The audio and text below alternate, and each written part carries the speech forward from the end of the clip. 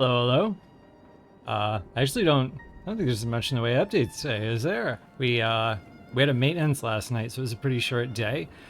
We finished our side quest just in time too. Like we came back just as the server was going down.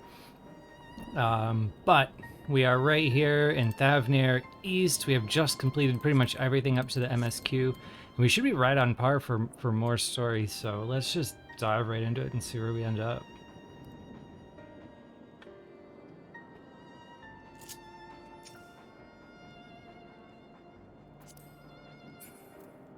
Did the maintenance end short? Like, I thought it was supposed to be 4 or 5 hours.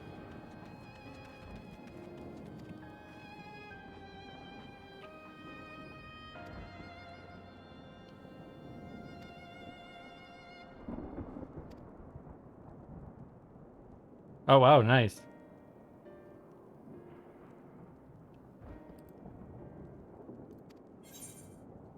I just went to bed. I had no idea.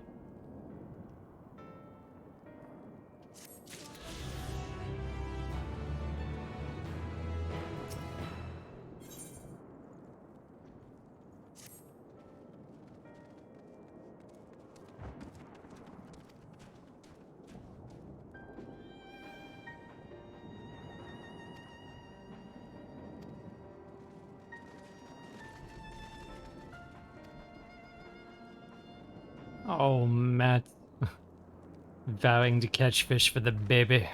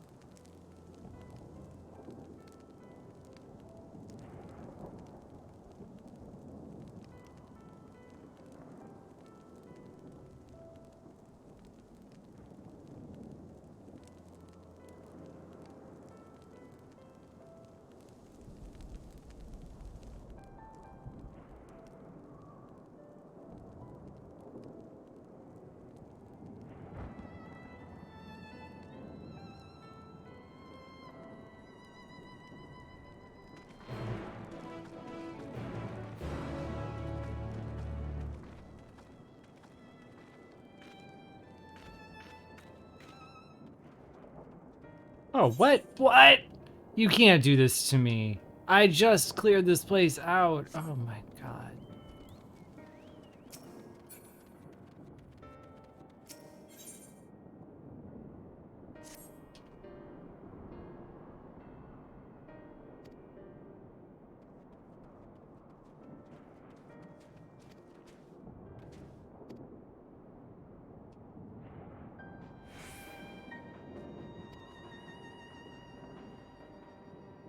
My old enemy.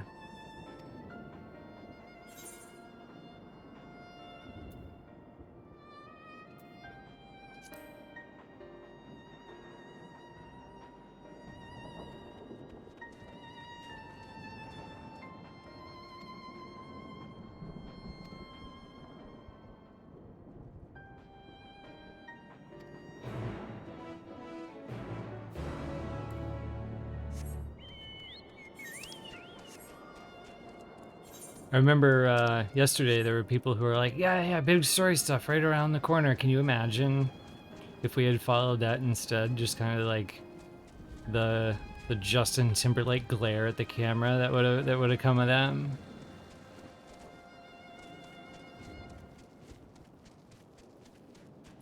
Yeah, this is somehow the cinnamon bun's fault.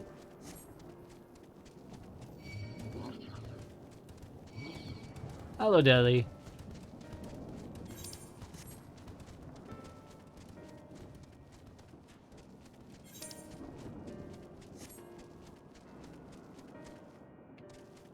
See, I knew something was amiss with the number of, I don't think we got all our currents, did we? Or did we? Maybe I'm just misremembering. No, we got all our quest ones. We're just 2 field ones down. One in that stupid waterfall.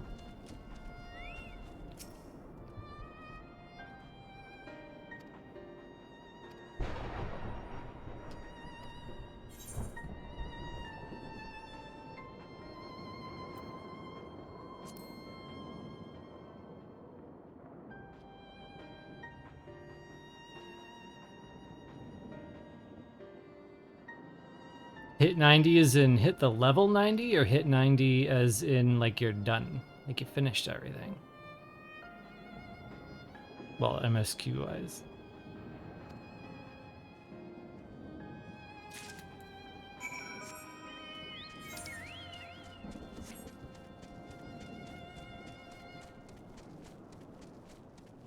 $87 quests. Yeah, you'll be done well before me, I think. Seeing as I'm held captive by this stuff again.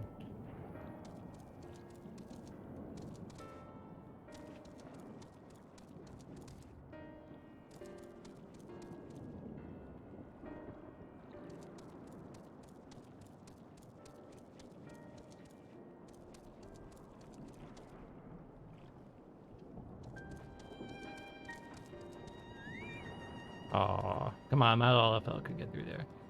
What am I doing then?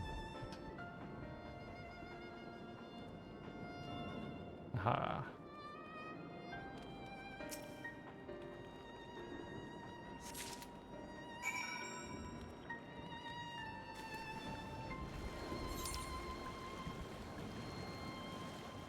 Can't believe they hit me with this many side quests now.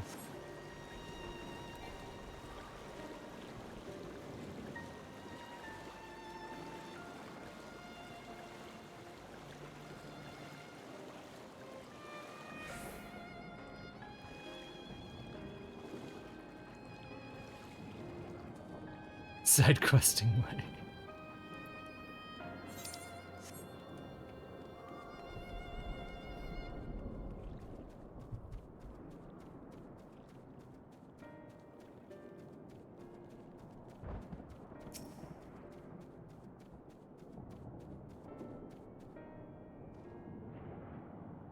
Hello, Count.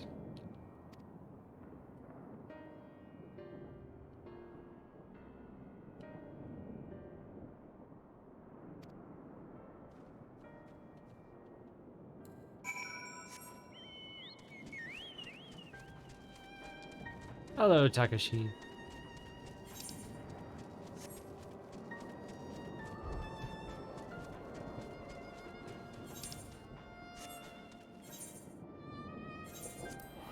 I kind of miss the buns too.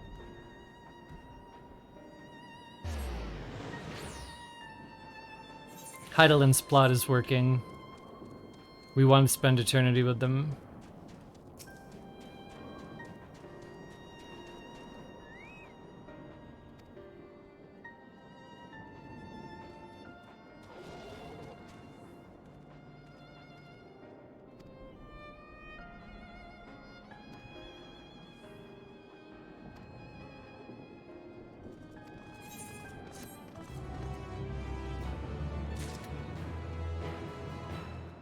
Not a Loperit fan? What do you not like about the Loperits?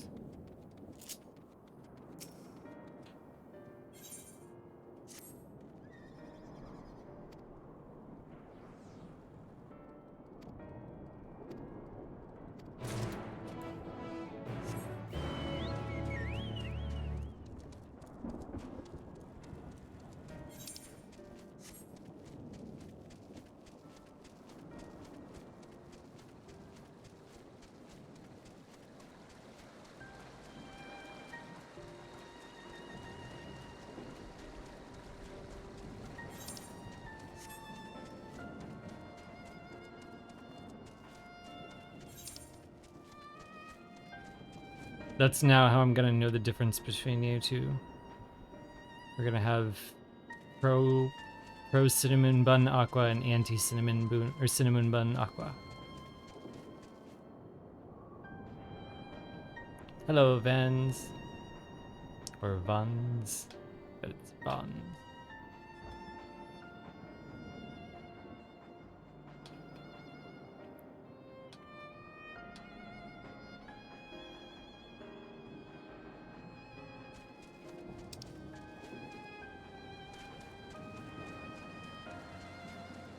Can I even run here? I wonder if I have to teleport to the other one. I can get that other ether current at any rate.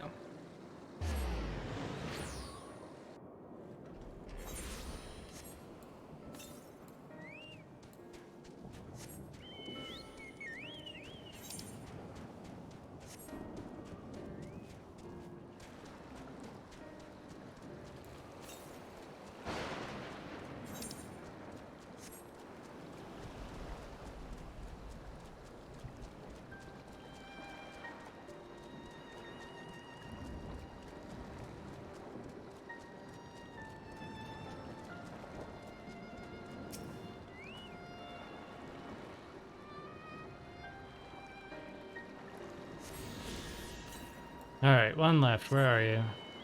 480 to the west. Really?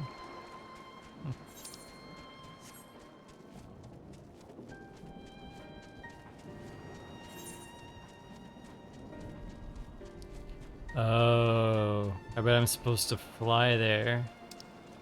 Because I already have everything.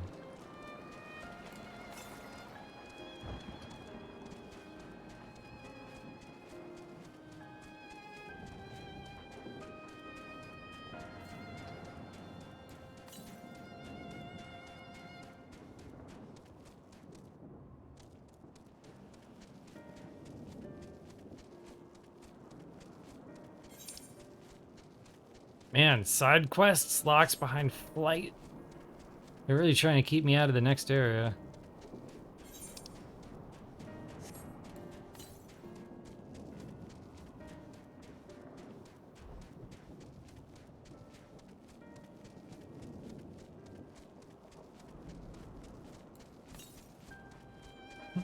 There it is.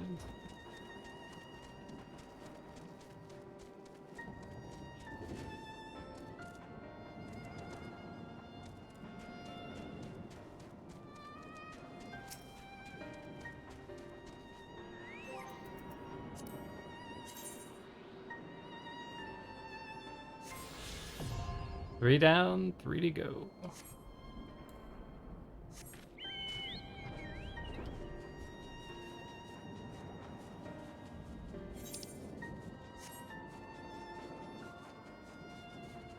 This should speed things up considerably, though. Unless they give me the ones that require people following you, and then I get on my chocobo, and then they get lost, and I have to do it again.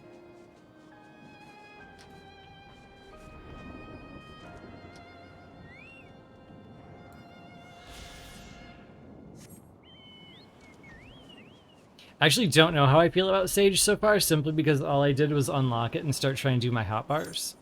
And the way I did it was I copied all of my my scholar hotbars over, and then started to replace skills with skills, like the ones that had a lot in common. But I got a little lost because there's a couple extra healing skills and a couple extra DPS skills and a few less mechanical skills, and I didn't know what to put where. And I have been so worried about that and fixing that I haven't even played anything on it yet. I didn't even start the Reaper bars yet. I'm sure it would go much faster if I just, like, played the job and put them places where it felt right, but that would make sense. That would be human. You can't do that.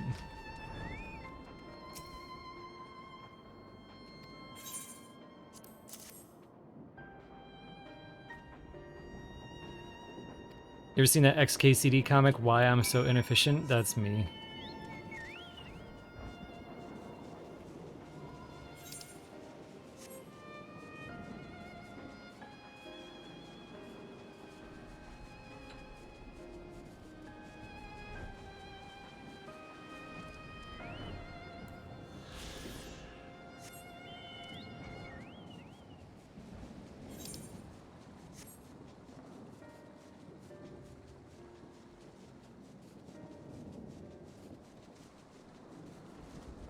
Oh, hello, Levy. Welcome. They gave us more side quests, Levy. Like, I finished that quest and this whole place turned right back into side quests.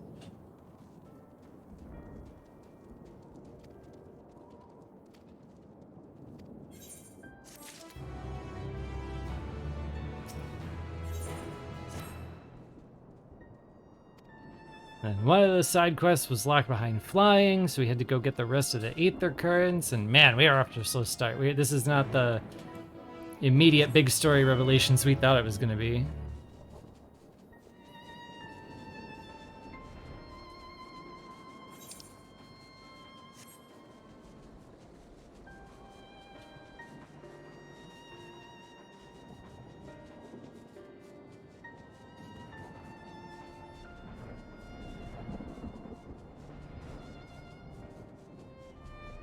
The reason I don't grab them all at once is because I will forget which actions go to which quest, and I will have no idea what the hell happened. And This helps me kind of remember what goes with what in case I learned anything of value. So far, the side quests have been very, very immersive and not taught me much of value.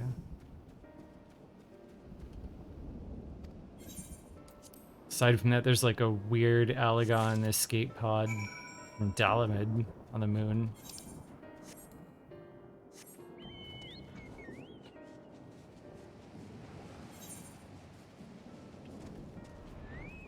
So I pick up quest, I learn about thing, I go do thing, I bring quest back, I repeat.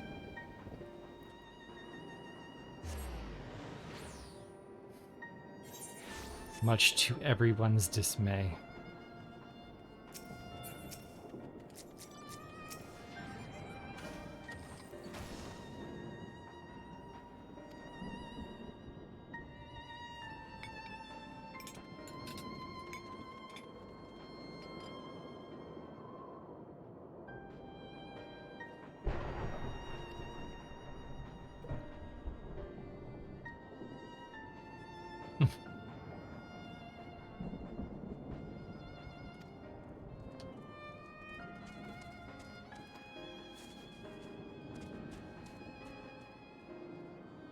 There's a great revelation ahead of you, one that involves the gods themselves. What will you learn? How will it change you? The T does not say.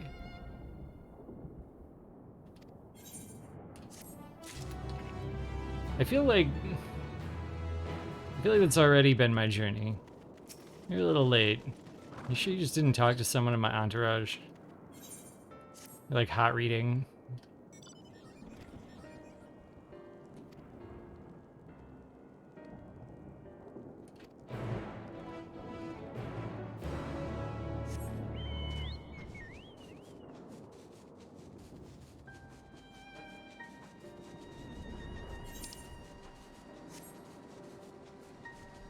Oh, it's a big queue. Especially after the adjustments. I'm sorry, Levy.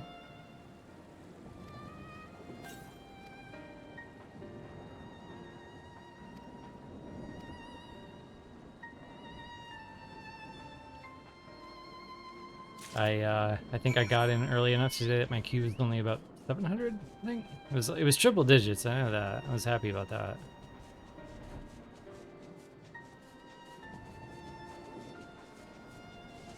Oh.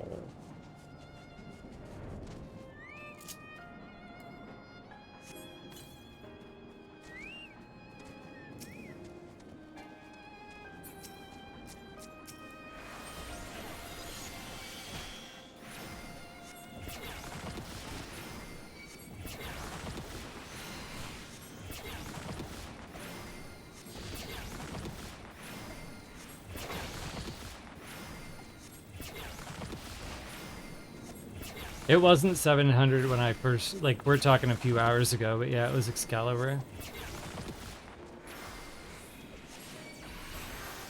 I want to say I logged in at maybe 3 o'clock.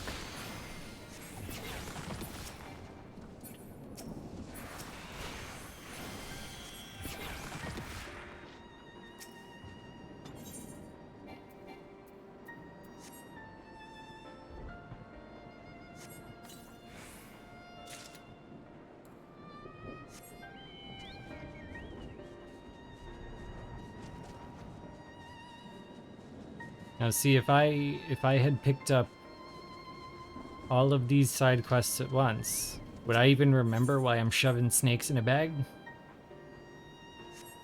Why am I shoving snakes in a bag? Something about a seasoned hunter. Alright, you got me. I don't even remember now. Bandit, yeah. Wait, is that true? That sounds right.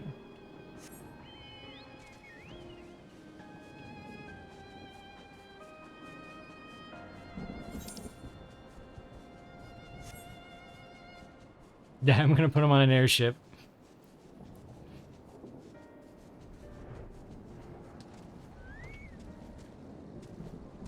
Why did we end up on Excalibur? I ended up on Excalibur because I went to Karnak.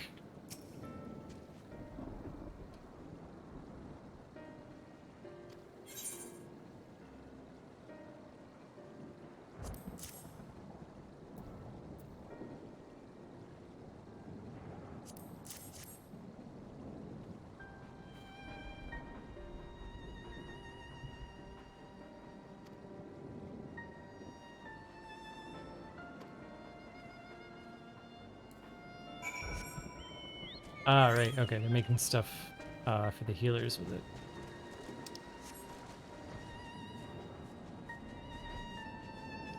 Yeah, Excalibur is just where we landed. I didn't join Excalibur, I joined Karnak. And I joined Karnak because I kind of started over after everything I did in the first round. I was originally I originally followed my 11 path. I was an elf, I was a tank, I was on Rabinaster. I just felt like it was time for a change, so I started over about a month in when everything was horrible. Because I really, really hated tanking in 1.0 because you had to manually raise your shield, but the lag was so long you couldn't actually raise it in time to hit anything. It was terrible. You'd like raise your shield and then you'd get punched in the face. Like you'd hit the raise your shield button and then you'd get punched directly in the face and then your shield would go up and then nothing would happen and your shield would go down and you get punched in the face again. I just couldn't tank under those conditions.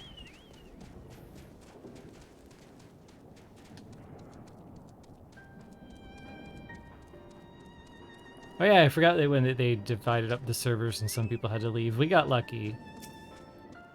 We were... I was English, it became English. North America.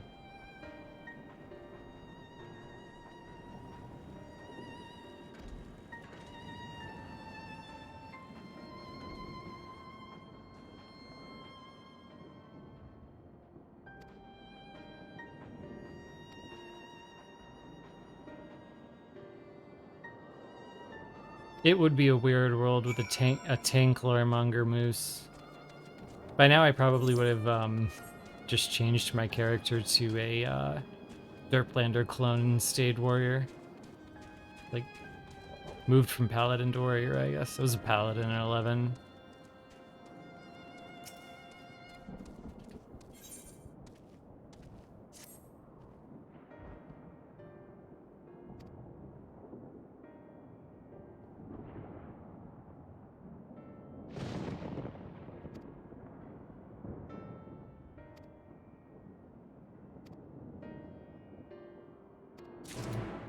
Okay, check in on and bodyguard a friend.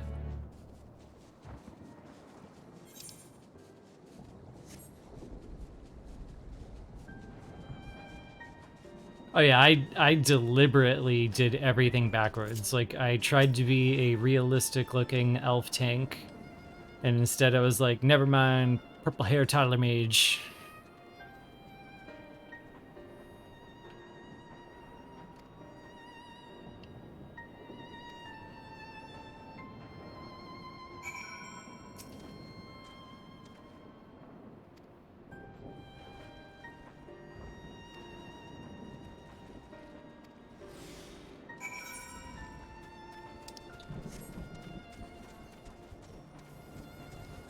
Oh yeah, team purple haired toddler.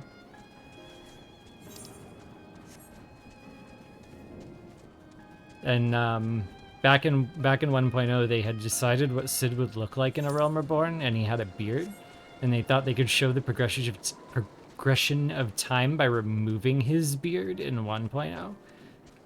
And of course, we didn't know he was gonna have a beard yet, so he really just looked like steampunk Fabio to me. And I loved the idea of like steampunk Fabio and his purple-haired toddler saving the world.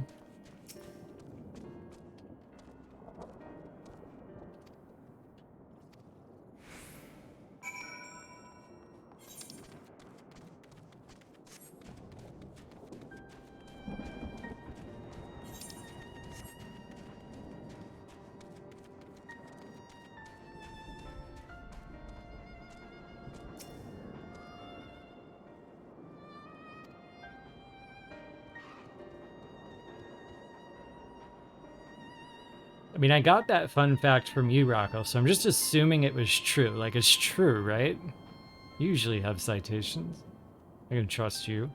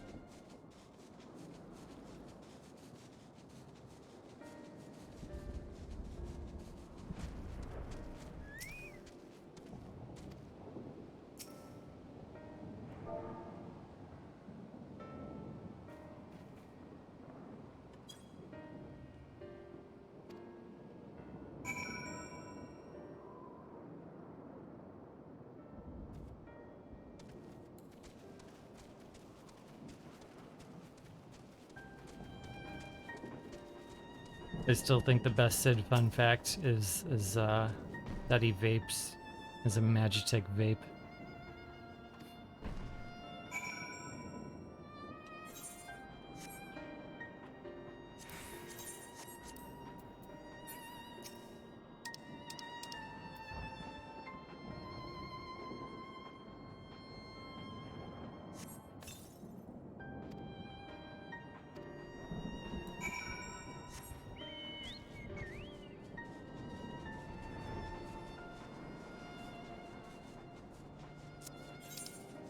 Two more. We got this.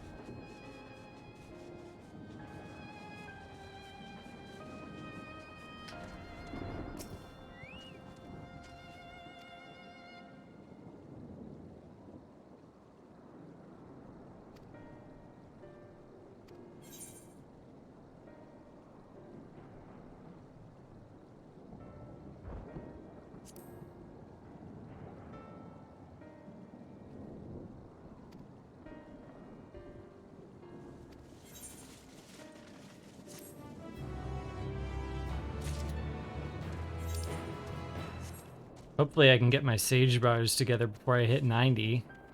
So that way I can at least do the side quests on something that'll get EXP.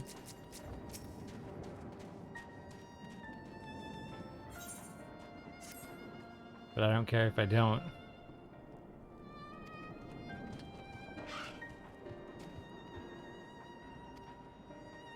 Because I will never clear the map. Ever.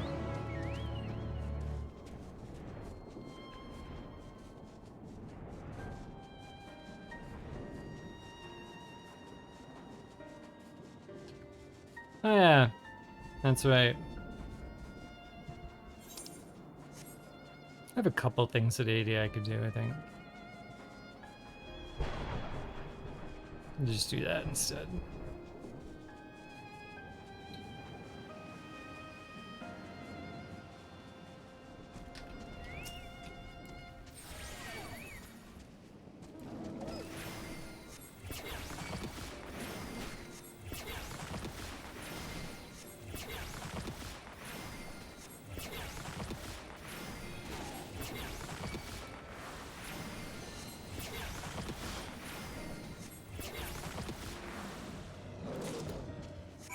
Yeah, to this day, I still haven't decided which tank is most moose, but I think I'm gonna stick with Gunbreaker for a bit.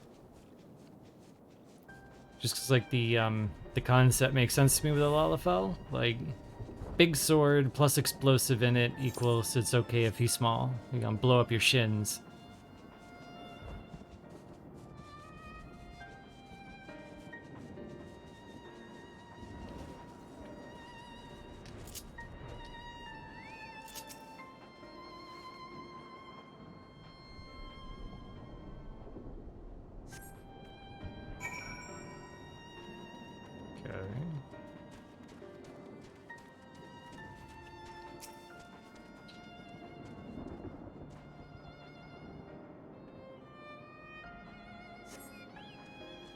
Like, when I consider which Lalafell would be the best tank, I usually try to imagine what's it doing to your shin.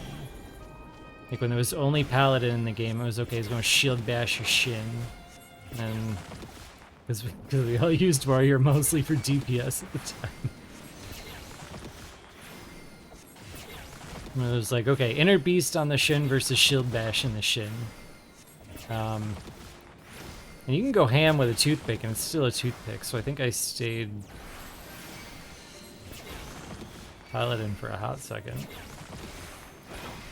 And then I switched to Dark Knight because it was new and Big Sword. And I switched to Gunbreaker because it was new and explosives. Explosives to the shit.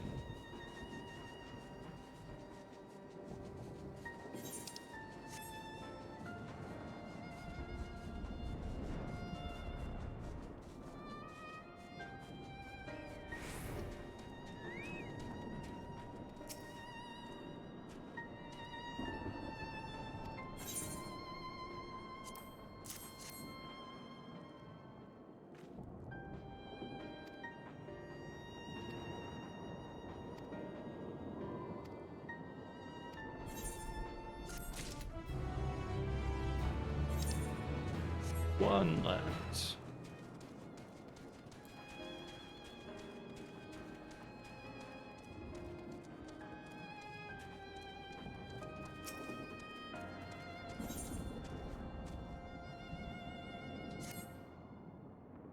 Yeah, this music is better than a nature CD.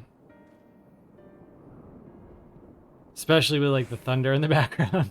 It's a potent combo.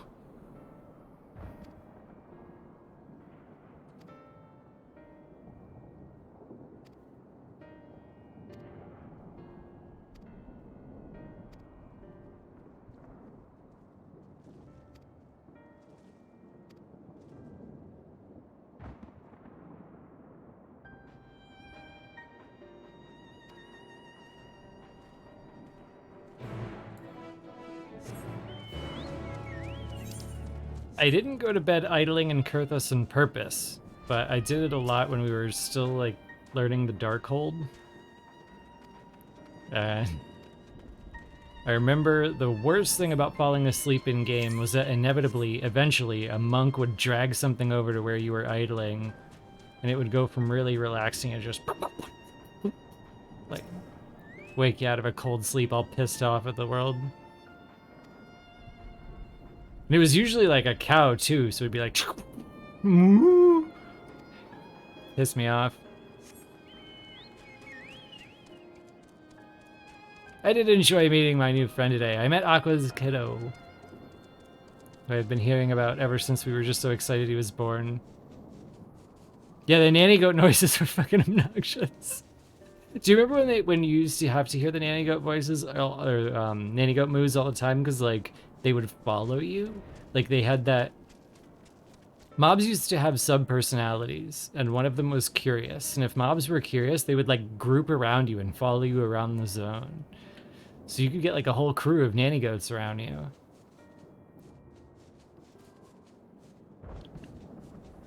They removed it from the game because of the nanny goats. Like the ones who were scared would run away from you. If you got like too close to an antelope, it would notice you and it would run.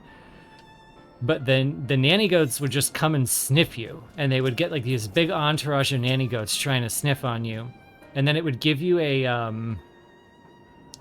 quest where you were forced to fight something, and you couldn't turn off certain moves' AoE abilities, so you'd be trying to fight this thing, and you'd drop an AoE, and all of the goats would stomp you in one hit.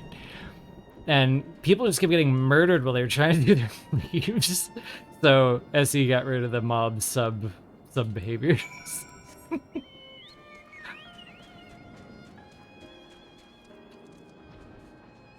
I miss when the antelopes would run away from you. That was a really cool touch. But yeah, being sniffed on by nanny goats was tough.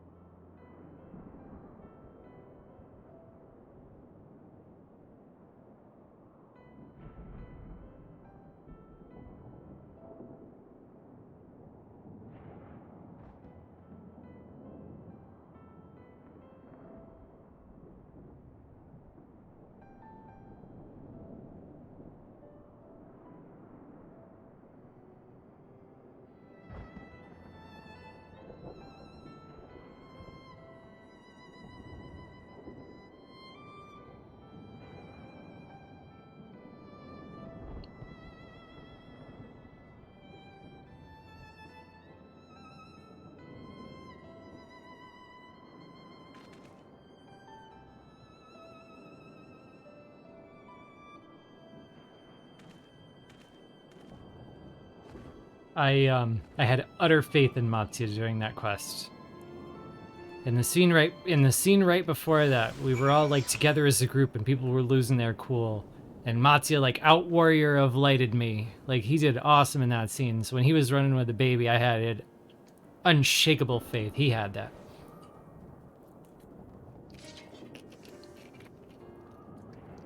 Now if it happened, that would have messed with me. But it didn't. Faith won the day. This time.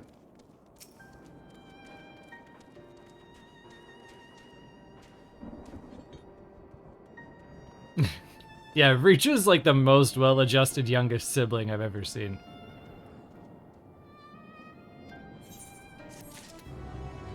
Maybe Midgardsormer's one of those parents who like learns their lessons from kid to kid. So like Richu got the benefit of like 6 other by 5 minutes.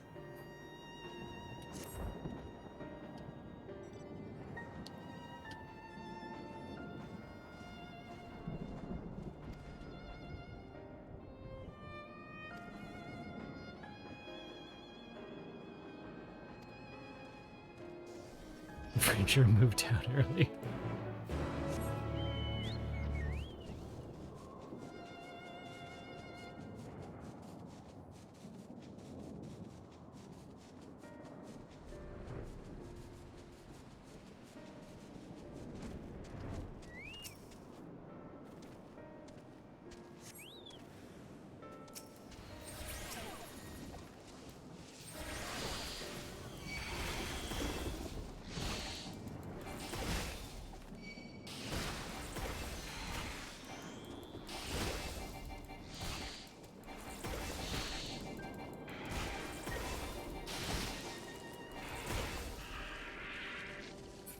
How is stream coming through for you guys? I'm getting this weird warning that says like a lot of frames are being dropped. Let's see, anything weird open? No, everything looks about right. It is choppy.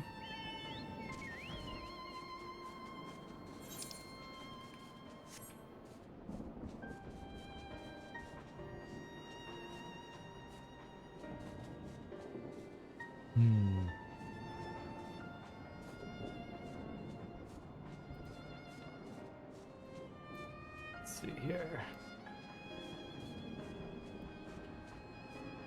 I'm gonna try to keep an eye on it.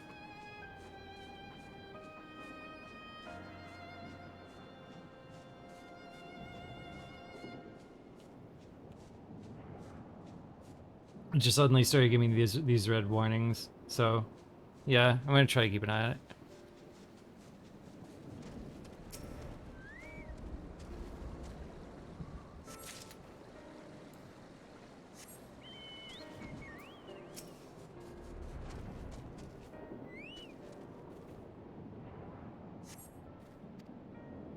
I'm not sure if it's a computer performance issue, a connection performance issue, or what. So it might take a little while to diagnose. It might just be that it's really cold here right now. I think it might actually be snowing.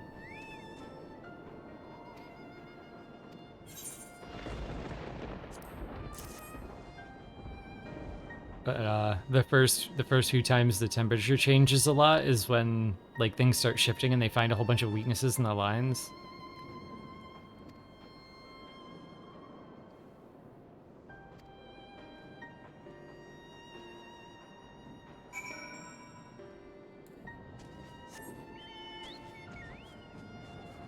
My favorite zone so far. I think this one's the prettiest.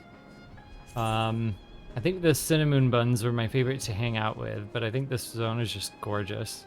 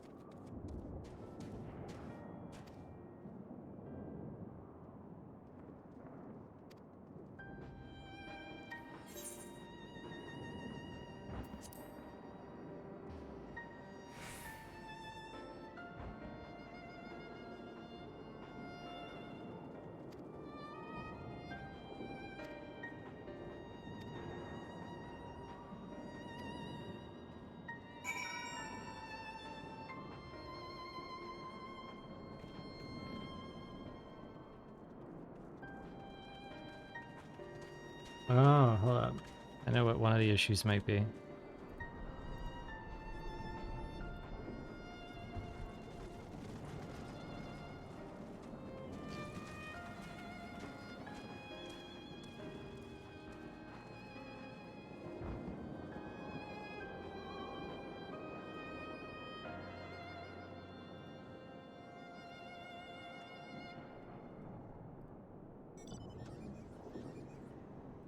Okay. We'll see if that changes anything.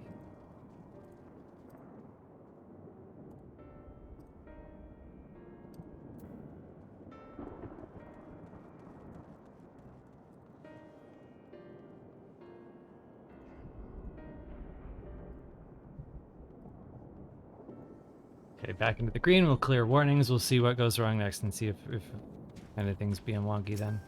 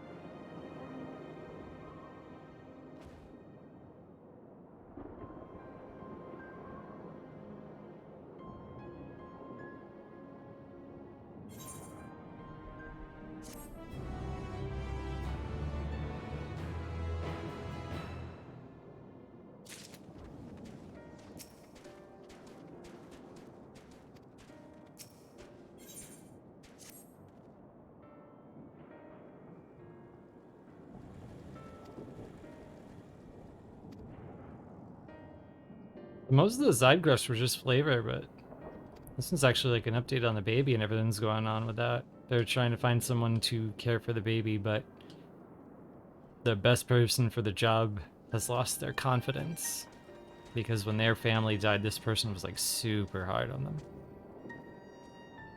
And they feel really bad about it.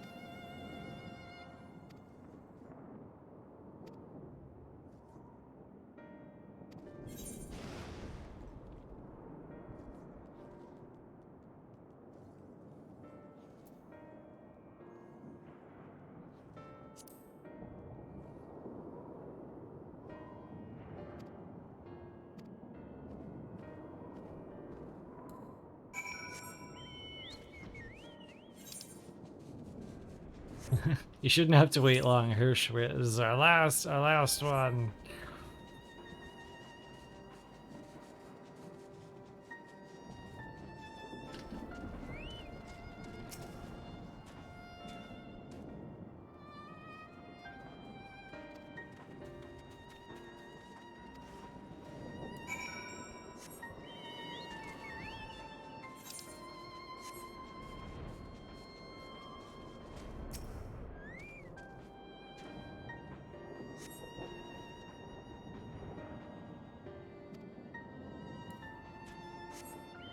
Wait, do they do that?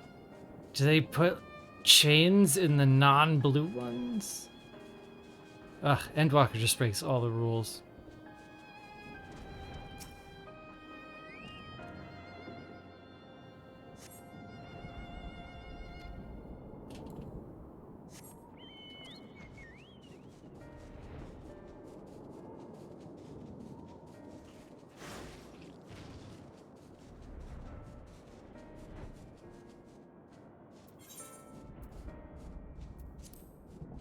It does have the cutscene, like a cutscene scene on it.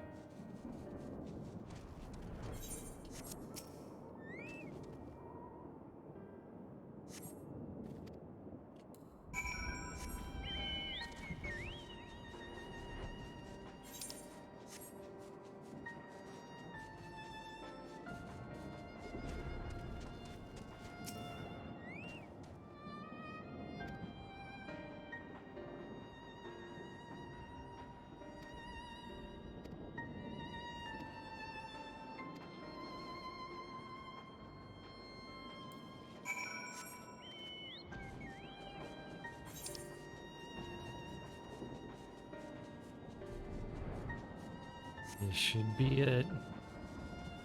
And if it's not, we blame Rockall.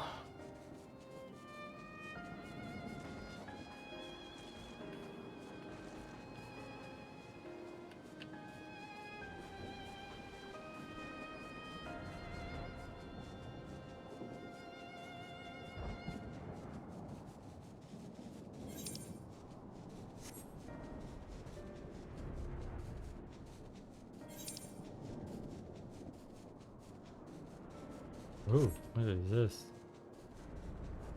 Whoa, cool. Is this our new, like, test the punchies area?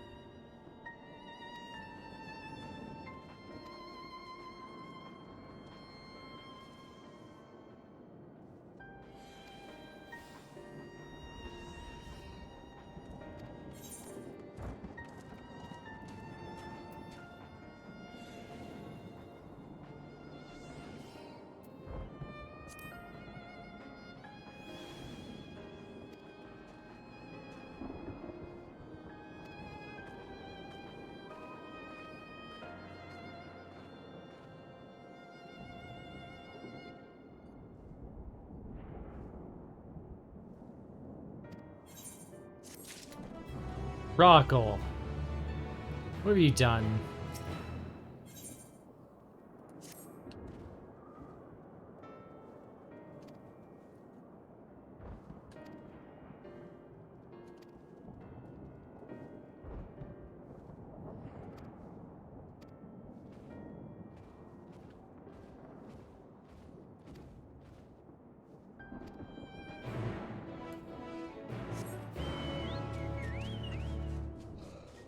If we finish this chain and get out of here, though, we should be at least half done with the game.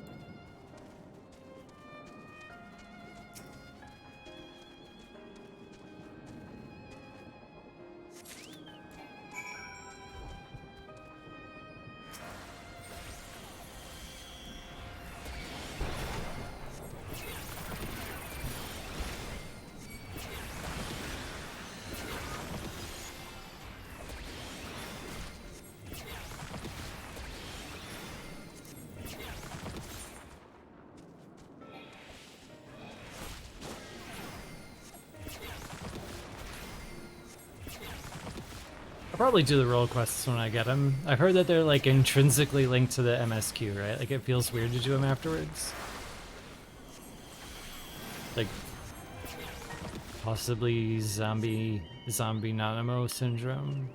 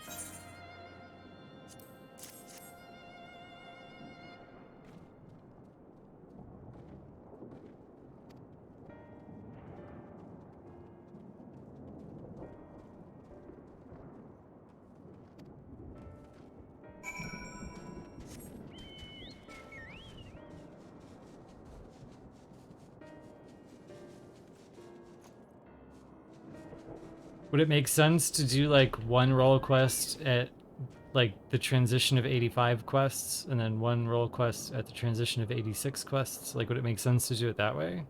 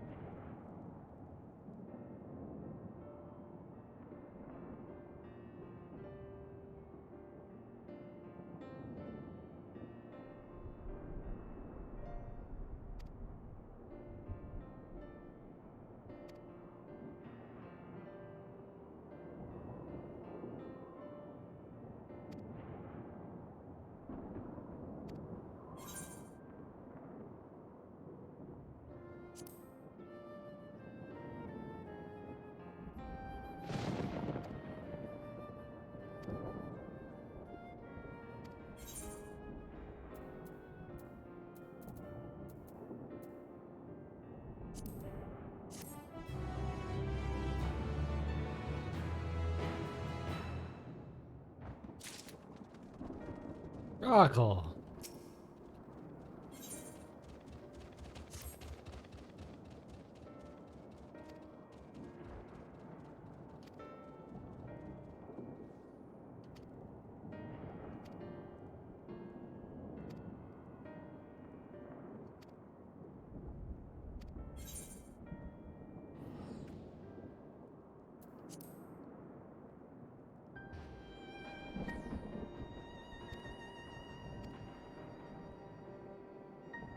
That's twice now that it felt like a good end to the quest. Like, it's not over, but you did what you could. Time to move on.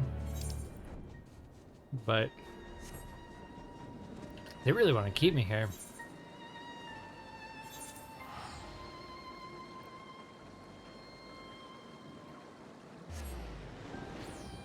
And it's hard to be like patient and in the moment with it this time because I was ready to go. Like a little while ago, I was done.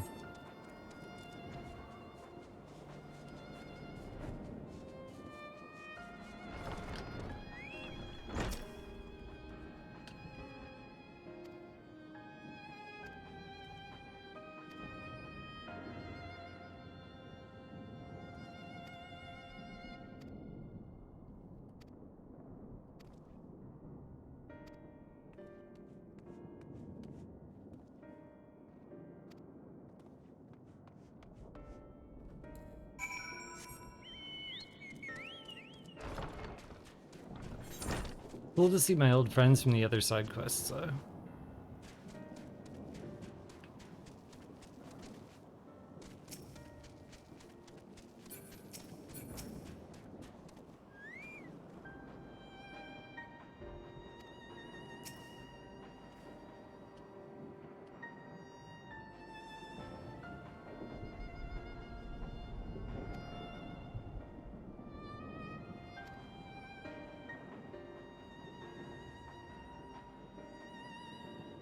Is this the same outfit like our bunny friend had?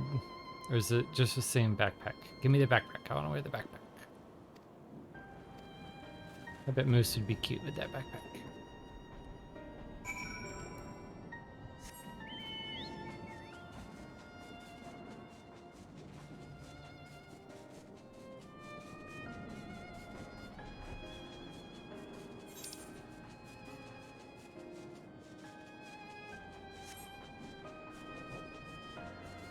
Yeah, is there a Gleaner outfit in the game?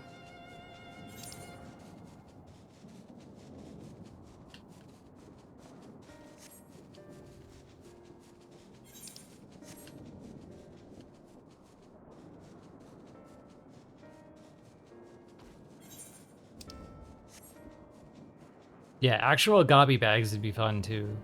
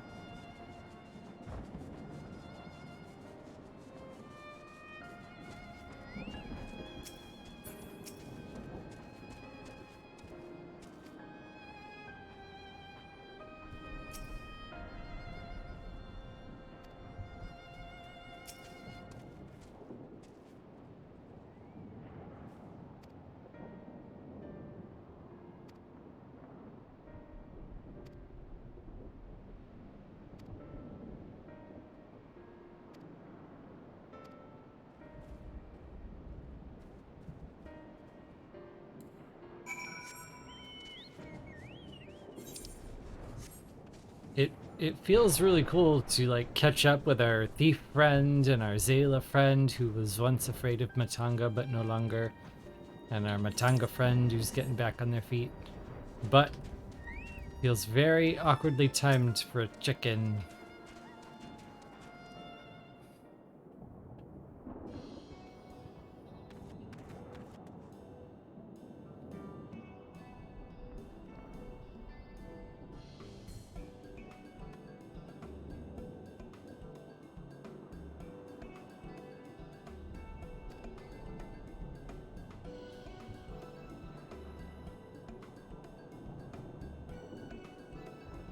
$8K in queue. Oh my goodness, what server is that, Yana?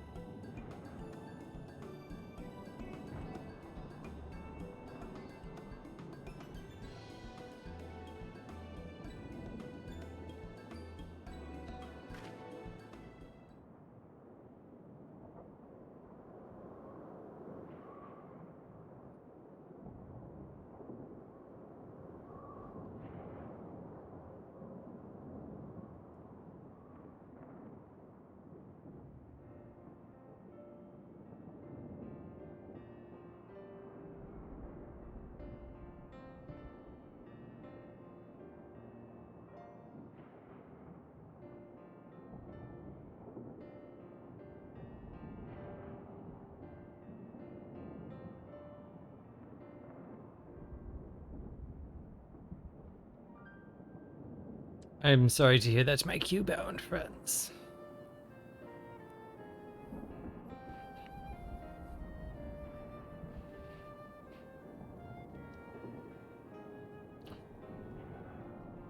Especially, like, the first 2 days, I think I spent more time in queue than playing.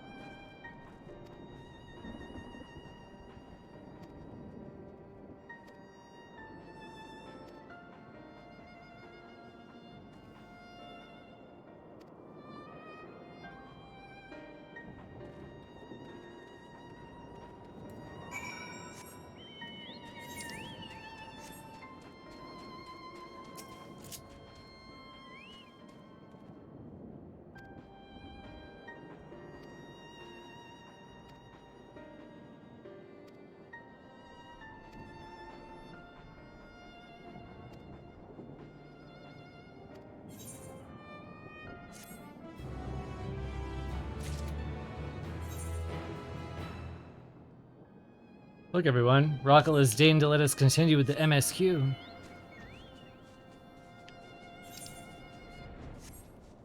Thank you, Rockle.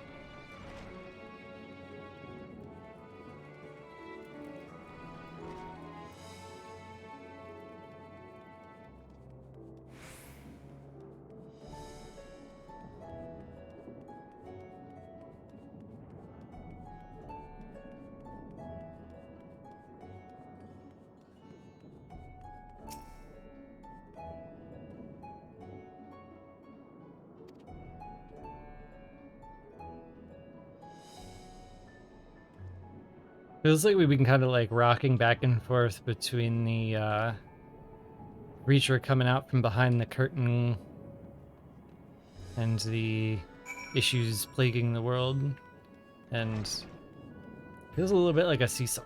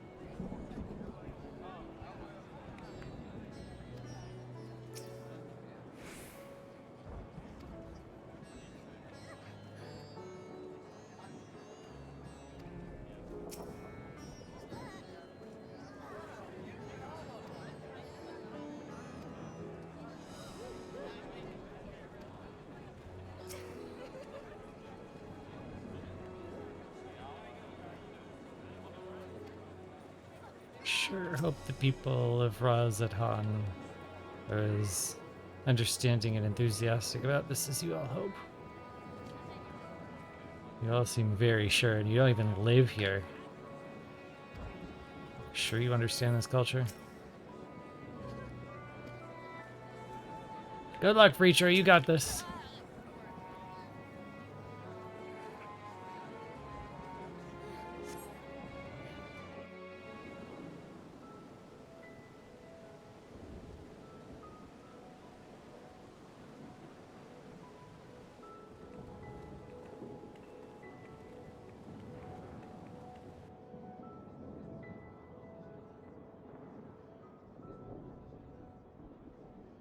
Look, someone's coming.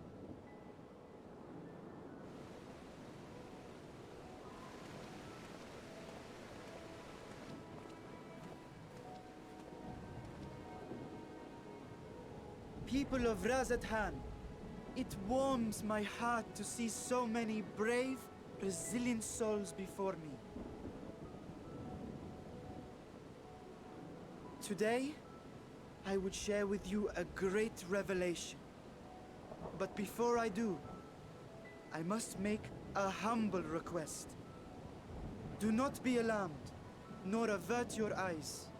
See the one I unveil for who he is, and know that he means you no harm.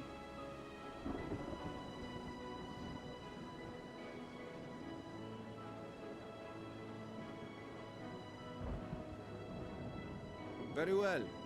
I dare say it can't be worse than the horrors we've already seen. Many thanks.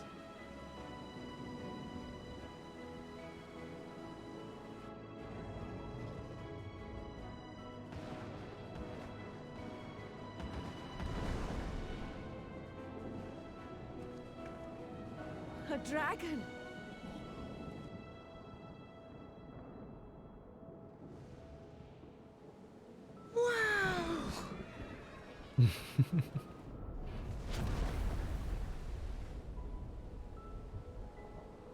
People of Razathan, I am Vritra, and for years uncounted hath this isle served as mine abode.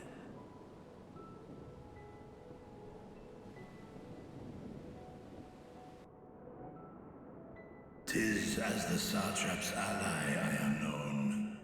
Today, I would reveal the truth unto you.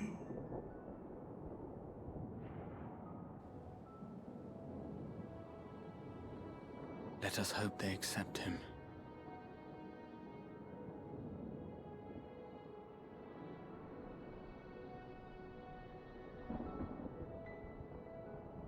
Look at him with the eyes cast downwards. What a humble Jaggy. They're gonna love him.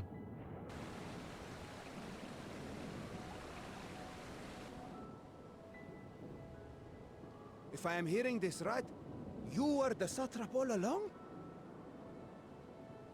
Vashan, I mean, Master Vitra, that does your divine eye really see all? Nay, child. While mine eye hath borne witness to the whole of our nation's history, to its future I am blind as thee.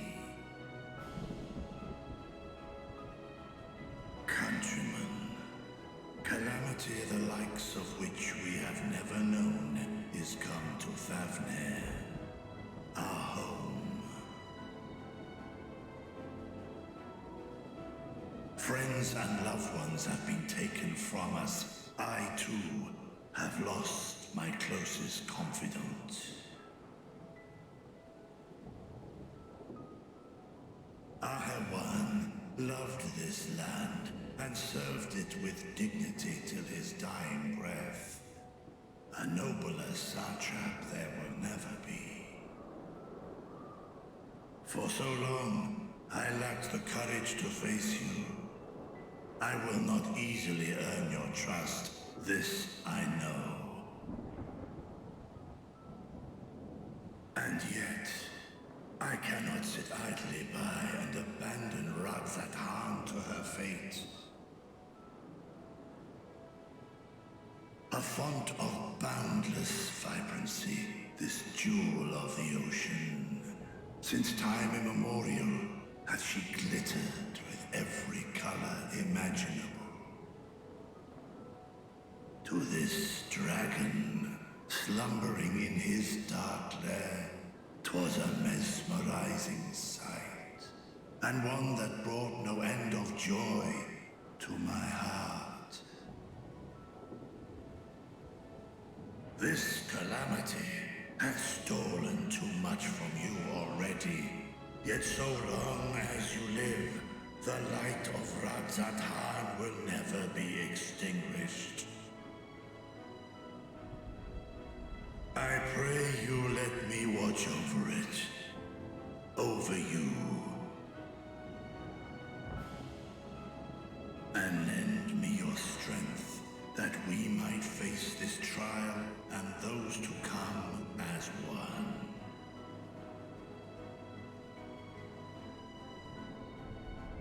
I do not know you, dragon, but I thank you for speaking the truth to us. As divinities, both Manusha and Riga once joined together, so too do I believe that hand in hand, we can overcome this ordeal and welcome an era of peace.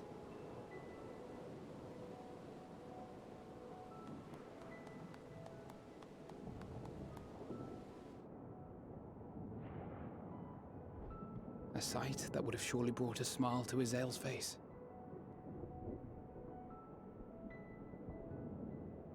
Indeed.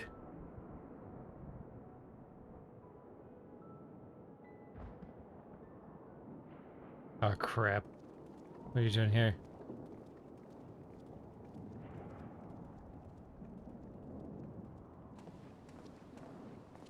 Excuse me, but I must speak with the Satrap at once. Okay. Father.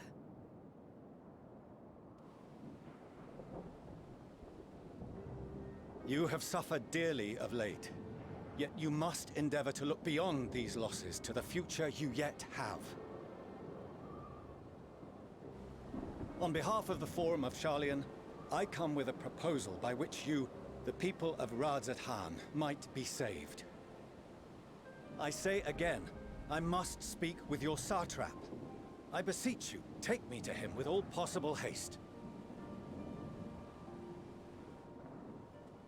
I am Satrap here. Speak thy proposal. All present shall hear and judge.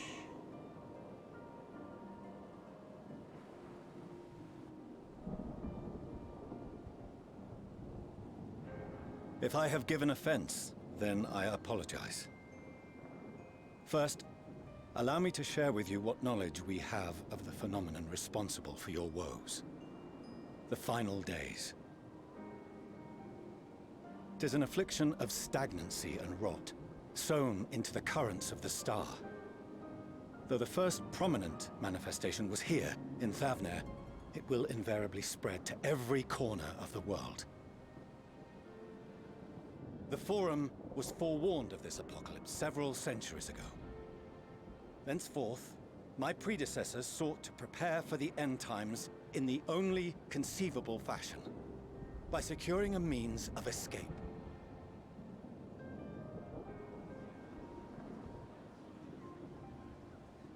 Escape this star? What madness is this? 'Tis by no means madness. With the coming of the 7th Umbral Calamity, the true nature of the Red Moon, Dalamud, was revealed. That it was an artificial construct of ancient Alag.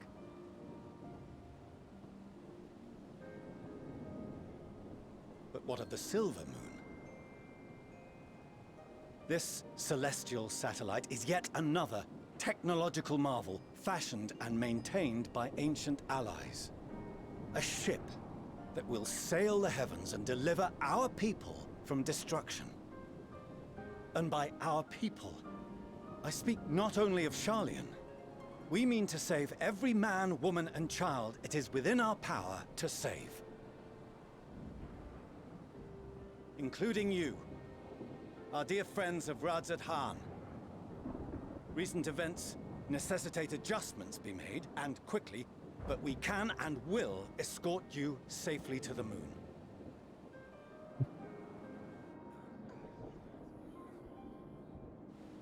Long has thy forum been allies to Thavnair. I trust thou dost not extend this offer lightly. Yet I wonder, is this truly the way? Is there a future to be built for us beyond this star our father deemed the last bastion of hope? It is for that very reason I come before you and your people. To answer any and all of your questions. To offer my assurances and allay your fears. Though, if you wish the best for your people, I advise you to render your decision swiftly.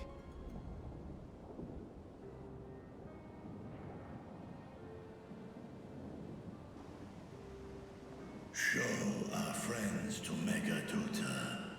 They are to be received as honored guests.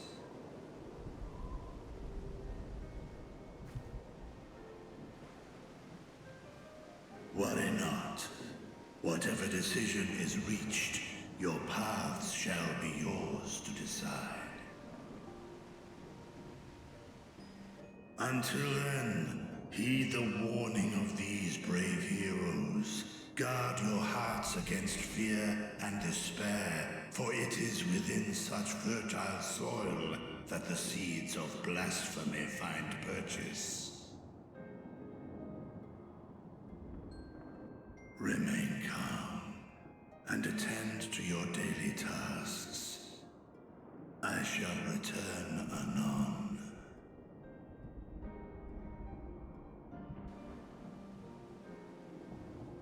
We'll do as you say, Master Vitra. We believe in you.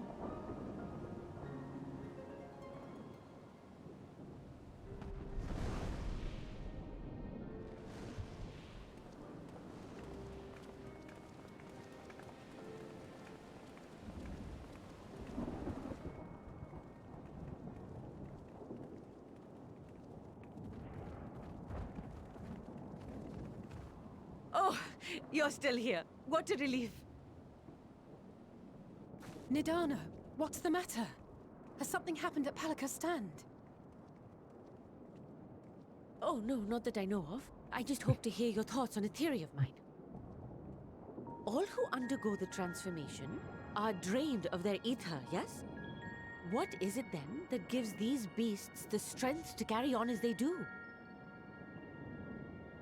Logically, they must be drawing upon an alternate form of vital energy. That put me in mind of our earlier conversation, when I tried to explain the essence which many confuse with ether. Akasha. Yes, I remember. The unseen gift bestowed from on high. an energy influenced solely by emotion. Yes, yes. In this instance, negative ones set Akasha into motion, thereby infusing the beasts with vitality. I posit this as the mechanism by which the beasts are born and sustained. Ah, do you still have that flower?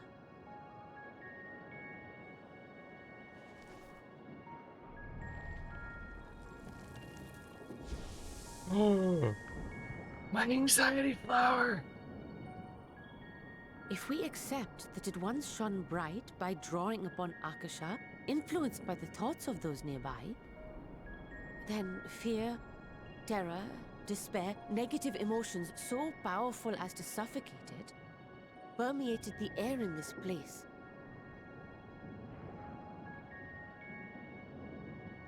You must be very careful.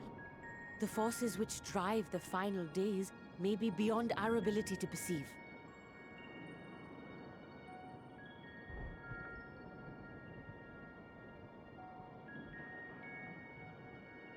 Sorry, I didn't mean to scare you like that.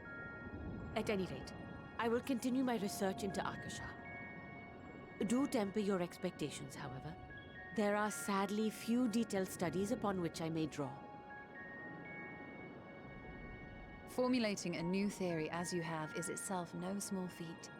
I wish you well in your endeavors, and pray you take care. Thank you. You stay safe as well, yes? Till next we meet, and we will meet again.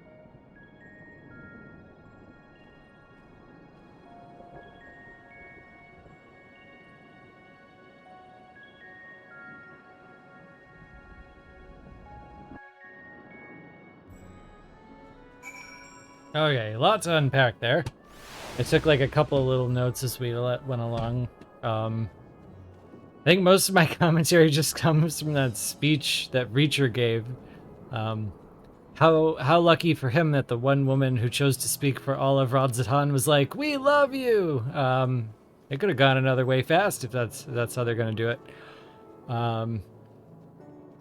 I like how Fortuno knows what's going on, and we just learned that like despair is the thing that's gonna screw with everybody, and he just shows up and he's like, "So hey, the planet's dying and this is about to spring up all over the world," and he kind of had like a dramatic pause before he said, "But you're gonna be fine."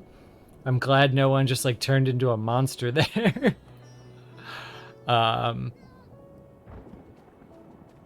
For how many common folk were at that meeting, I'm impressed that none of them were just like, "Excuse me, what's a planet?"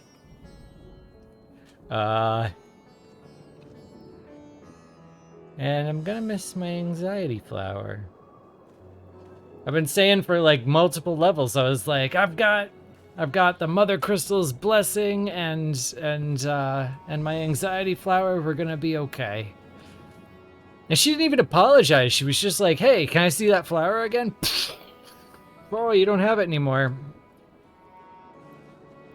Like there was something like comedic about that. She's just like, "Anyway, yeah, I'm sad. Bring it back. Bring it back." It was I had almost collected all of the colors of the crystals that I have. I'm gonna use my Warrior of Light powers to regenerate it with the power of hope. Just like poof it back into existence. I'm getting it back before the end of the story. To answer the question that I saw go by in chat, what do I think of Akasha? I welcome it, but I think it's gonna depend on where we're at the end of the stories.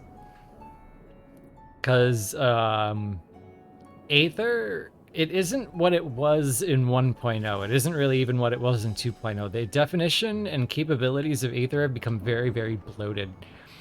And as we draw these little wedges into the difference between like darkness and rift and chaos and void, and I feel like it makes sense to start breaking Aether down into little packets too. And we had already started that with like the corporeal, spiritual, and then the spiritual into soul and memory, and so what's one more into the mix? I welcome Akasha. Especially since we've had two kind of PowerPoint scenes in this game. And I figured both are probably going to play heavily into what's going on. Remember, we also had that one from Montagane. I imagine his sentiments are going to be pretty important too.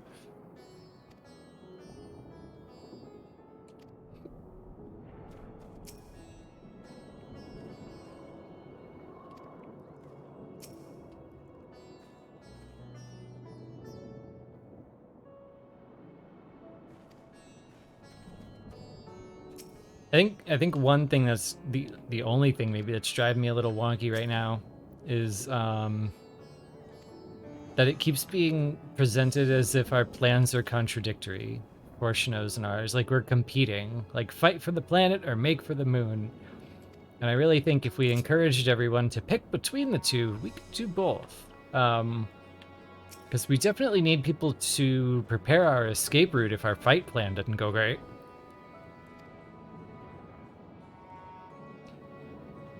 What I'm saying is I don't think our plans are competing as much as they could be two halves of a whole in terms of preemptive and reactive.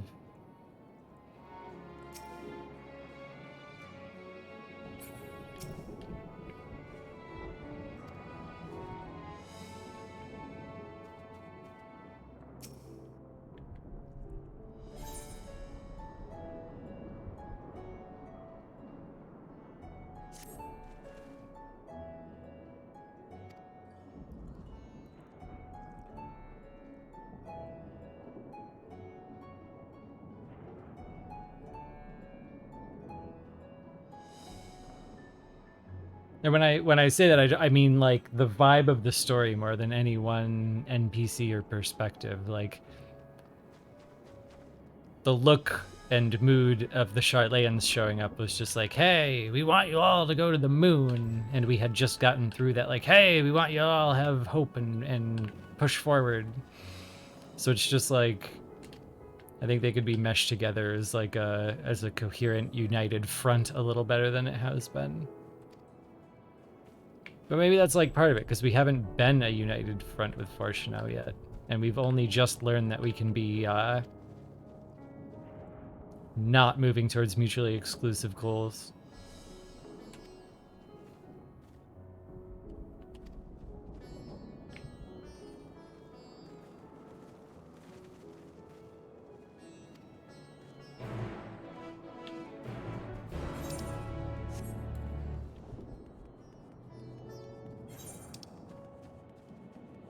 I'm just not going to get over that in order for this story to work, Fortuno can't know that the moon is full of really adorable rabbits who make really ridiculous choices. Like, this whole story relies on his ignorance of that fact at the moment, because he would not be looking, acting, or talking like this if he knew.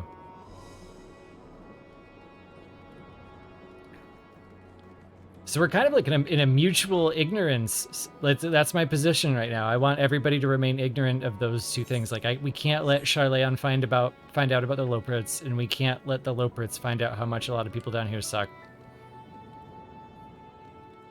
We must protect both factions from each other.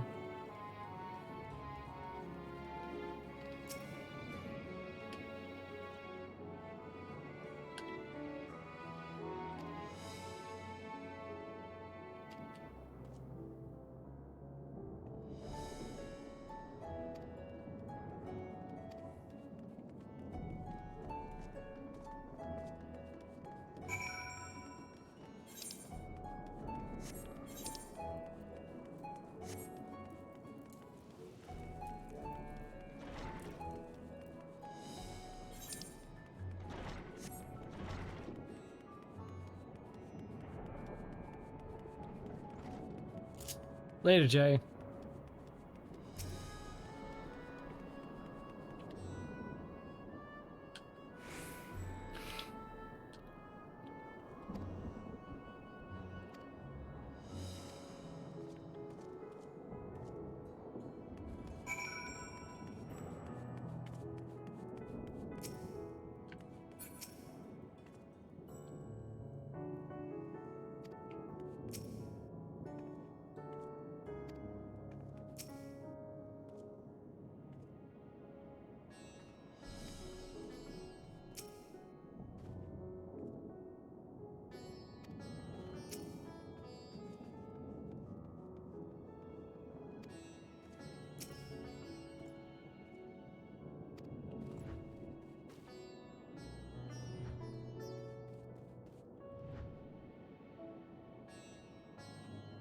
That's like one of the most grizzled Gridanians I've ever met.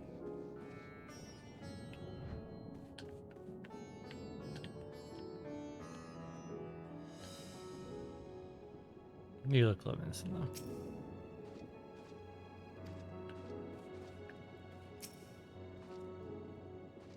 though. Wonder if he's a little more formal with me because I'm from there, if he's like that all the time.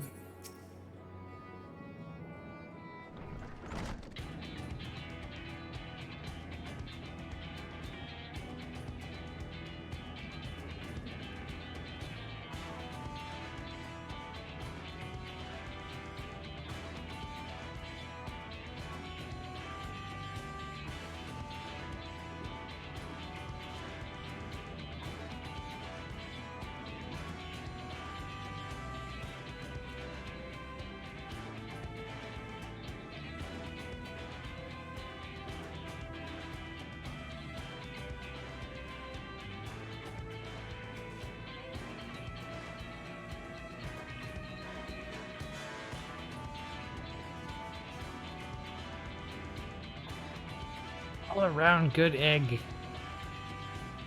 I like you.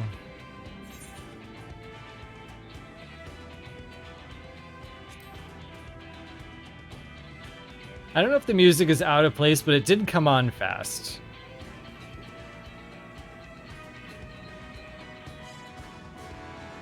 I feel like we could have at least figured out what the hell was going on before it hit us with the hype.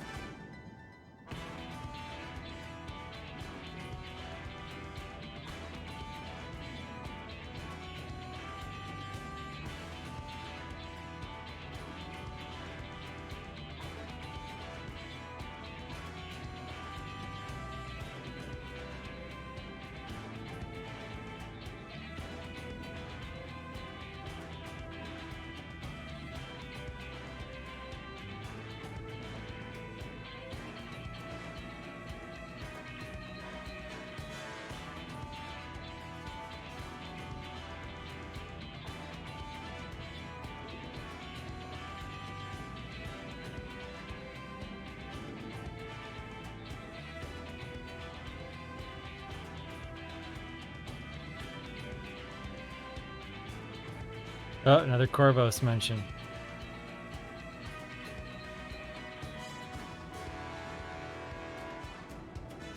Should have kept a counter going.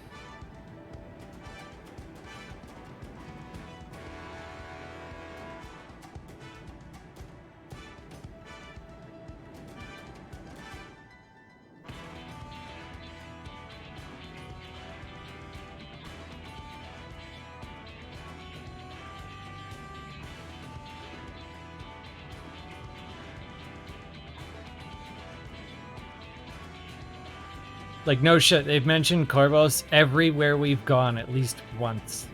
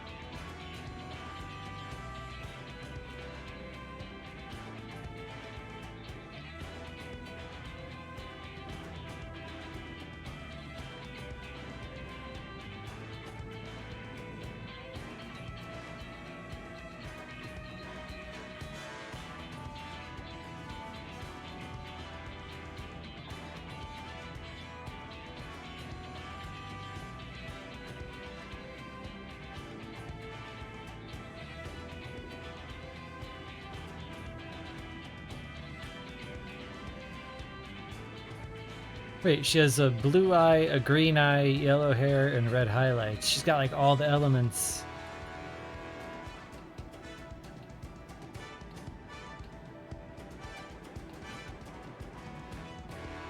Like the classical ones, anyway.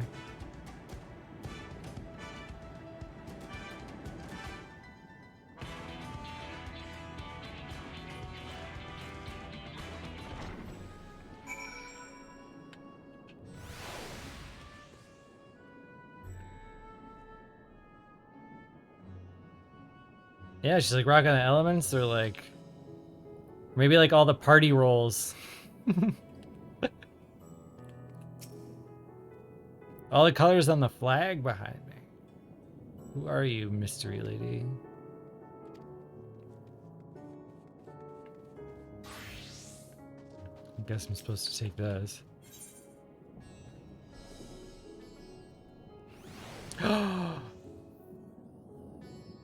I get to hang out with Bertola.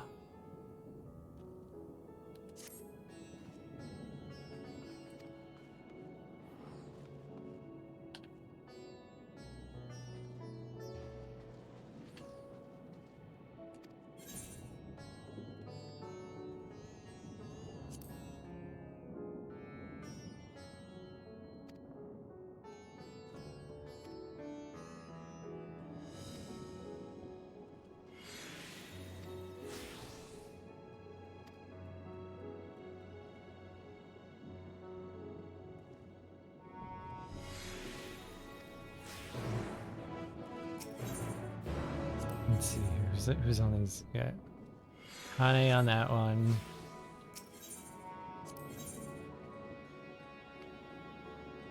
Merylib on that one. I can't see very well behind the people.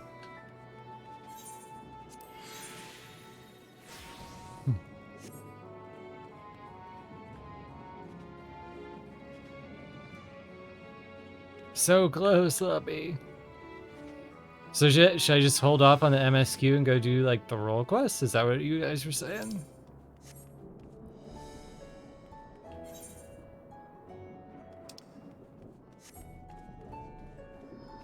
Yeah, I could also do the summoner ones, but I'll do those at a separate date.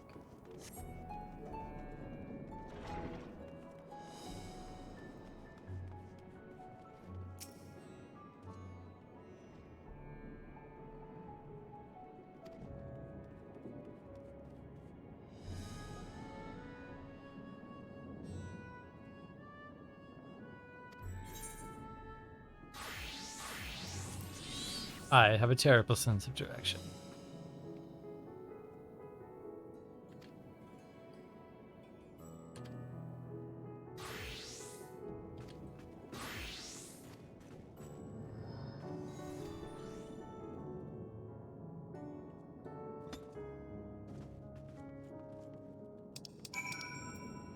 You know what? Hold on. This is level 85, and this is level 85. So I'm gonna do each of these with the level. I'm gonna see how long it takes me to hate that.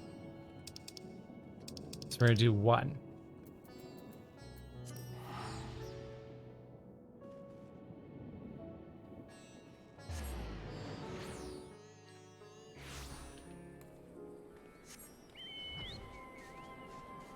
And then knowing this story, because we've been in level 85 for a while, we're probably gonna be doing another one immediately.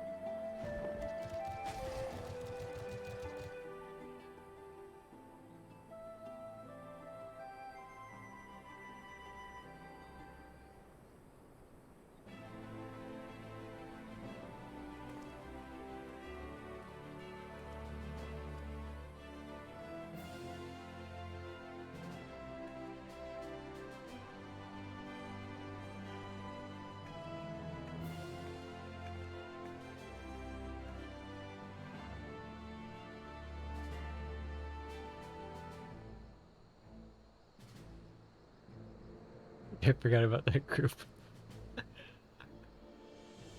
Got me off guard.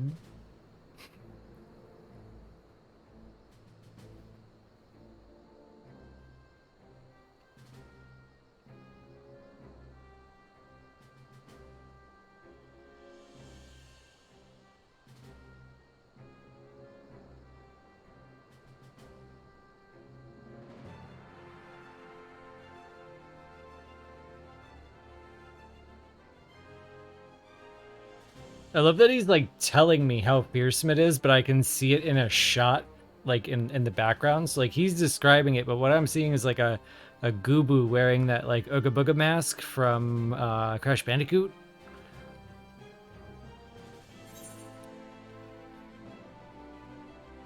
It's not really lining up for me.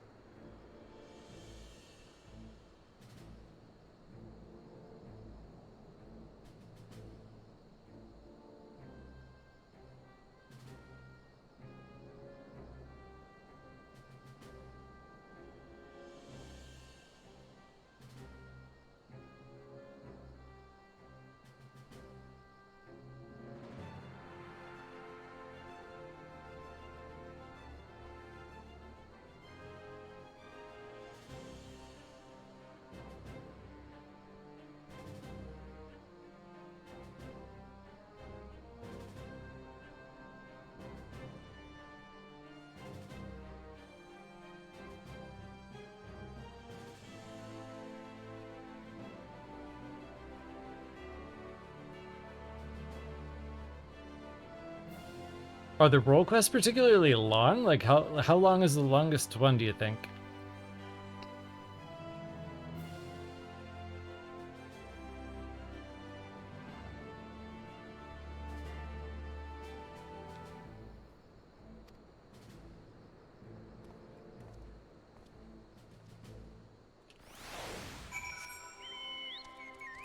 Three to 5 talk points? That's not too bad.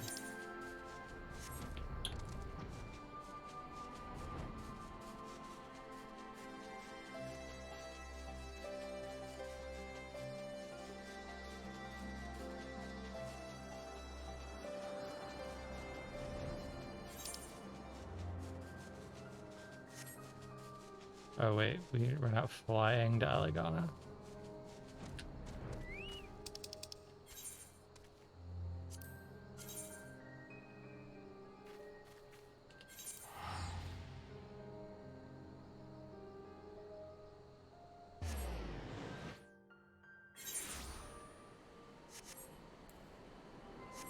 If they're that fast, like I shouldn't suffer too bad from this approach of just doing one when I hit a new level wall. I'll just pretend I got like a phone call like, hey, new developments, come check it out.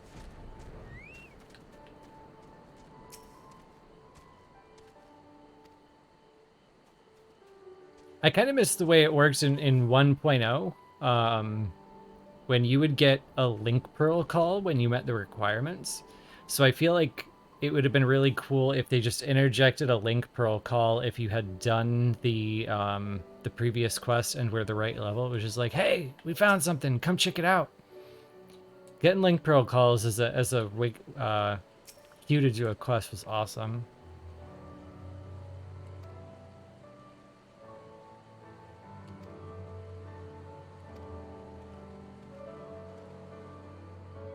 Like the way you guys are describing it, that there's no good way to do it here. I feel like that could have solved their problem.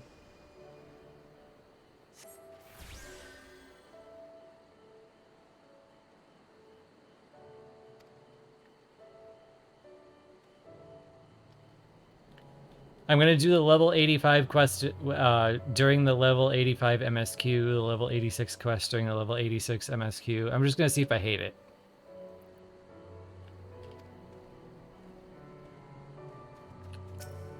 Yeah, I'm just gonna pretend I got that Link Pearl call.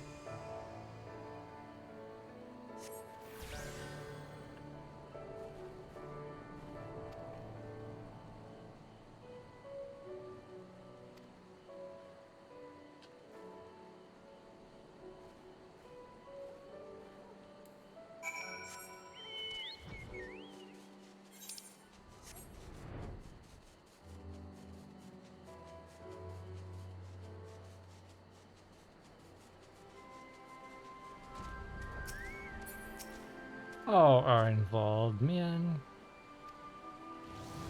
Good to see ya, bro.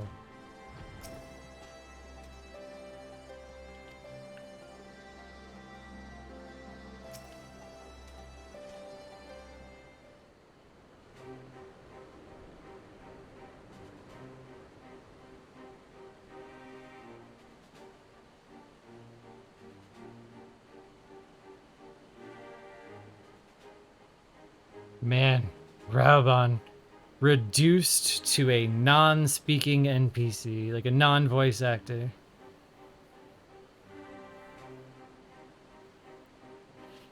Yeah, I'll let you know when it's safe, Levy.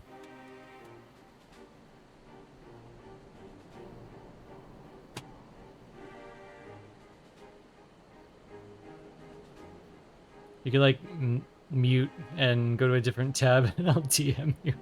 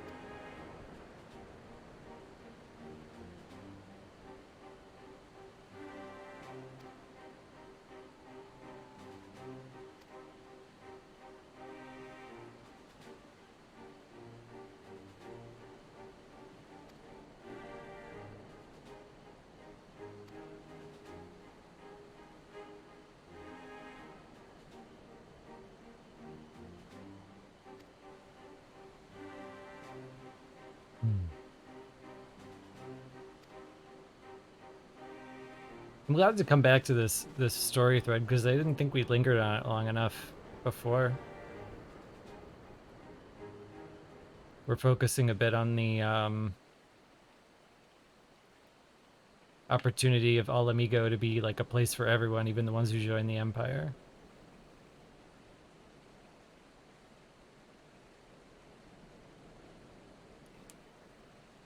And those ones seem to be the ones who are falling prey to the blasphemy before the others.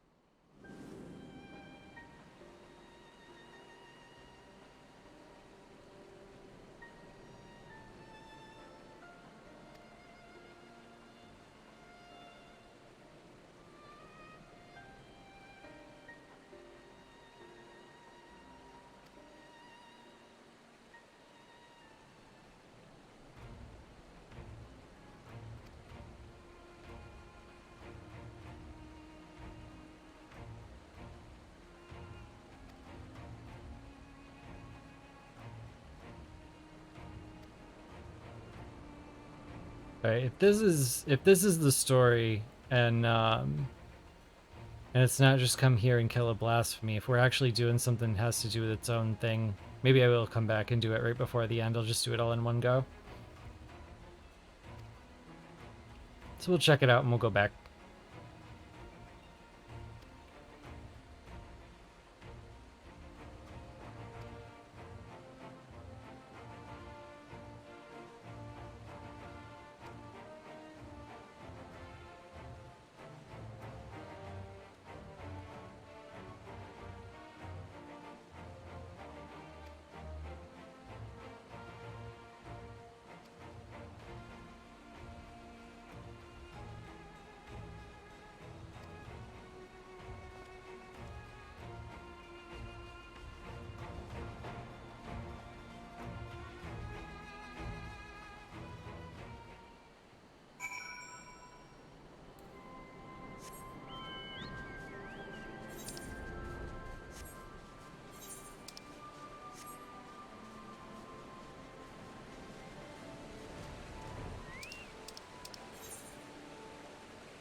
Yeah, change the plans. We'll do it that way. We'll just come back at the very end and do them all in a go.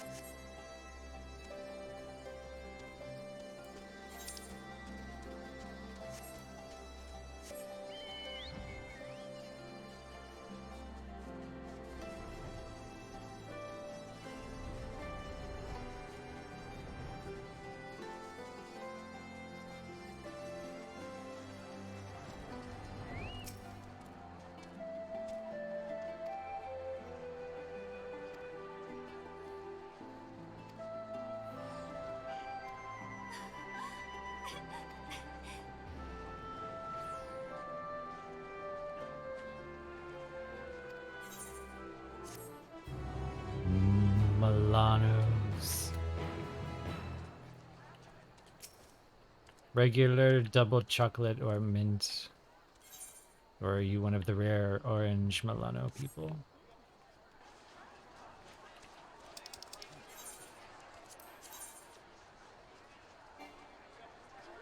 Unattuned? Did I not ever get that? Whoops. Dark double chocolate. Nom, nom, nom, nom.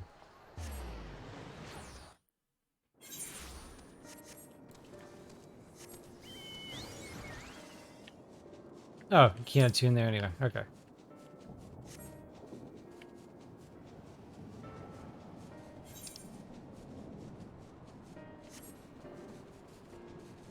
I'm gonna run by and check anyway. Because it was locked before. I don't know, like, the exact moment that it unlocked.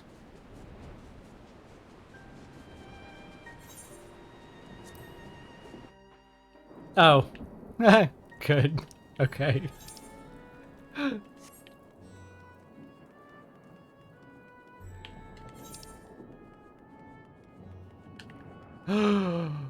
Ah. Side quests.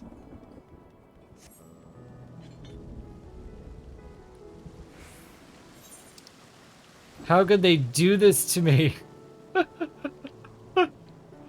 Everyone was so excited for me to go on with the MSQ. And you thought you defeated the role quests.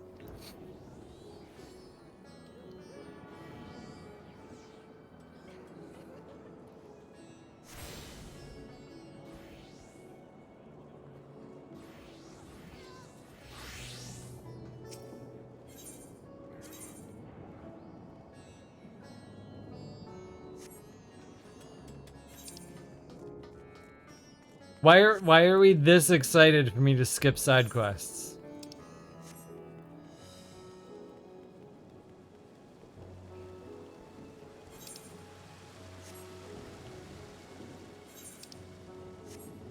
You sure? Let's just pick up one and we're gonna see if we can do them in town. Like maybe we don't even have to leave.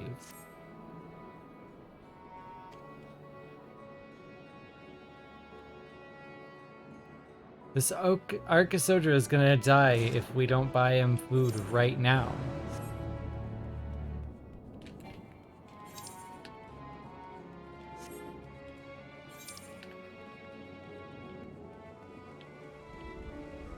Looks like we can do this like right in town.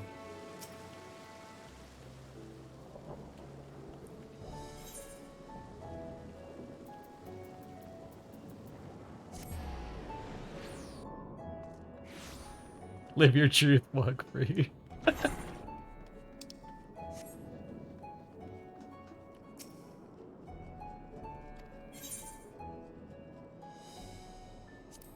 Don't count the side quests. Rockle will work his magic again.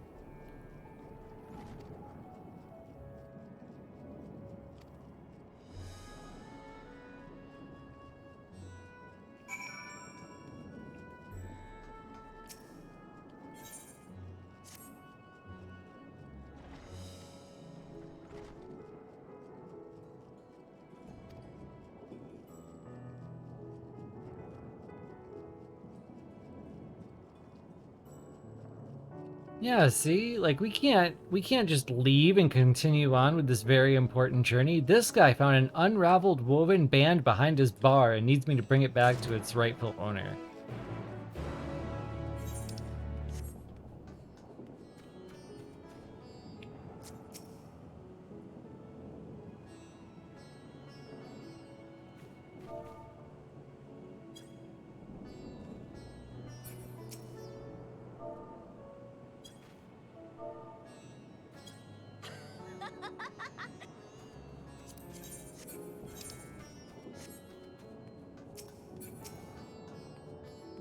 Oh look, a crate of apples!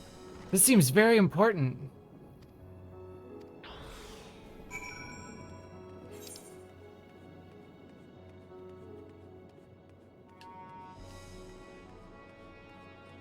Uh-oh, wait, hold on. Which one of these is the apples? What am I carrying? Apple? Bond Eternal. Bond Eternal. I didn't read which one of these was the apples. I bet it's the Pangs of Hunger. Oh, what if we make the wrong choice? We're gonna have to run the apples again. Carry the apples. Yeah, Pangs of Hunger. Desired location. This is a long way to run in 2 minutes. Can we do it?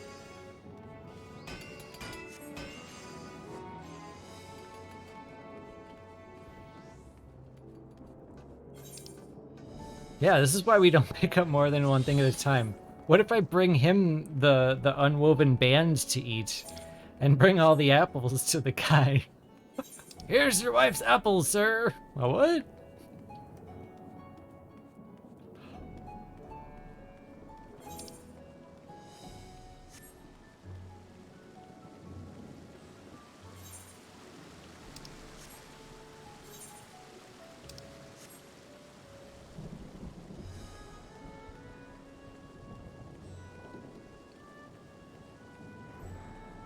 We'll turn these into like a Rocky montage.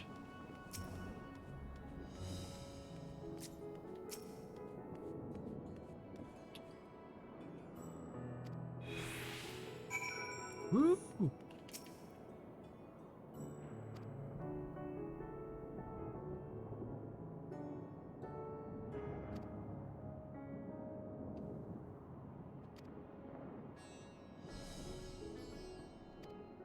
Wow, he just let me steal his coin purse and asked for more shit.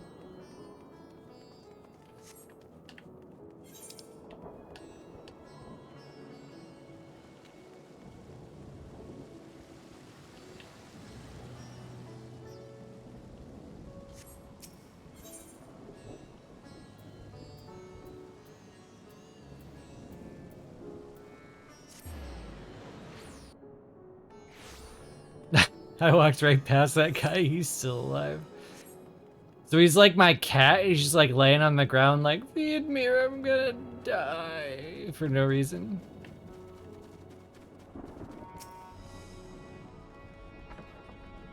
Don't listen to the Batanga's bullshit he just ate.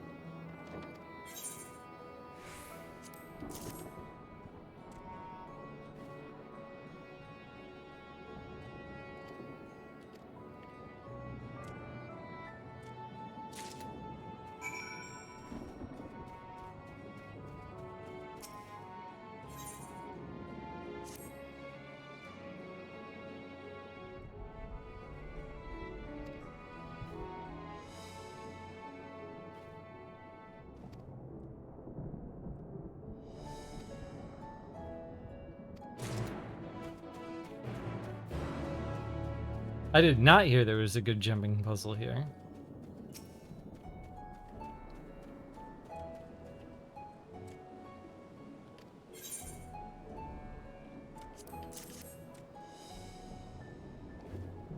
Wait, check the weather.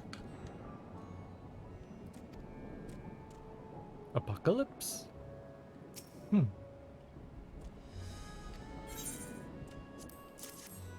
Oh, at the Skycatcher? Why? What's going on?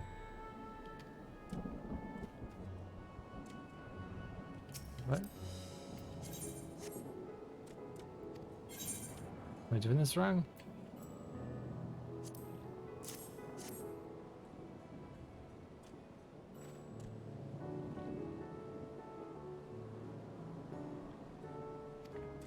You know what? Oh. I probably should have paid more attention.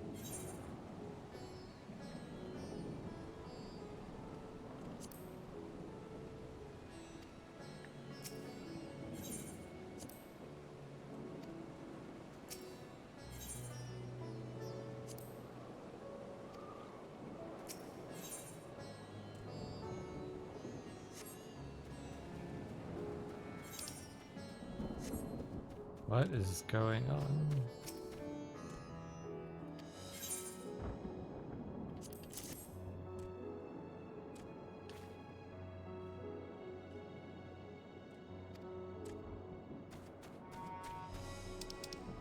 If I read this closer, would I know what I'm doing?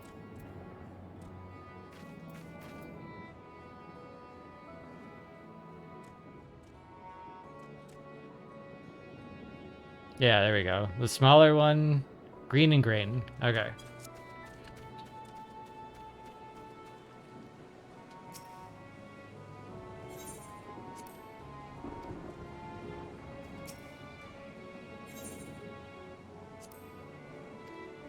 Usually it doesn't make me ask for do specific things. It just tells me, yeah, this one likes this stuff. And then I'm like, okay. And then I go there and Moose has already done the stuff. Like, I don't need to worry about it.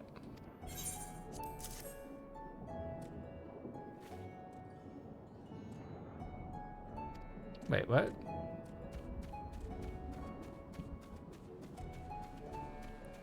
The smaller ones, mix of greens and grains.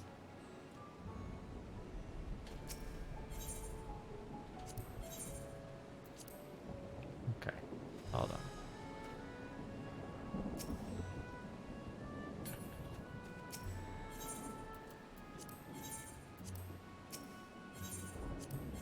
Empty them both just to be sure. And then we'll put all three in the big bag.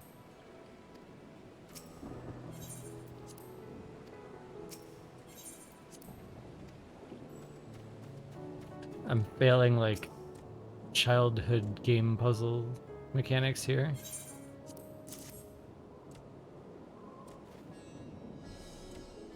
Ah, yeah, you're one down. Grain. Green. How dare this not just be pointless flavor text?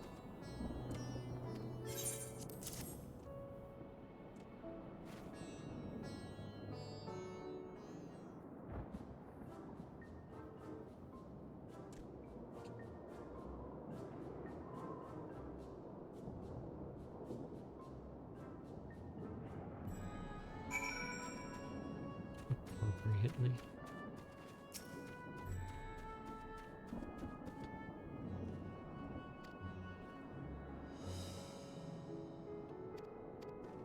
So much for autopilot.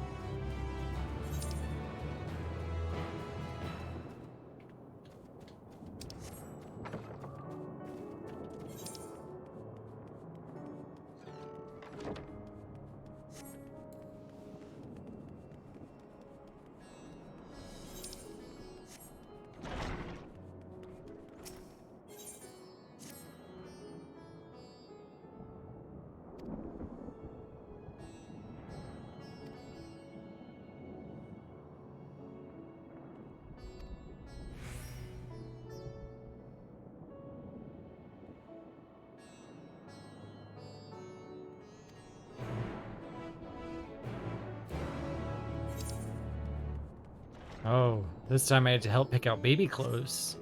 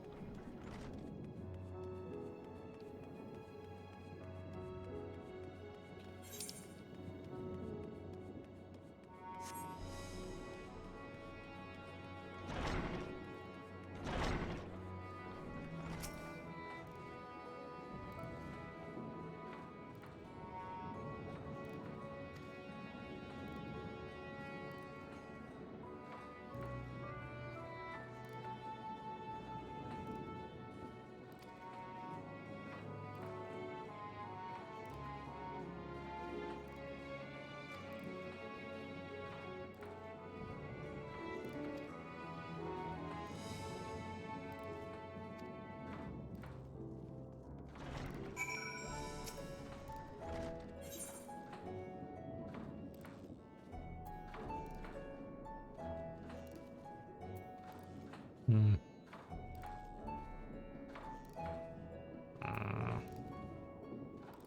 Y'all gonna have problems.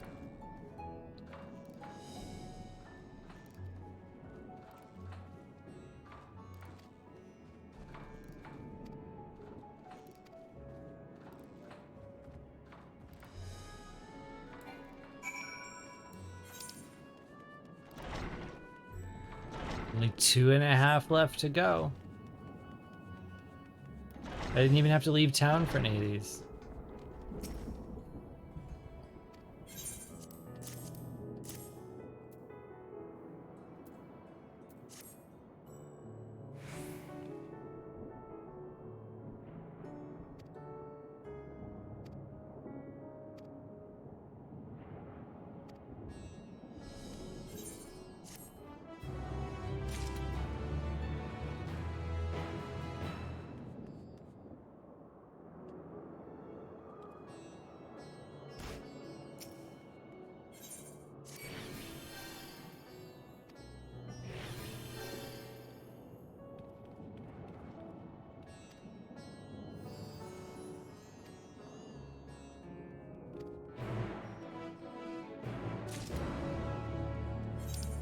Helping some missives get delivered. Very important work.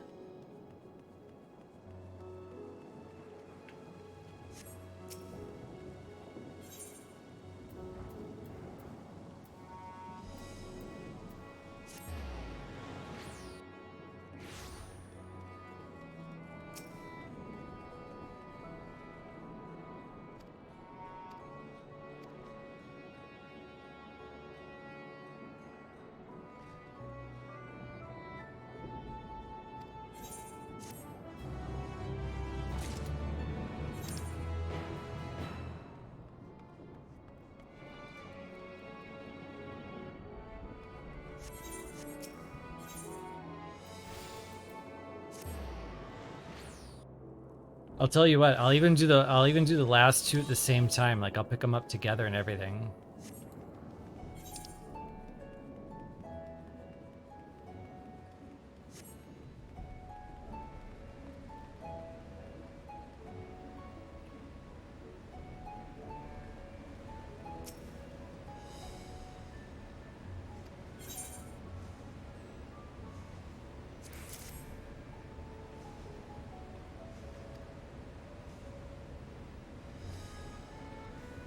Uh-oh, Rowena's.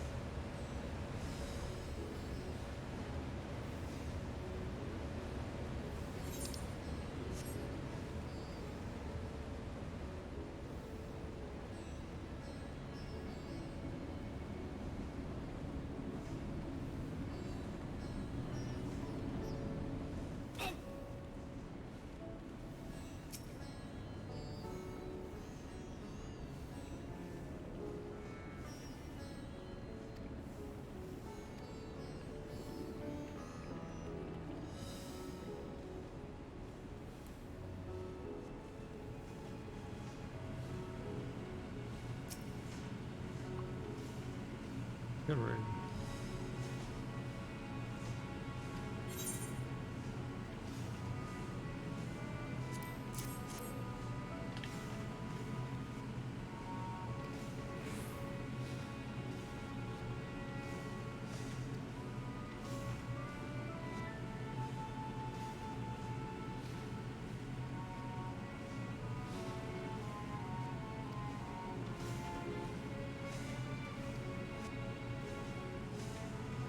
See, that was her wedding ring.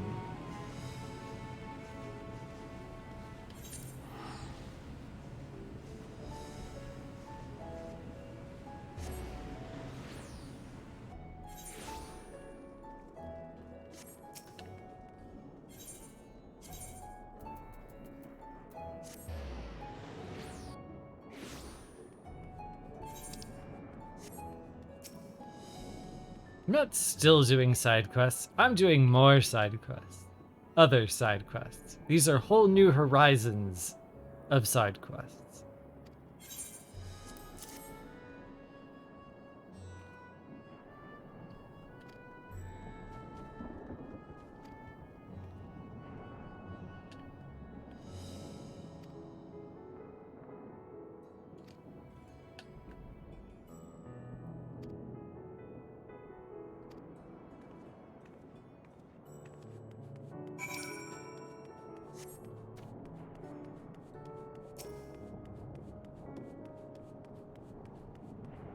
Do you do this to the physicists at your like astronomy place? You're just like, wow, I leave for 10 years and I come back and you're still doing science, still just staring at the sky.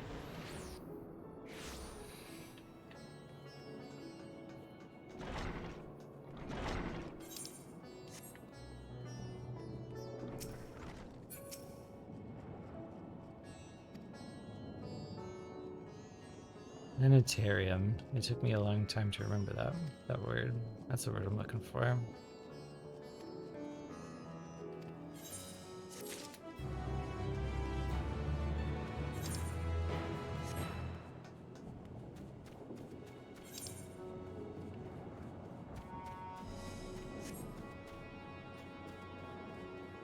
Oh, yours isn't like called an observatory.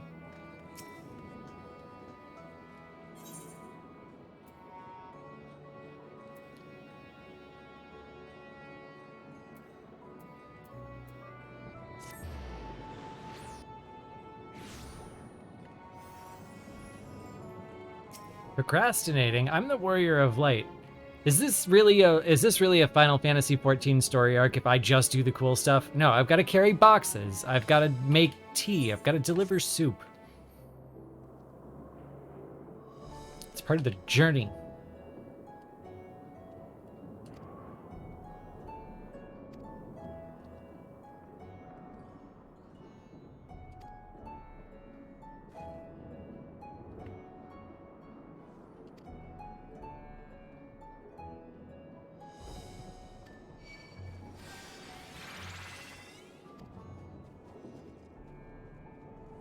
Oh, hi, Rockle.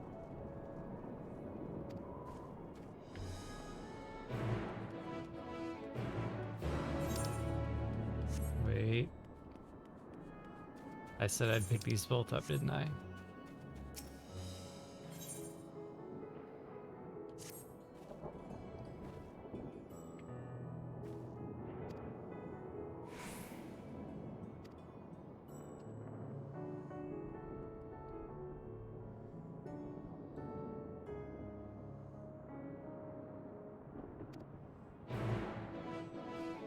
Wow, see, these children have put together gifts for the person who saved them. What if I just walked right past them and went on with the main scenario and left town and they never got to give their gifts to me and they were filled with abandonment and sadness and turned into blasphemies? I could be responsible for the fall of Razatan. Would they?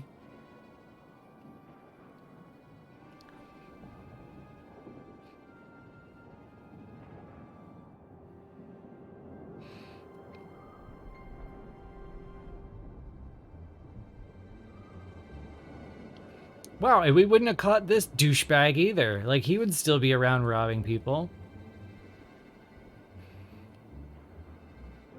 making lives worse, making it more likely blasphemies would happen.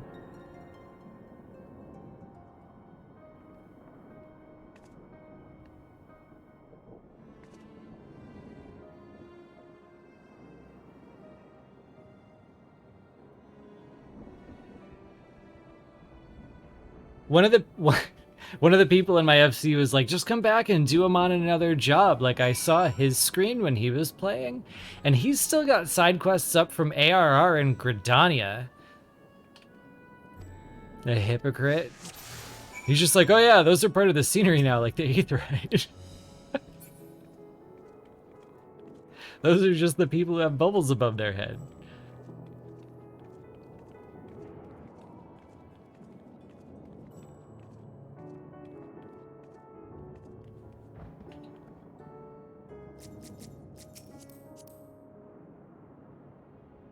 What?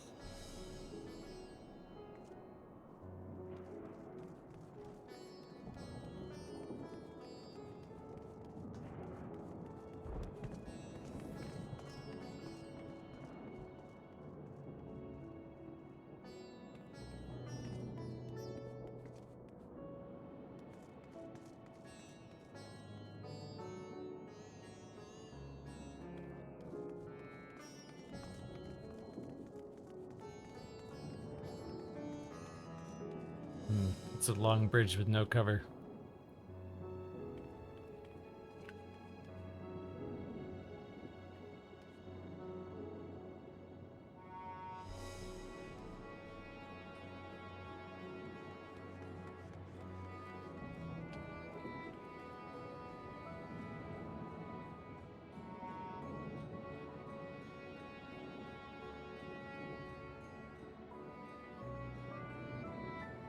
This cocky Ara isn't half as crafty as that Garlean kid. He was a pro.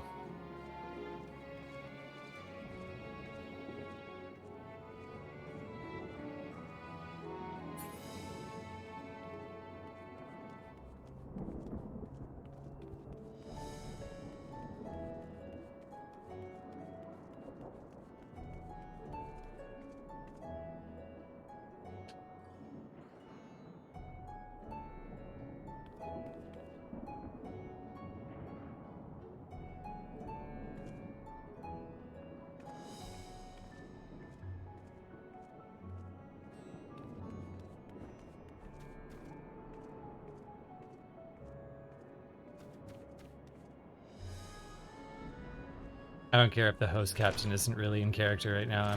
I'm hiding. I'm keeping it up. Oh, there we go.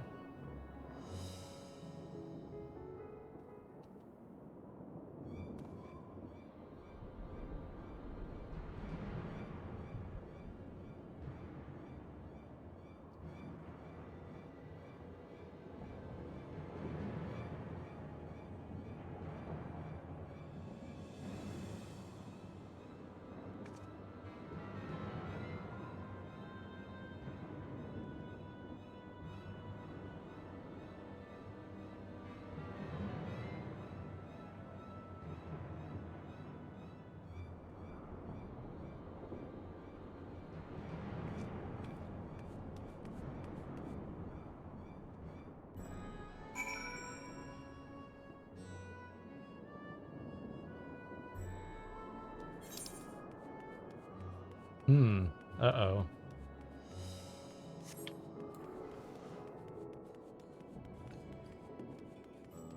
We've succeeded in our task. And there's a green finish quest thing up, but we didn't finish anything, did we? Rockles got you good, you crafty dog.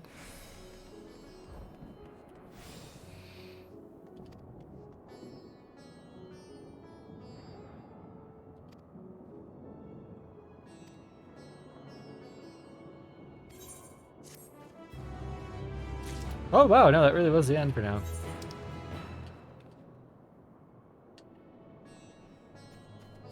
Rock will let you off easy this time.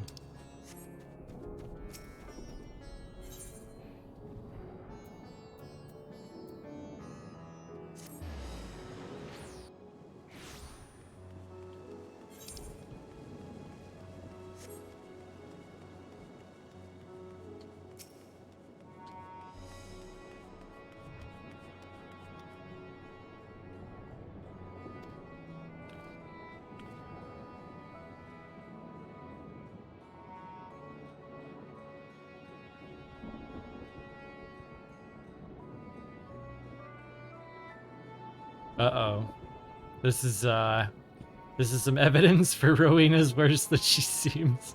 Rowena's punishment if you fail your task includes scrubbing grime from the warehouse tiles with a paintbrush in plate.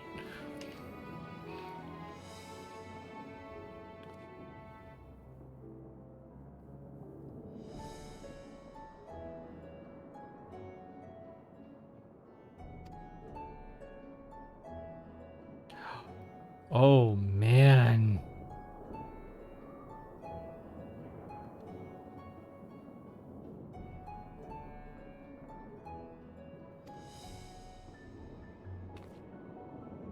I think this is the first time that we've seen Rowena trick someone into indentured servitude who didn't need it. Like, usually she's bringing in people who have no other choice and just teaching them, like, the skills they need to take care of themselves. That was not a good look for Rowena, not gonna lie. We need to flesh that one out a little more.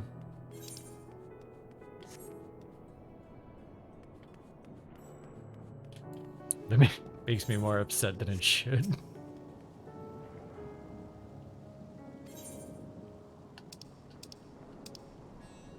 Not just more apocalypse weather.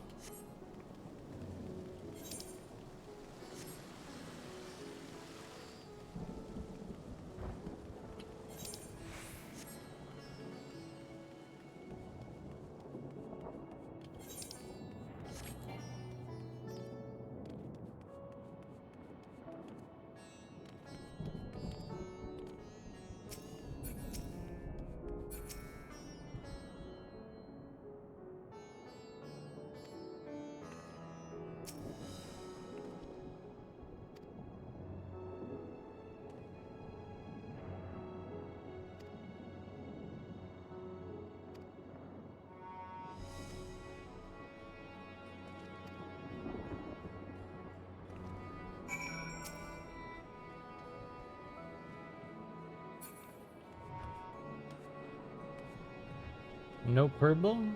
What if it was purple? I'm gonna pick pink. Close enough to purple.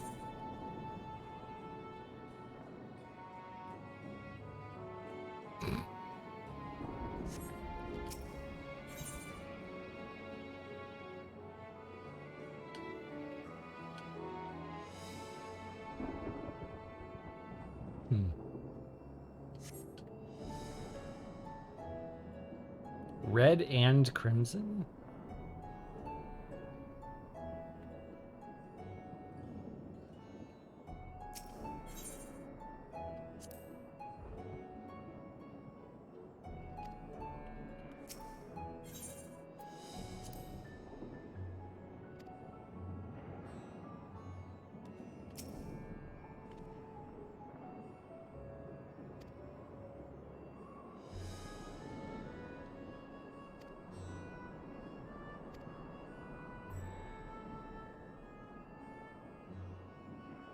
What do you get at the, is it like another Kugane one where there's like a sightseeing log at the end?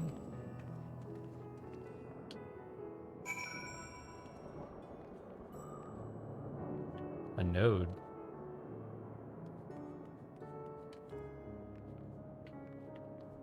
Oh, look at that. Yeah. I guess we can do this first. No, I'm kidding. I'm not gonna do that to you.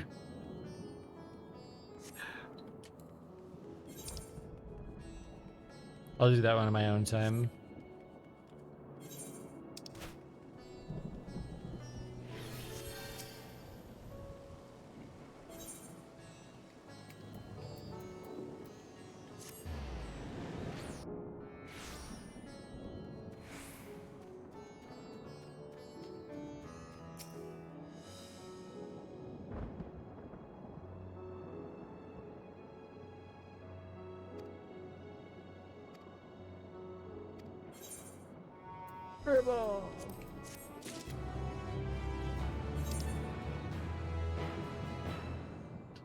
We did it. Wait, what's this one? This one's just like the House of Splendors, right? Yeah. Okay.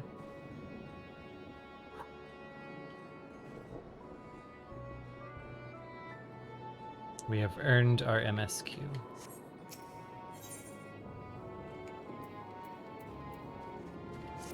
I have to hold the MSQ hostage for myself. You wanted to see me do the jumpy? Should that be like our cleanup stream? We'll have a post MSQ cleanup where we do all the stuff we missed.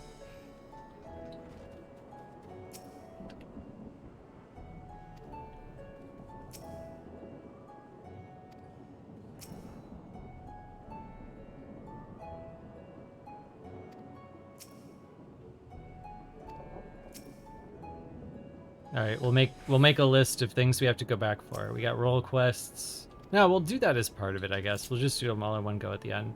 The jumping puzzle.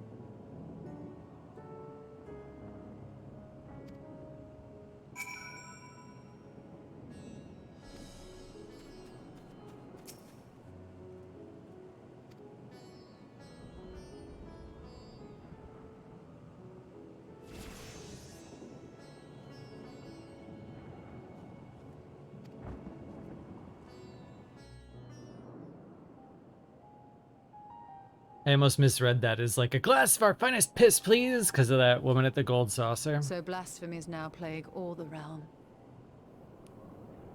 It will only get worse if what Father said is true, as it did in Amarot. If that's our model, then shouldn't we expect the effects to grow more severe as it feeds off its own spread? As if people transforming into those monstrosities wasn't bad enough. If the flora and fauna, if the land itself turned against us. No one would survive.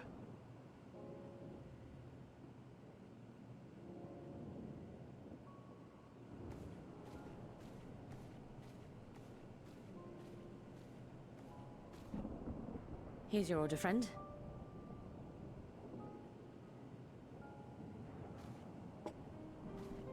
I don't trust drinks that I didn't watch people make. May you find comfort in these dark times. But it's chai from a woman with purple hair. Take my chances. Where do we go from here? If there's one thing we've learned, fighting blindly and simply reacting to what comes will accomplish nothing. We must find a solution that addresses the fundamental cause. Before our strength is exhausted, before this crisis spirals out of control. Is there something, anything we've overlooked? If there is an answer, Hydaelyn herself will have it. 'Twas she who bound Zodiac and forestalled the final days. Alas, we have heard naught from her since the Tower of Babel. Whether she cannot or will not speak, I can only speculate. Even the flower she gave us is no more. Sad moose noises.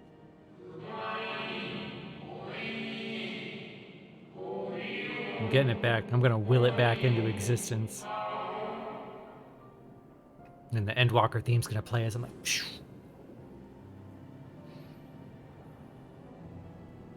That's my ending, I've decided. So advised the Watcher. But what could be the significance of that name? It is entirely unfamiliar to me. To me as well. It meant something to the ancients, though. In our time. Most surely. Yet I do not recall a single mention of it in the records of Anida.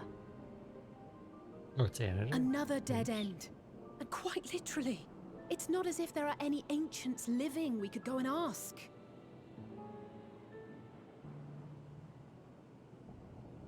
Not alive as such, but not quite dead.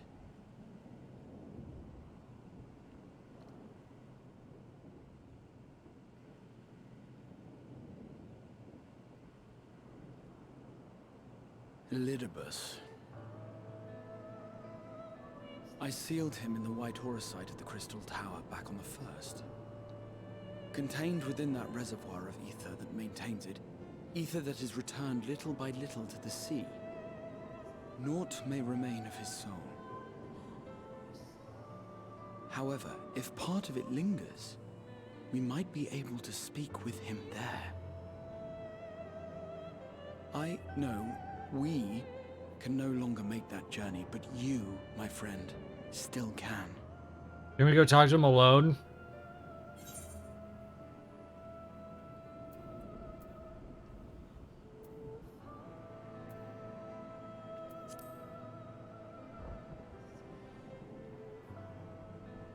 Thank you, my friend. That would mean much to me. If nothing else, should we learn the First is safe, we'll have that much more reason to keep fighting the good fight. That said, the odds are not in our favor, to say the least. Which is why we're fortunate to have Urianger up there on the moon, working hard to make all the necessary preparations for our departure. It cracks me up every time they say shit like that with a straight face. And why we have nothing to lose by staying the course till the last instant. Indeed. To the last, let us all do what we can. I will consult with Master Matoya and see if she knows of a way to reach Hydaelyn from the Ethereal Sea. And I will visit the nation's leaders and attempt to ascertain how far the final days have progressed elsewhere. Keep me abreast of your findings. I can seek out and slay the worst of the immediate threats, if only to slow the spread. Unease, terror, despair. Try as we might to suppress them, these emotions will return to harry us time and time again. But when they do, remember this. Your friends and loved ones are out there somewhere, sharing in your struggle. You are not alone.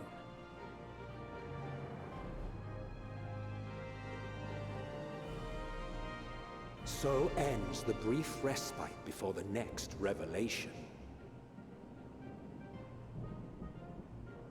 Yes, so much left for you to see. Where beginning ends, and end begins. So he is seeing us in real time.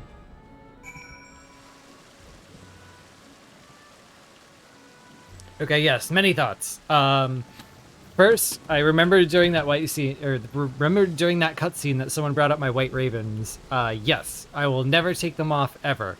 I spent all of my 1.0 gil on them. I came into a Realm Reborn broke. I spent 30 million chasing them, and back then there wasn't. They added or dropped to 0. I don't remember. But it's the equivalent of quite a bit of ARR gil.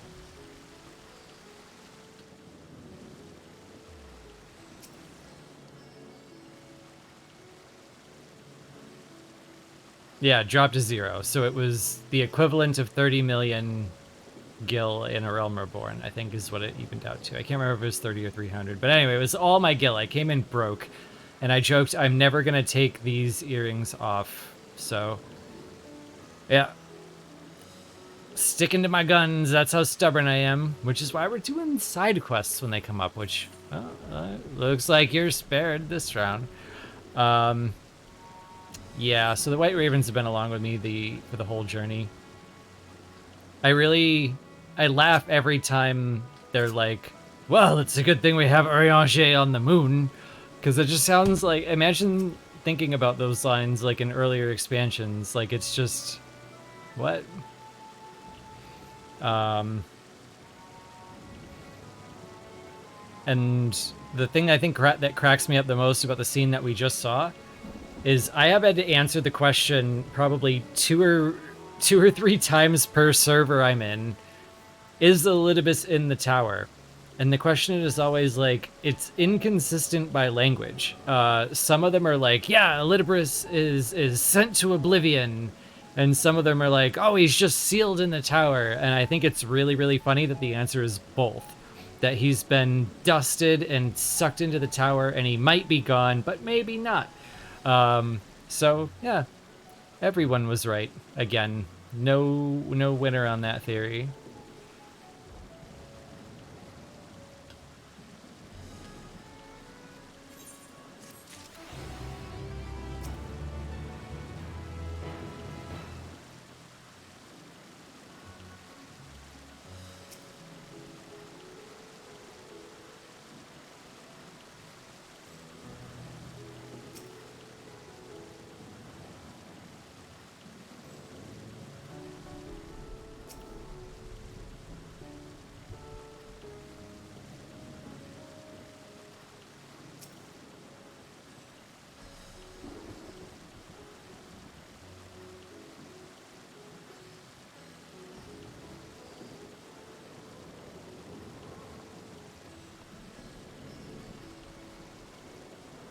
Oh yeah, Shelly raises a good point. I didn't even think about that. If the forum was in contact with Hydaelyn and knew about everything, why would they give the anti-tower to Matoya, who thinks they're all talk and no trousers?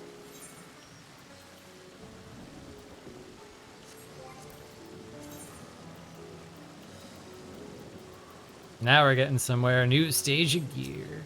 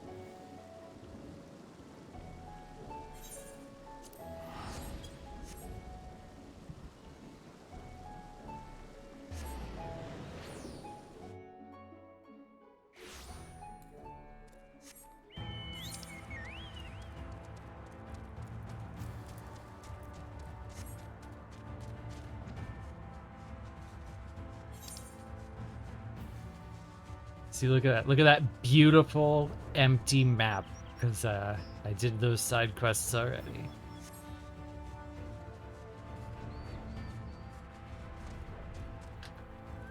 I'm gonna go into the Cruciarium and there's gonna be some like 5.4 thing I haven't done. Just to spite me.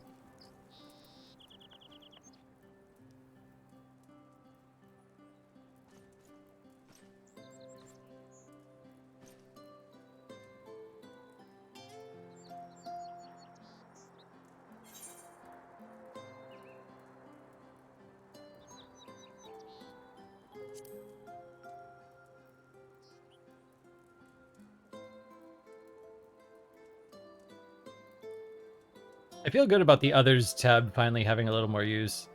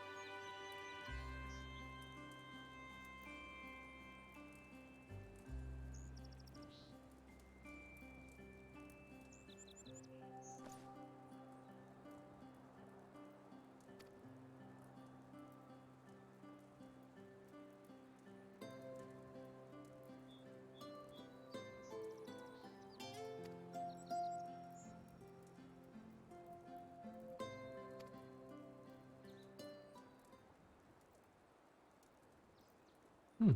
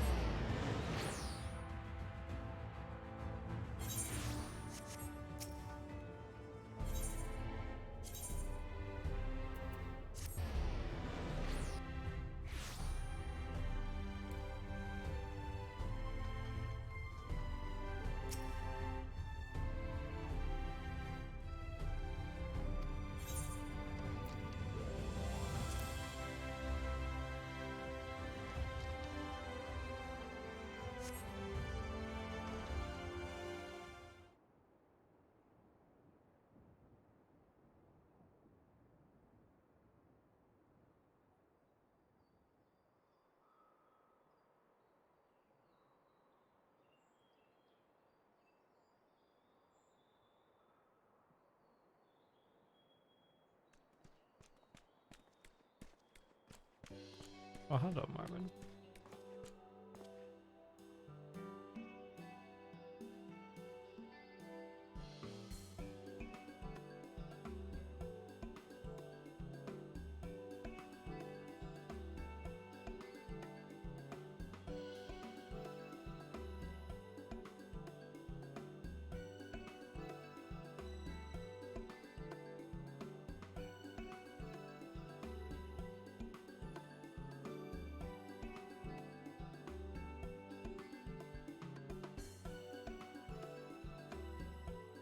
Oh god, two smart NPCs standing next to each other, staring me eye to eye. Is this gonna be a PowerPoint?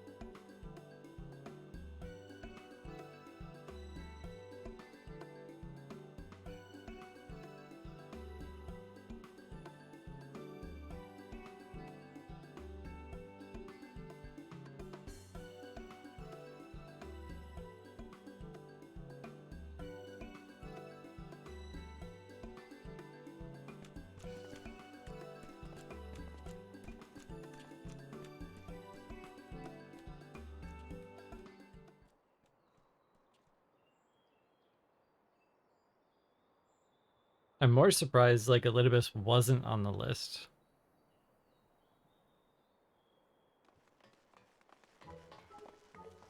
Oh, hello, children.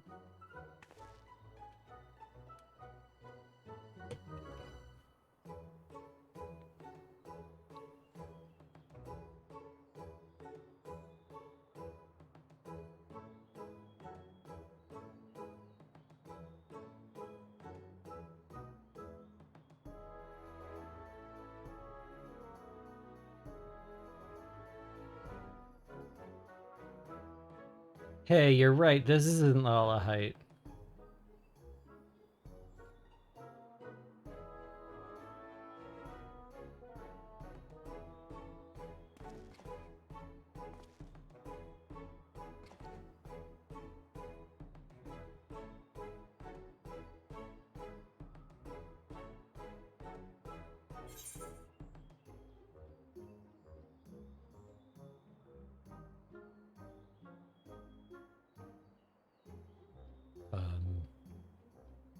Appropriate answer for children.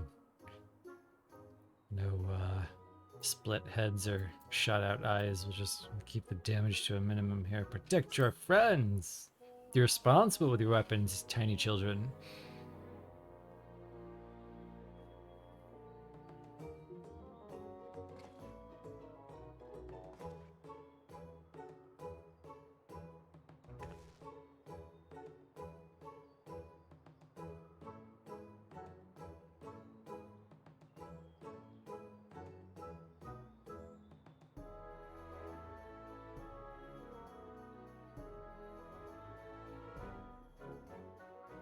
Goodbye, tiny children.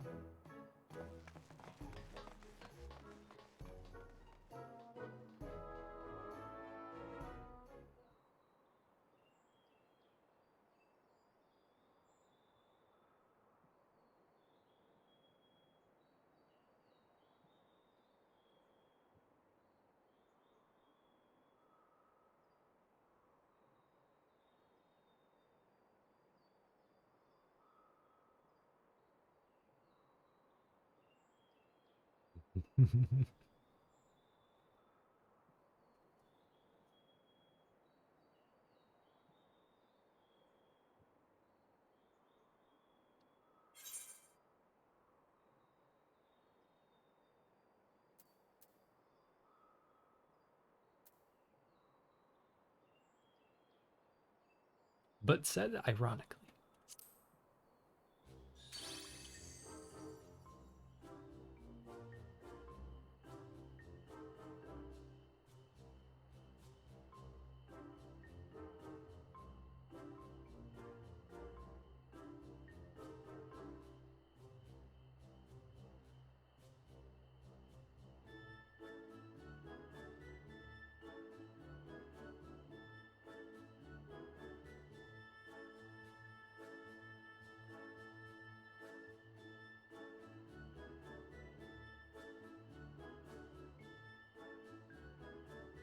Where's the Midgardsormr?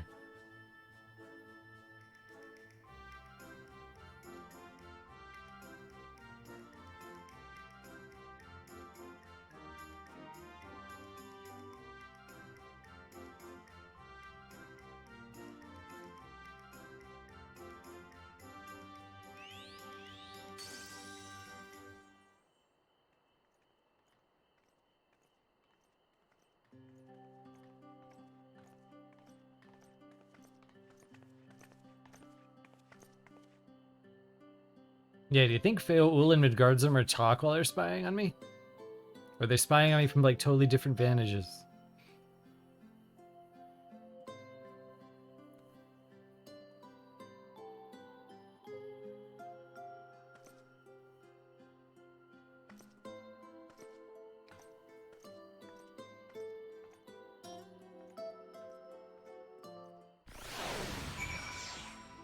Is he really asleep though? Like, how's he gonna do his like dramatic bust out? Do you think he just like wakes up at opportune moments? I think he sleeps with one eye open. Like Aqua hiding over there in the corner. I just don't see him. I see you. I see you.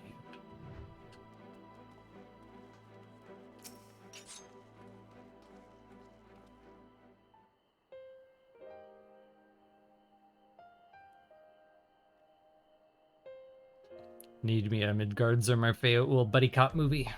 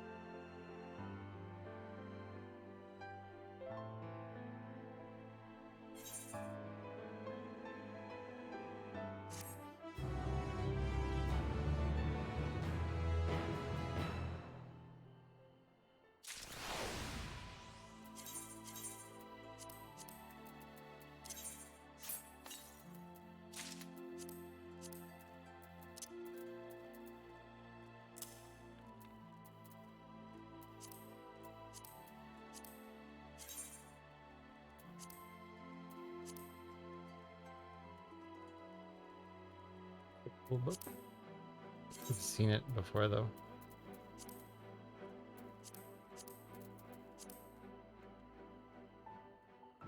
Yeah, black and silver. Ooh, that was good in purple. I might keep this one later. I'm still looking for a good book. I'm still looking for my favorite book. I don't have a book I love. This whole game, there's not like one book that I'm like, yes, that one, that's my book. I've got a bunch that are like A tier, but I haven't found my S tier.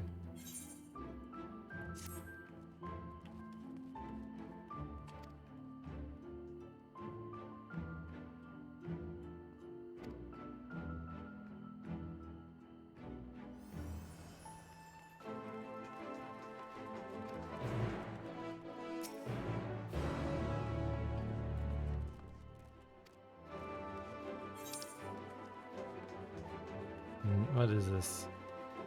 Oh, just the Wandering Minstrel.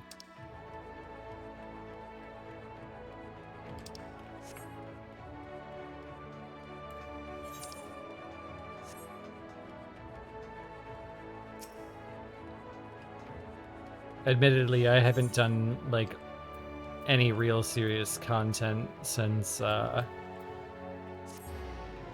Alexander Gordias, I think is what broke us, and we were just like, nah, never mind. Never came back for it.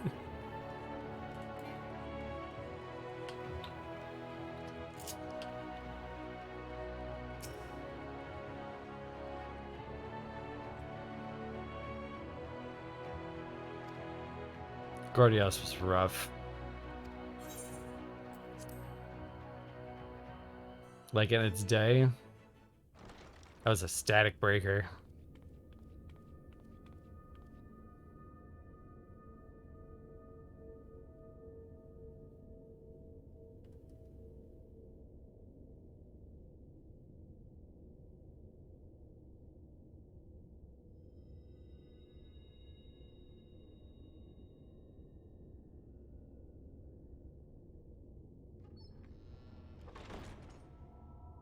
Good old warrior of light, seeing things again.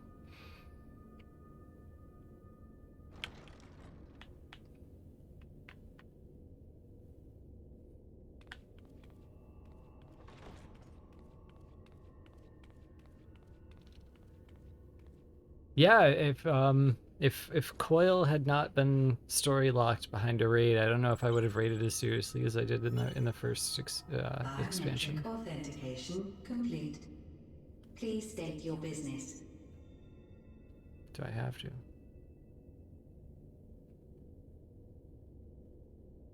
Acknowledged. Reinitializing Silkus Tower systems. Searching for Elidibus entity.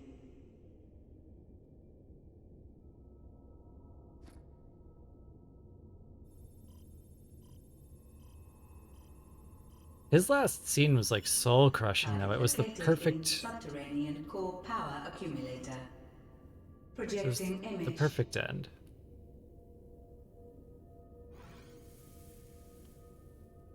My home. My friends. No more than a dream. Oh.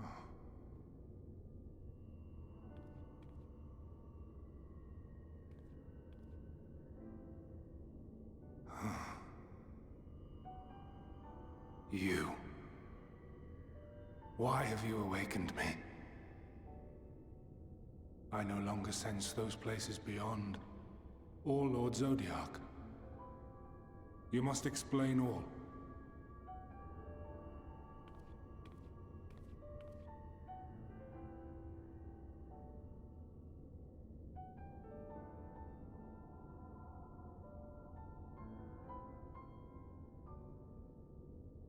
So, he is fallen, and my brethren's souls returned to the star.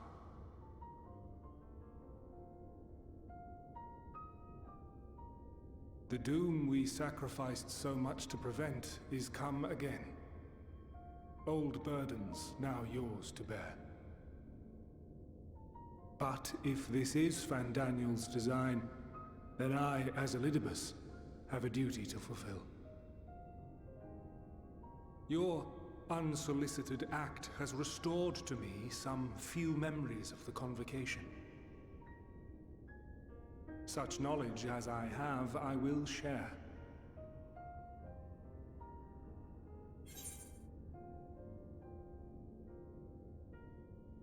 Hmm.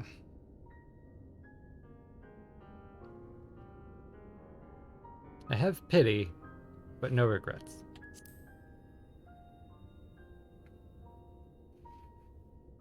I do this not for you. I merely perform my duty, as I have ever done. Where to begin? Ah, the end. Your understanding of what caused the final days is consistent with our own. The decay first took root where the currents were weakest. Yes, a conclusion drawn by him, Fandaniel. Not the him of here and now, but as I knew him, long, long ago. Having shed light upon the phenomenon, he dedicated himself to devising a countermeasure. Were it not for his knowledge of the Celestial, we would never have made the connection, and thence forestalled the final days.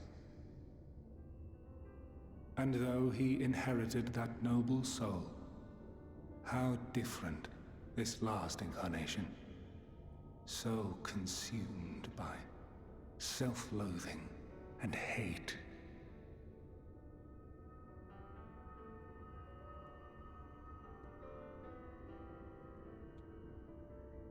Elpis. Yes, the name is familiar to me. Yet I know it not as a flower, but a place. A testing facility for determining which of our creations were fit to be released into the world. Many worked there, and before joining the convocation and assuming the title of Fandaniel, he was their chief. He was Hermes. Damn.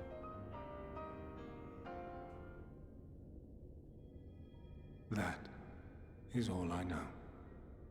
The crystals tell little of the lives the 14 led prior to their induction. Elpis itself would tell even less. Nary a ruin has survived.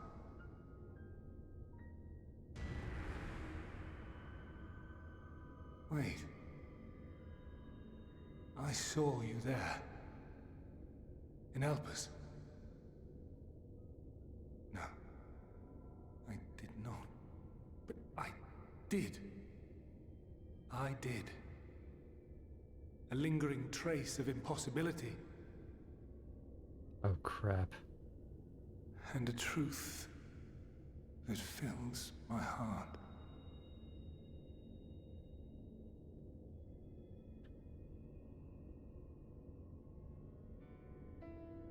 My memories remain clouded, I fear. However, they have revealed to me one possible course. You must travel to Elpis, to the time when Hermes served as its chief. Yeah, time travel. That's how you saw me there.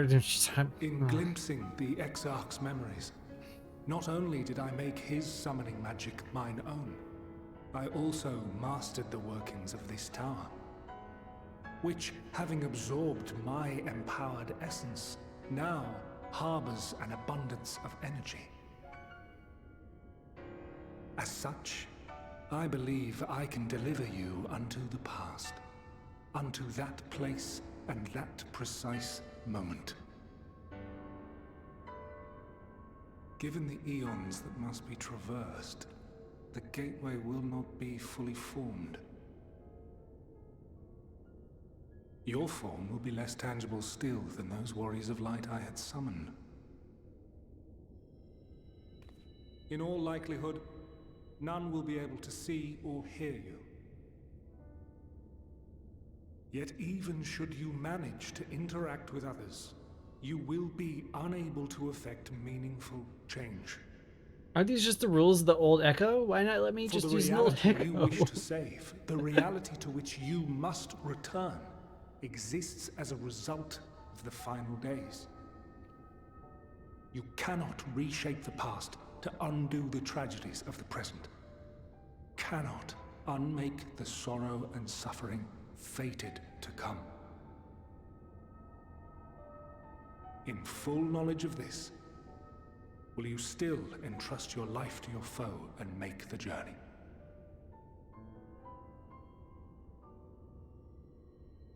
I guess. Very well. I shall cast you unto the river of time. Let this be my final act. You must input the commands. I no longer have the authority. First, you must reconfigure the systems, that the tower's ether may be channeled for the magic.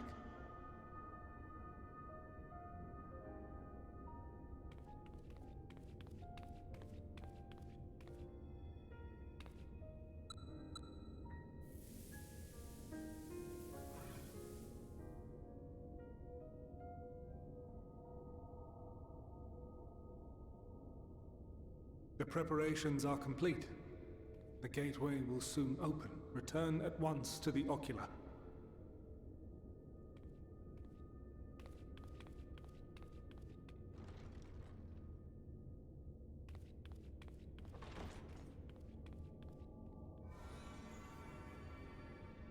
All appears to be in order.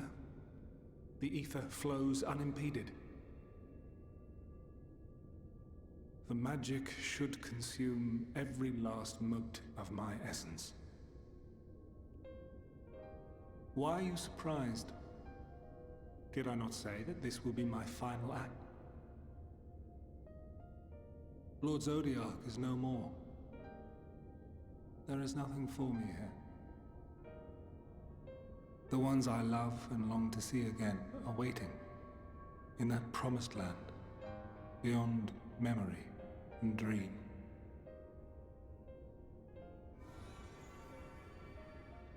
Now go, warrior of light. Go and do not look back.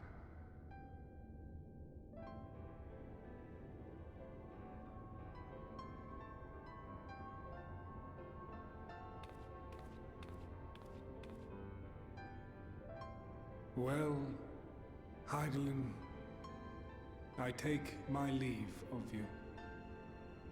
Yours is the mantle of the last of us. May you have the joy of it, the burden and the solitude. It falls to you now. You and your champion to save our star.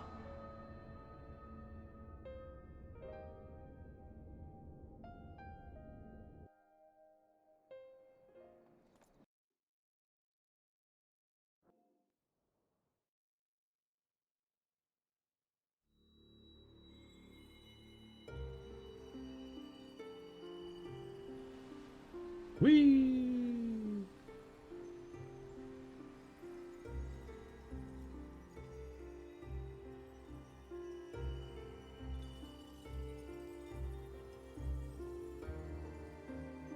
I've been taking notes. I've got so many comments, but I don't know when this is a safe place for them. I'm gonna wait until I'm like on an open map.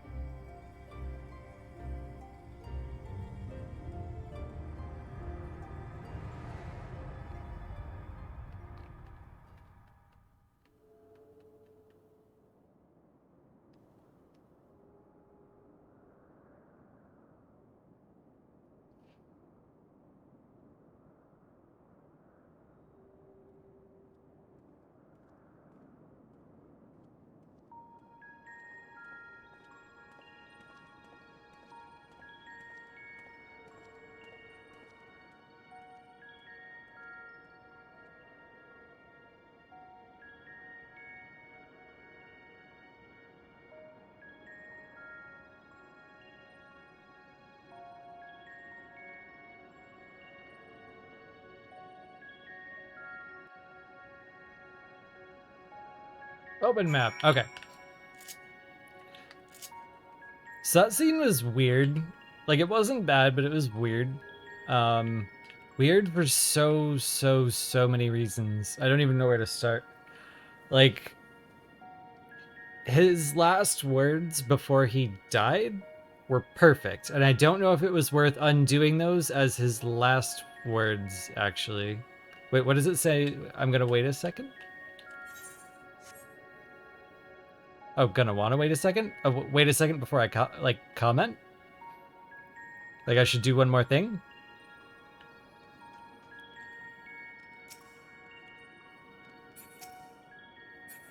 I've got conflicting things. Rant away and wait a second.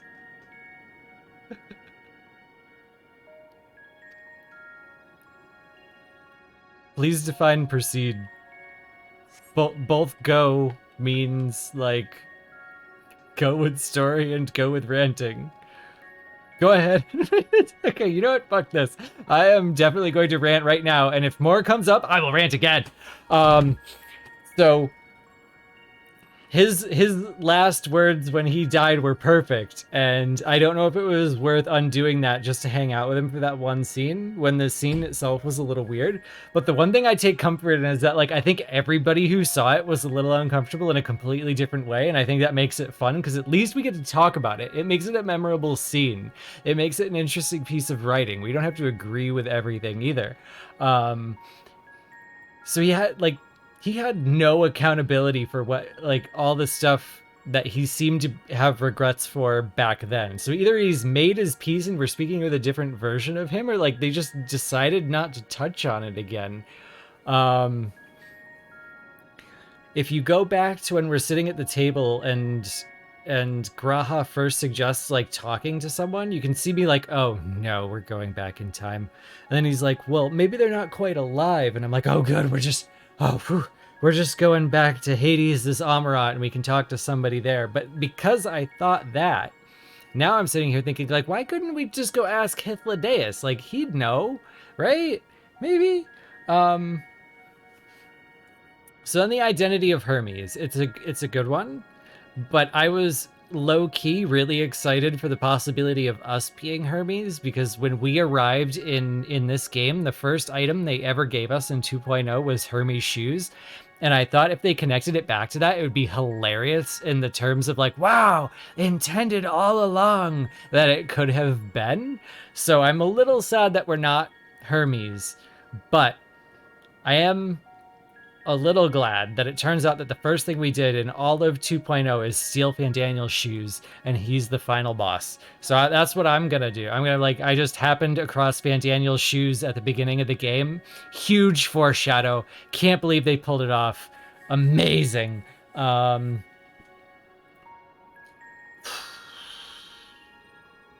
throwing us here like this is very, very strange, because the way he described this working, that we will see it as it was but not be able to change anything, like, this is an echo. This is a 1.0 echo, so why are we bringing time travel into it?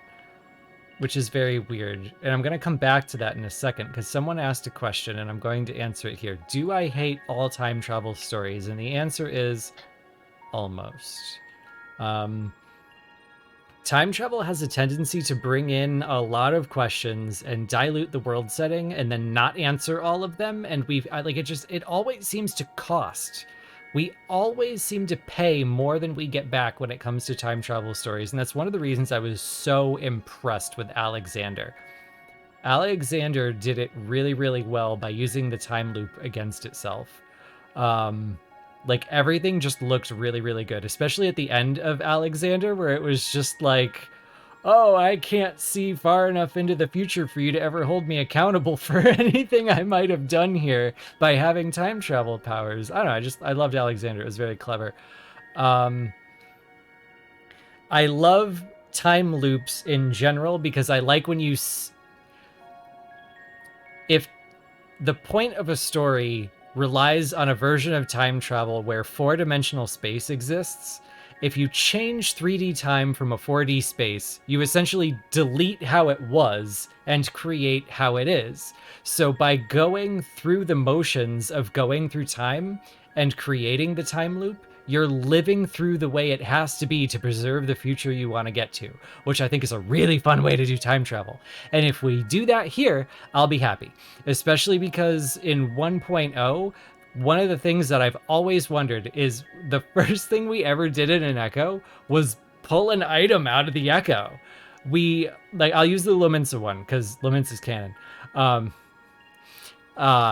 You saw like the sea serpent jump over the boat, and you actually kept the balloon fish that you found afterwards. And somehow, even though you got the balloon fish in an Echo, you brought it to the present, and there's an item like that in every single starting story of 1.0.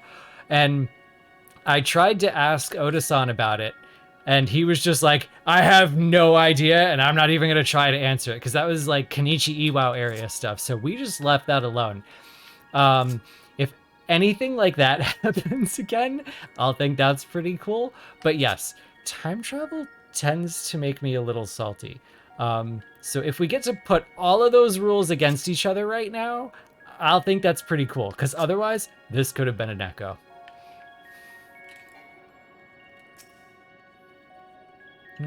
Guide-like man?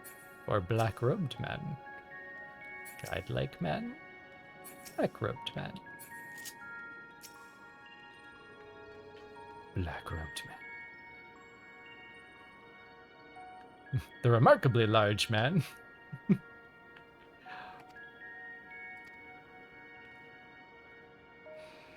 Oh, I forgot to mention one of the things. Oh, good, I have a second. When they mentioned Fandaniel, like, again, if like you'll see me going through all of these memories as I watch cutscenes, and I'm gonna make a lot of faces that don't make any sense, and that we'll just have to deal with that.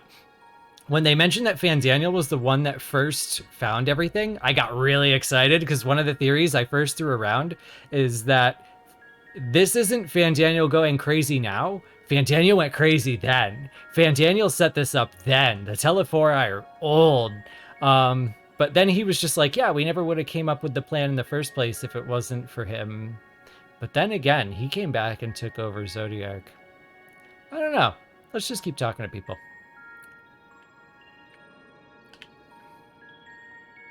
That was one of my, like, alternative crazy theories to if we could find an excuse for him to not be tempered, and I really, really liked it, but my speculation has not gotten me very far in this game at all. I have not, my notebook is still on the floor over there in the kitchen. I haven't even picked it up yet.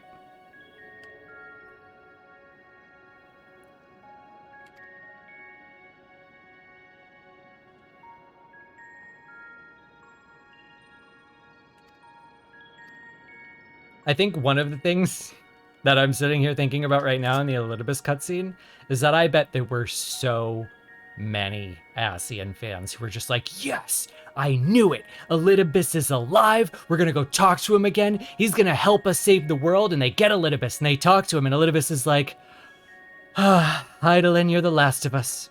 Good luck. I believe in you. And they're going to be like, oh, son of a bitch. So we're all mad in some way, I guess.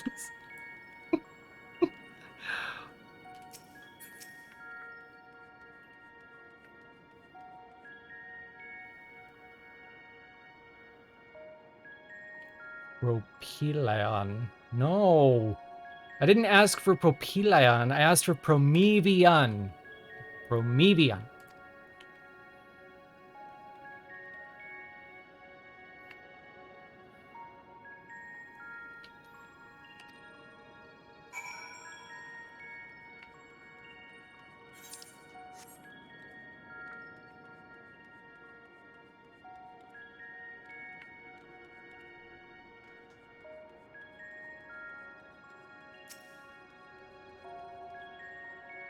You read it as more you won. I hope you choke on it. I like that it's vague enough that we can all kind of read what we want to into it. I don't like when people feel alienated by a story. I think we should all be able to enjoy it in our own way. Within certain limits, I guess. And here we are, Elpis.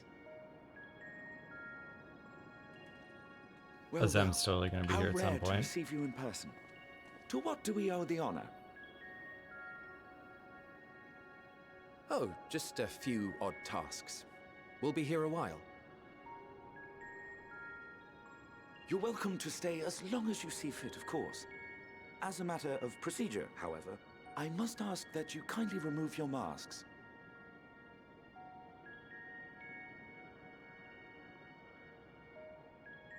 Come now. Is this truly necessary? Surely you can tell who we are. Who you are, perhaps, but I am far less infamous. Regardless, if we do not follow protocol, 'tis our hosts who would be held accountable. So, please, do favor us with your handsome face.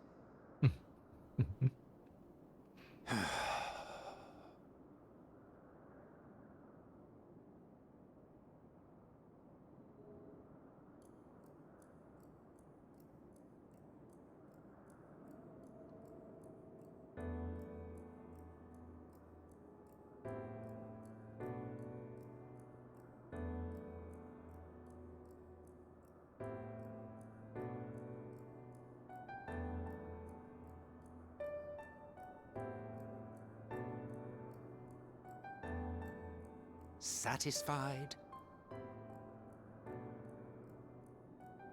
I thank you for your cooperation. You are free to go about your business.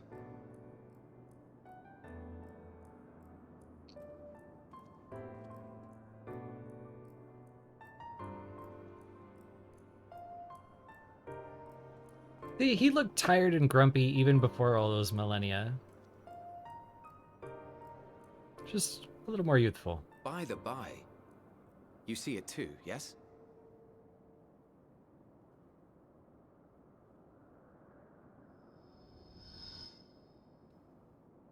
I haven't the foggiest what you're talking about.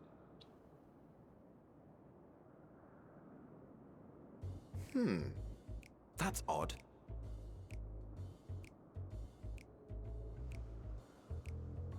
It's right here. A bit thin in the ether, but there's no mistaking it. The color of its soul is almost identical to Azem's. Do you suppose he created it? Rather unusual for a familiar to have a soul, though.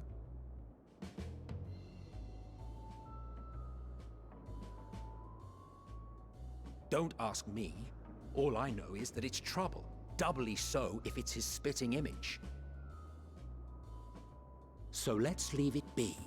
Come now.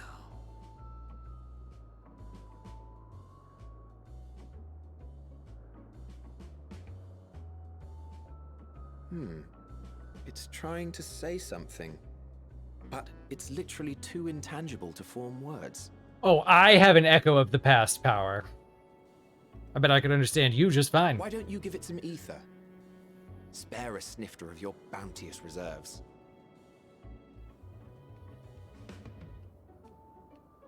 Who do you take me for? Why, a dear friend, of course. One who wouldn't let acts of kindness, such as my accompanying him on errands to far-flung outposts, go unrewarded?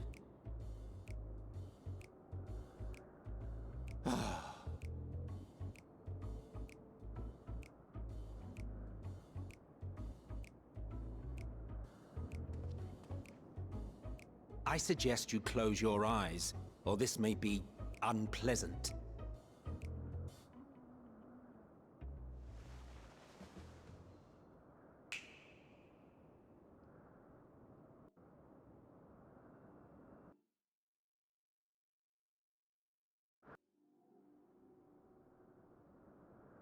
You may open your eyes.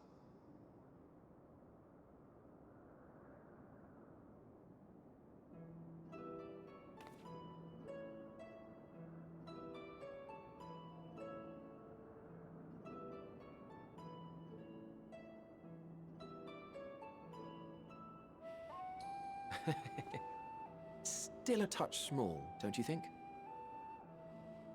The size befits its proportions. Besides, bigger is not necessarily better.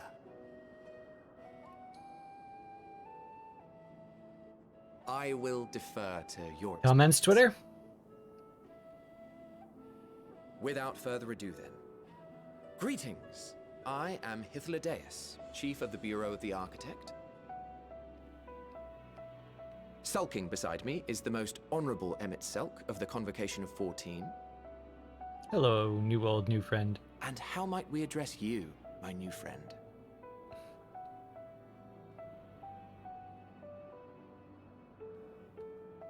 A fine name. And I'm pleased to see you understand our words. So, tell us, whence have you come? The thinness of your essence suggests you weren't created here.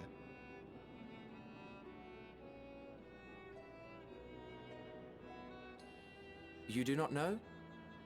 Or cannot say? Allow me to ask a different question then. What brings you here?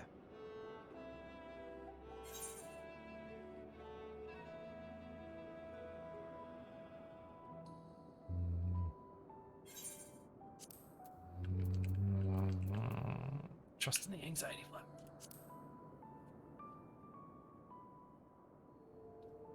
Gotta get it back.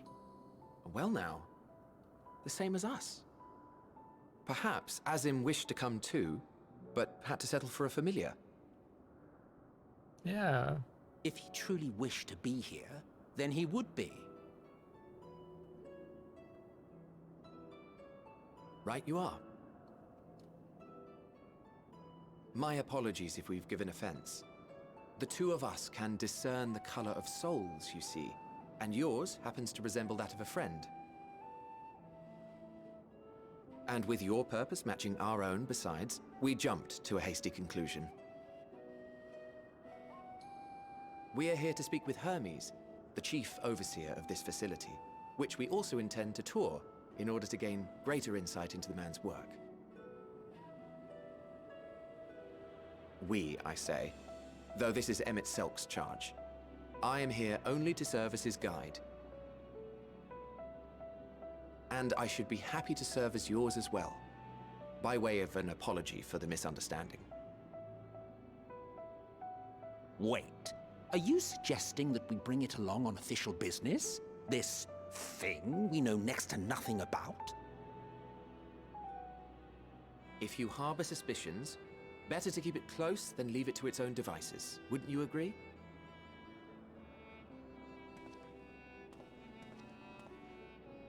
Do y'all just like not have security? Besides, having a mysterious life form in tow is the norm rather than the exception here.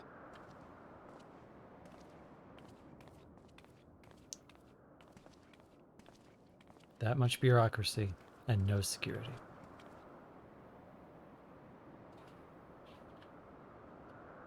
Welcome, my friends, to the testing ground of creation at Heaven's Edge, Elpis. Gorgeous. Oh, Elpis is our flying place? It didn't turn out to be ancient.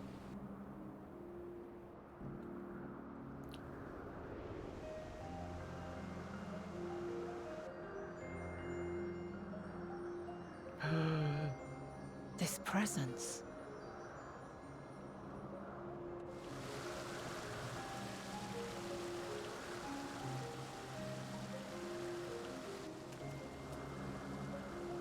Hermes! Visitors! We have visitors!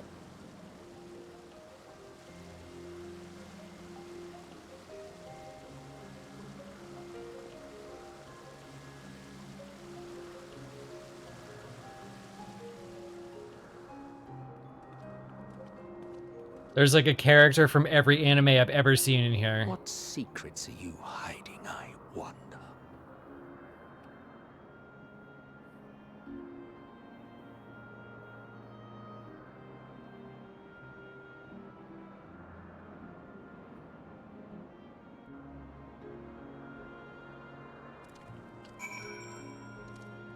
Oof. This is a trip.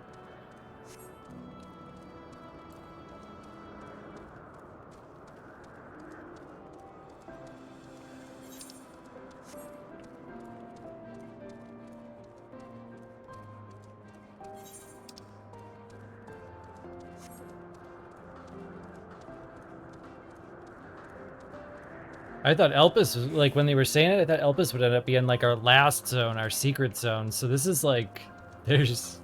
Huh. There's two.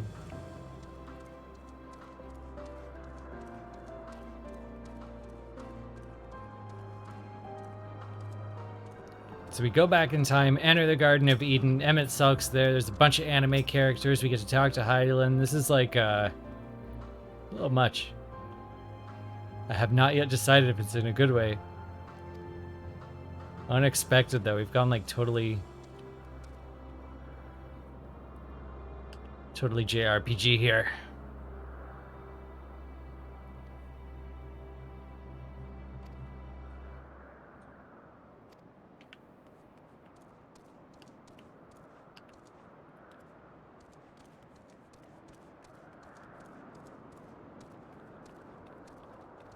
Go get my favorite color of dye? Like...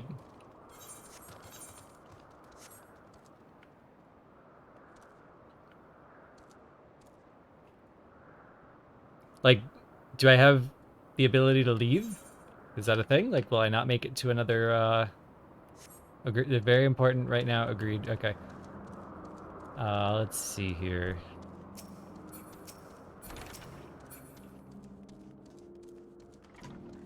Door to the ocular? Can I get back in here from the ocular?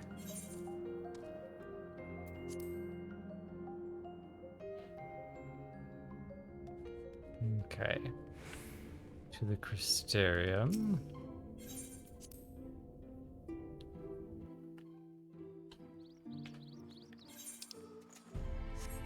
Oh yeah, he'll let me back in. Okay.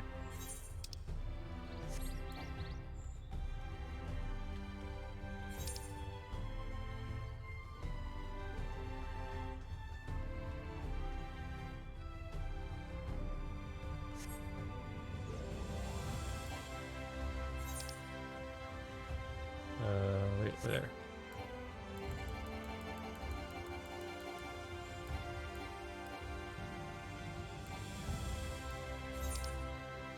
I mean, you've seen me teleporting and where I've been teleporting. Obviously, I do not care about small amounts of gil right now, so we're gonna just grab it from the market board. I've got a few favorite colors of dye. I don't know which to trust, so... Wow, excellent find there.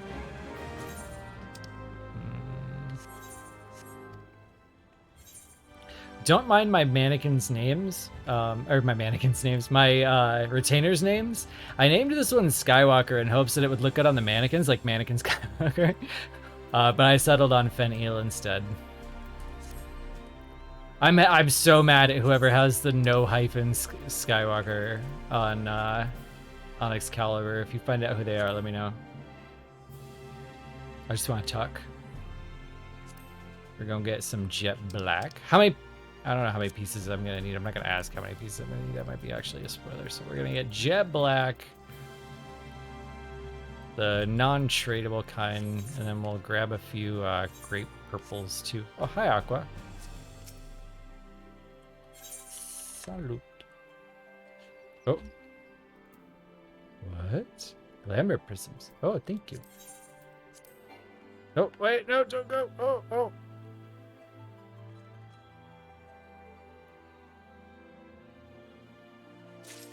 Thank you, Aqua. And then, grape? Grape purple.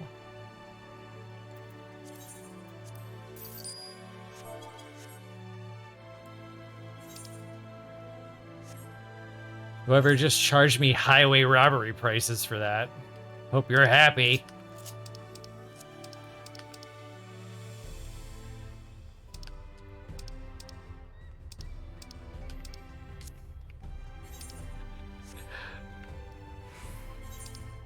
No joke, if Rockle, like, predicted that it was grape purple and put them up for that price, good for him.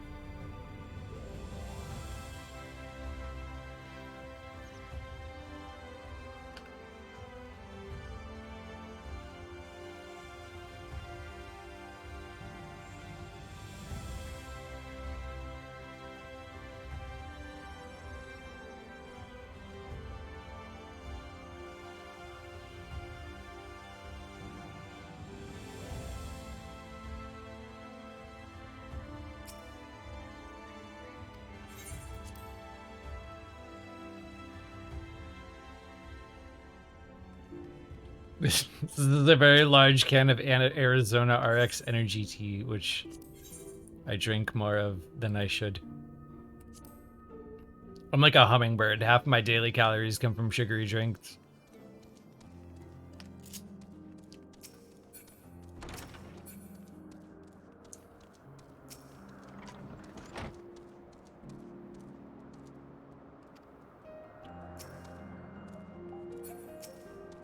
Okay.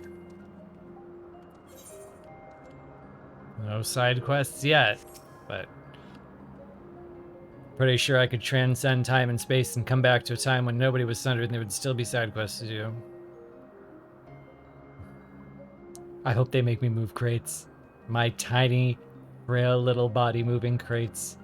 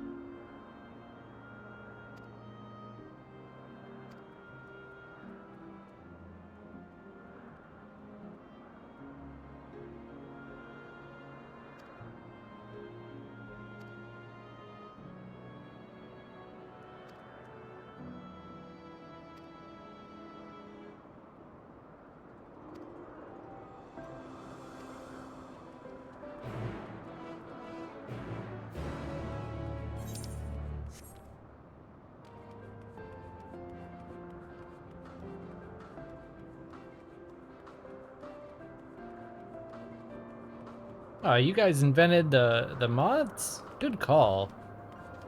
Let's sew this. What did you do? What did you do?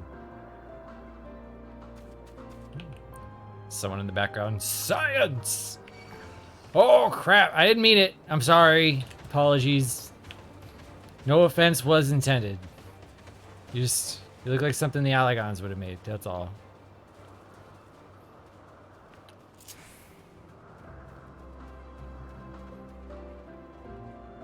I apologize to the flower lizards. That was culturally insensitive of me.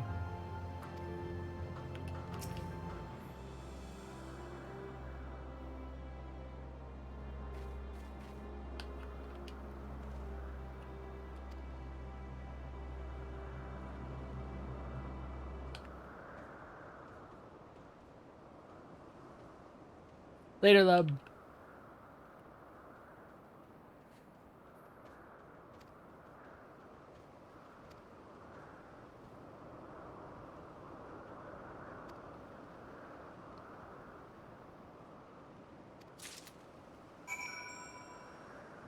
Now they're just gonna like stand here with arms crossed and talk about me while I walk away.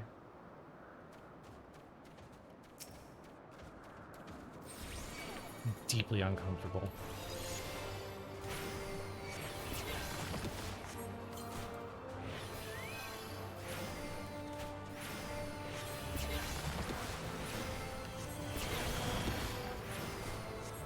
I bet they're not even gonna comment on my chocobo.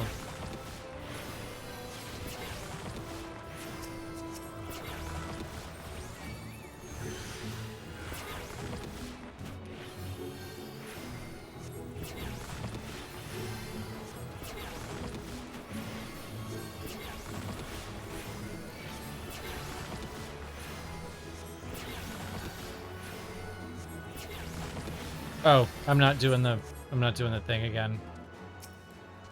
Just killing stuff.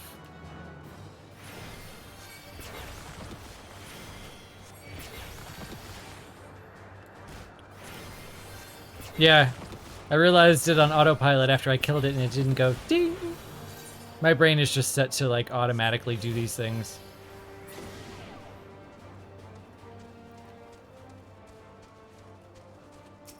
That's how my brain works. Just like it's adaptive. It's evolutionarily advantageous for me to just like turn my brain off and autopilot. And then like if I kill something and it doesn't hear ding, then it knows to use the key item. But that happens so infrequently that I'm conserving resources.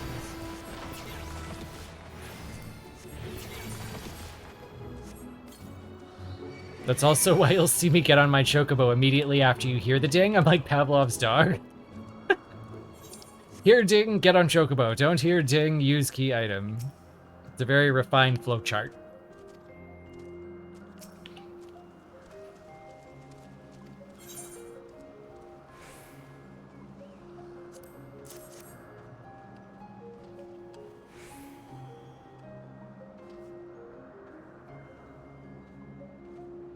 Wait, weren't the Loperits like, wow, you kill things to make other things out of them?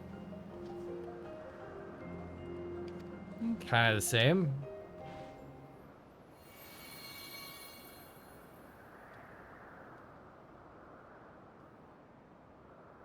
Did you make me a mask too, or just robes?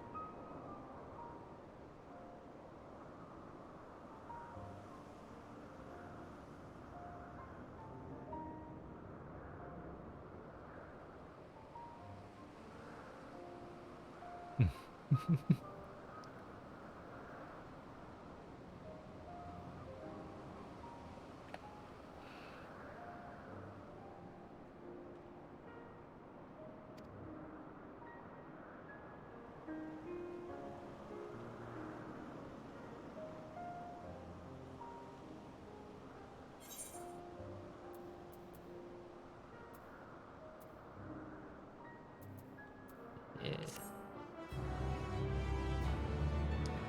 Wait a minute. Wait. Right, there we go. Yeah. He has Vanna's mask too. Hmm.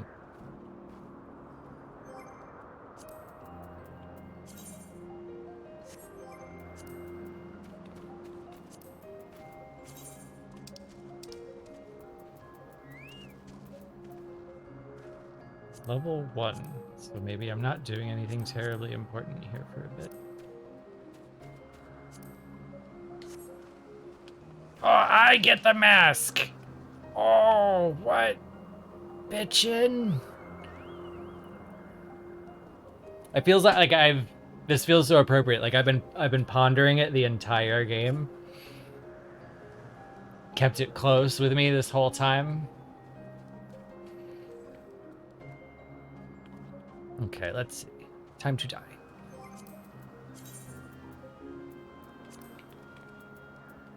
Now let's play with all the colors. But... Ooh.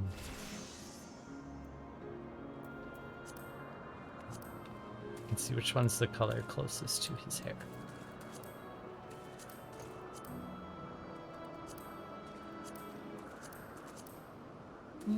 Pretty happy with Grape. Grape's good enough.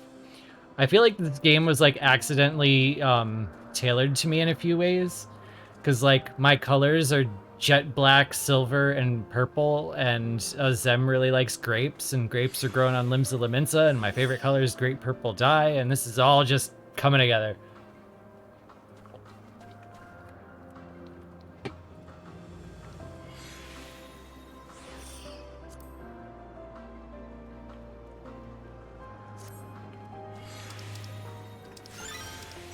What are you suggesting that I like go glamour this so that I can fight in the zone? Is that what you're suggesting, Aqua?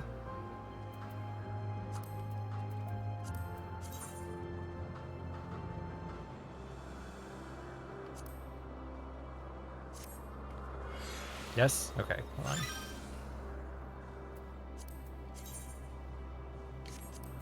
Can't really see the shoes, so they look okay in purple.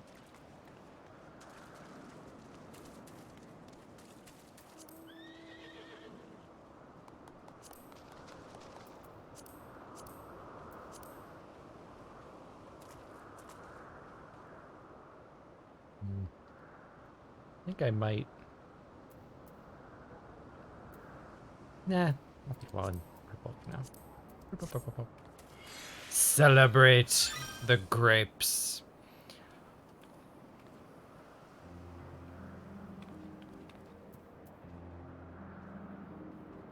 Now, I might leave the gloves.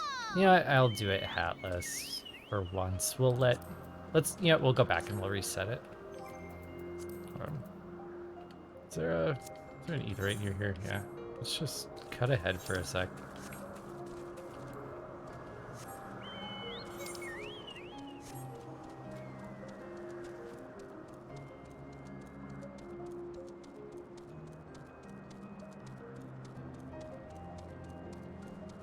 That's what we're gonna do. We're gonna run to the aetherite. We're gonna teleport to I'm probably just gonna go to Gridani as usual. Swap around the gear and we'll come back. I would dye the hat, but I never even got around to killing Varas. It was on my to-do list, and then I I swapped back to PC and couldn't access Shadowbringers.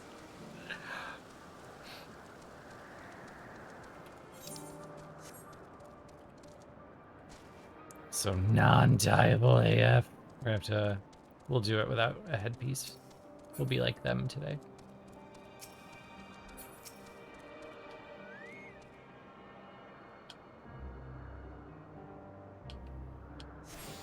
Yeah, now that I can access real content, I can go places with primal bullies. Pash invited me. Okay. Travel. Gridania. Oh, wait. Be courteous to the peoples. Wait a minute.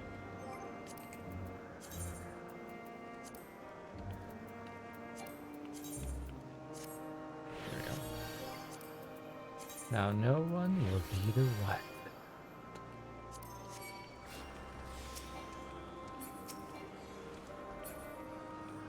Good night, Murph. Thanks for hanging out.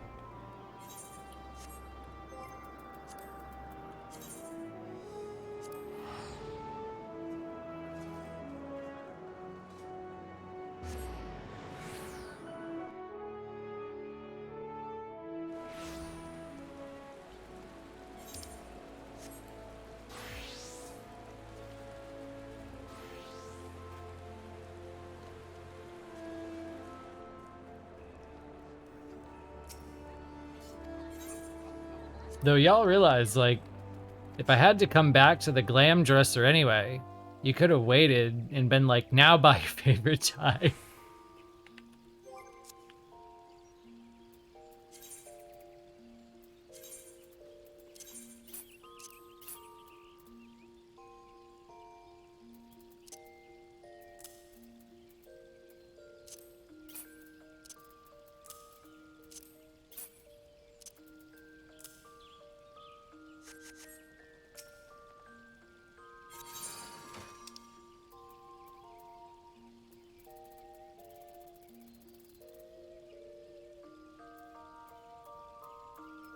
Why must I have so many things in my inventory?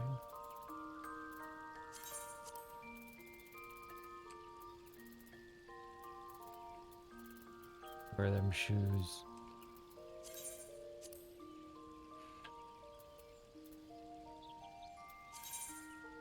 Thank you, Aqua.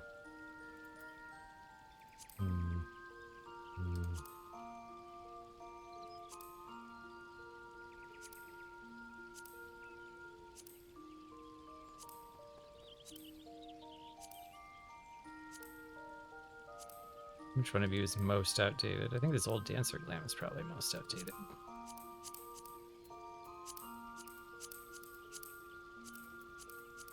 Soapist, soapist, soapist.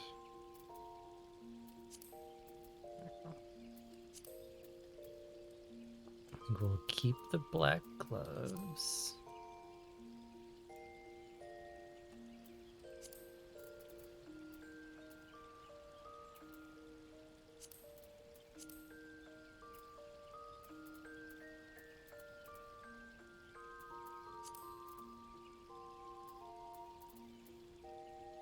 We'll keep the white ravens. And I usually have a rule that if Moose isn't wearing his scholar hat, he has to wear some form of glasses. He has bad eyes.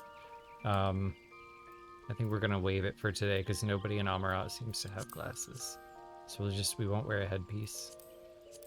And yeah, we will temporarily go earringless too. We'll be normal. Be totally normal. We'll fit in. Okay. For one day. We'll fit in for one day. This one? Yeah. Good enough, let's go.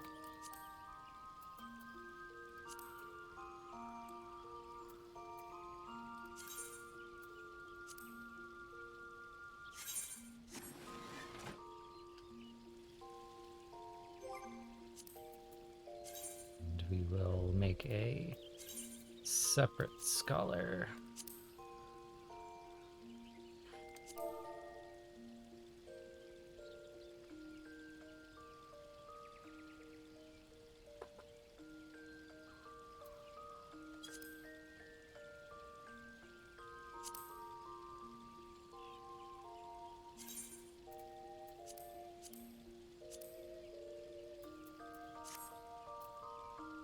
There we go.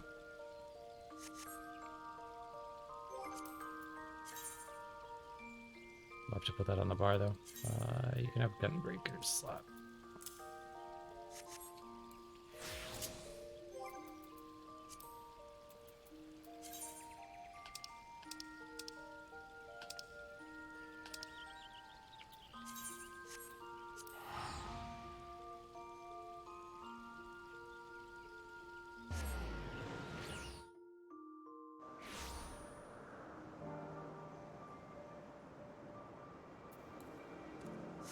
Okay, back to business.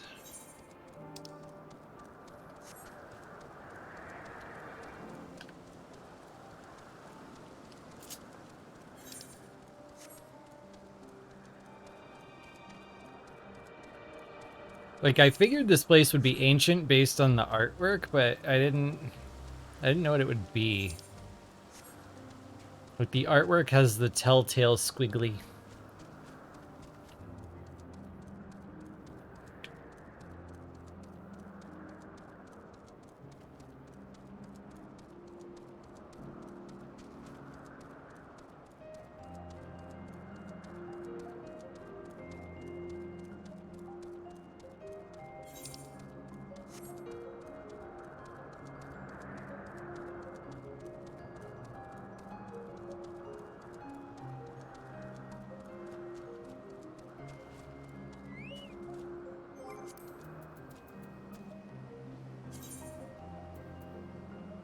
It's something suitably weird for this place.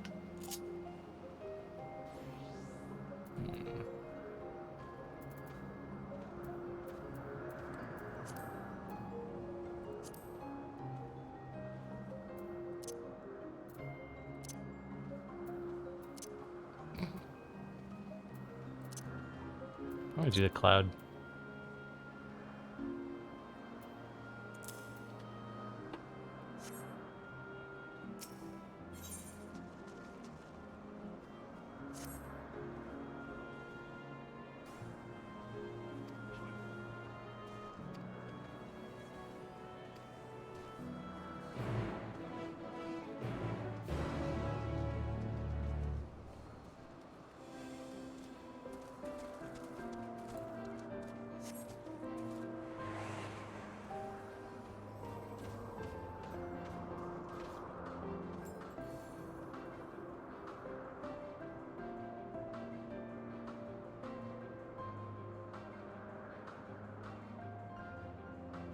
Are we gonna have to create like a new section of the Rhyndell Codex for things that have been reclassified as created by ancients?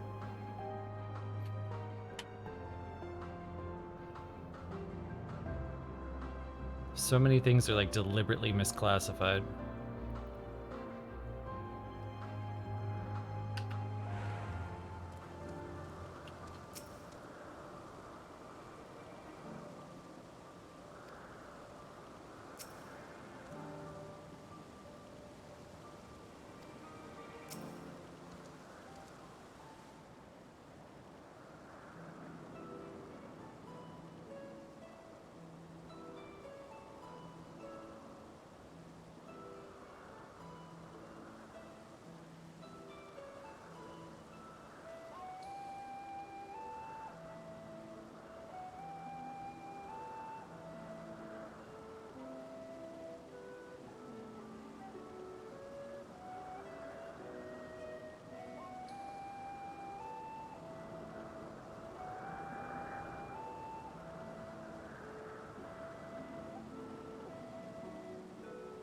I like this track because it reminds me of the peaceful Zelda zones because of the ocarina sound.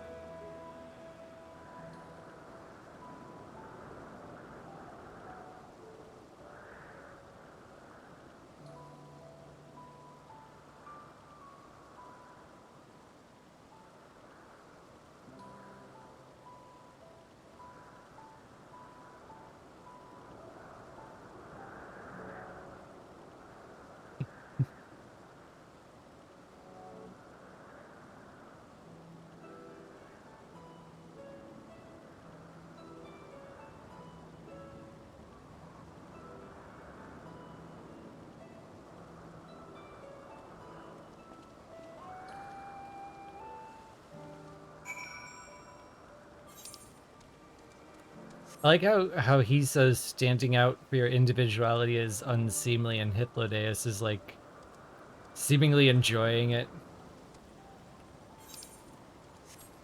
And Selk is practically looking at him like, wow, you skank. Strutting around with your face out all happy about it.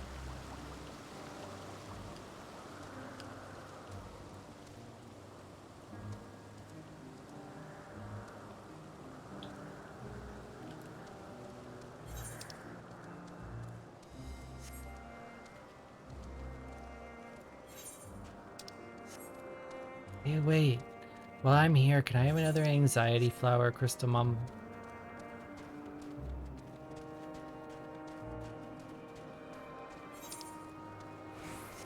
This place is cool. Oh, you made these too. Well, I figured you made those.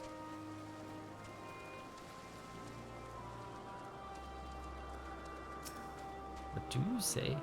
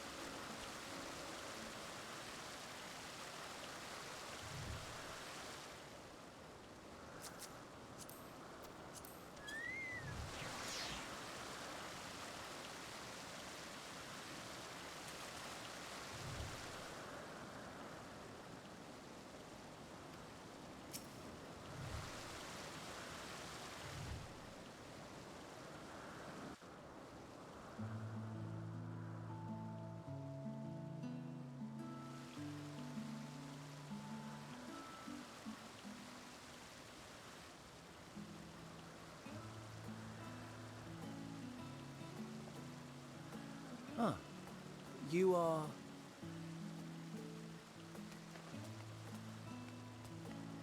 Oh. Different. You're different too. You and me. We're alike. Friends. I want to be...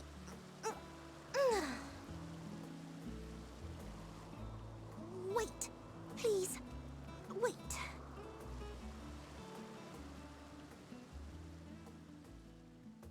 Greetings and salutations. Can you hear me? Do not be alarmed. I mean you no harm. I wish only to hear your words, share your feelings, and know your thoughts. I just met you. May we please be friends? And just friends for now. May we please Very forward. be friends?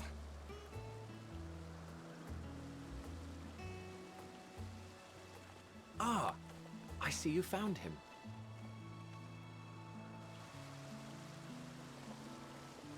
It's Ladeus. It's been a while. Too long, I think.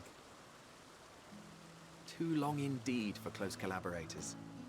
On this blessed occasion, I bring not only myself, but others who long to speak with you.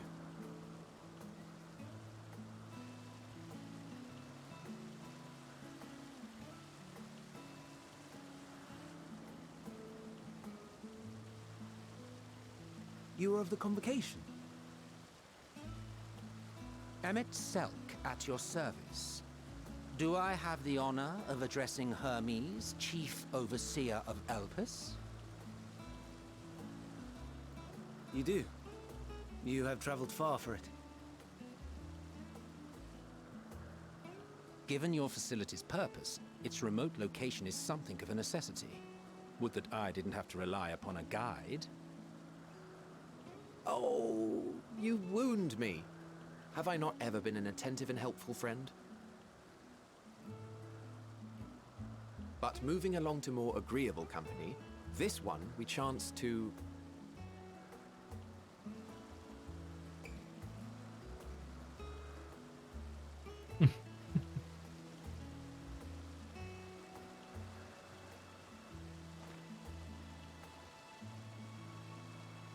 Well, you certainly have her attention.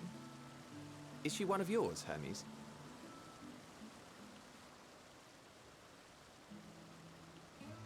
Her name is Meteon. It means shooting star.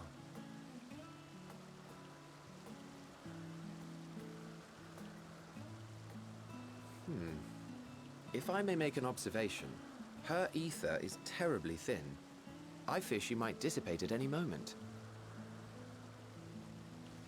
Nor do I believe you've made a submission to the Bureau. I would remember such a concept if you had.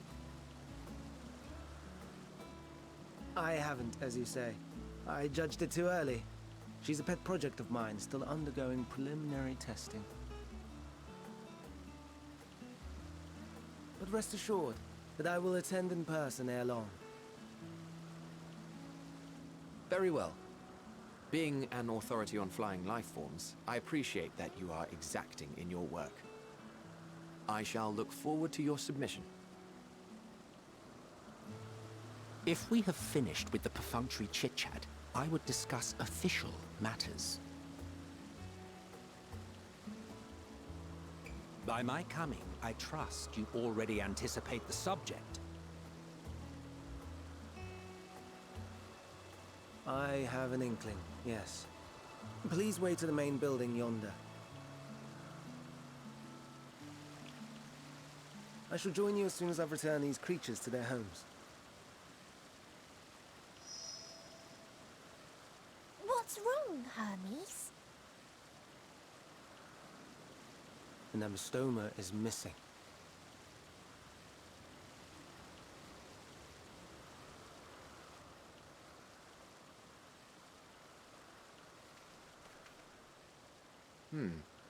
I may have found it. A creature with the self-same ether as those there, nestled in the boughs of a tree outside the grounds.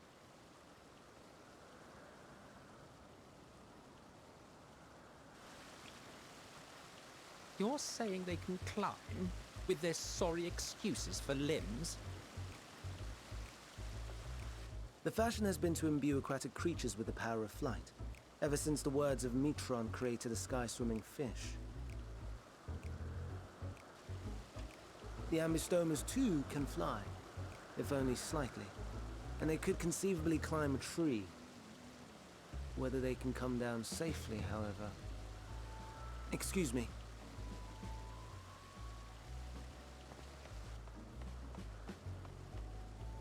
I'll help, too!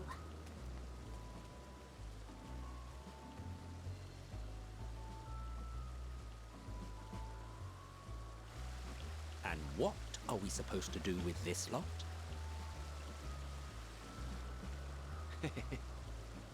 May I suggest we split up? If you would be so good as to assist Hermes, Emmett Selk and I shall keep an eye on these adorable creations in the meantime.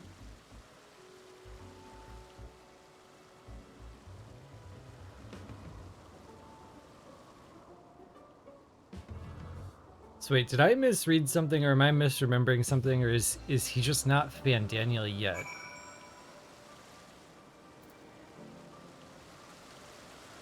Let's look at this place a little closer. Not yet, okay.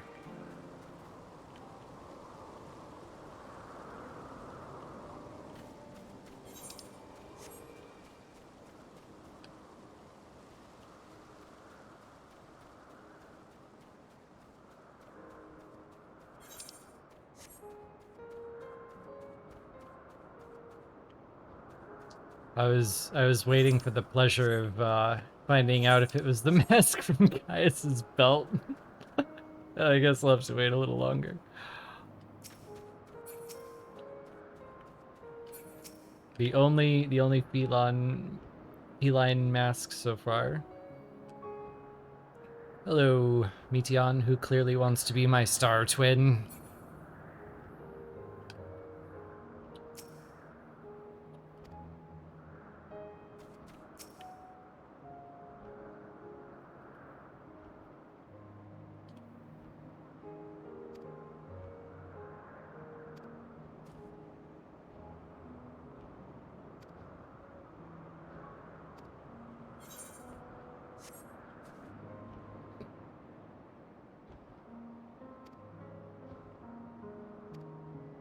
I saw him.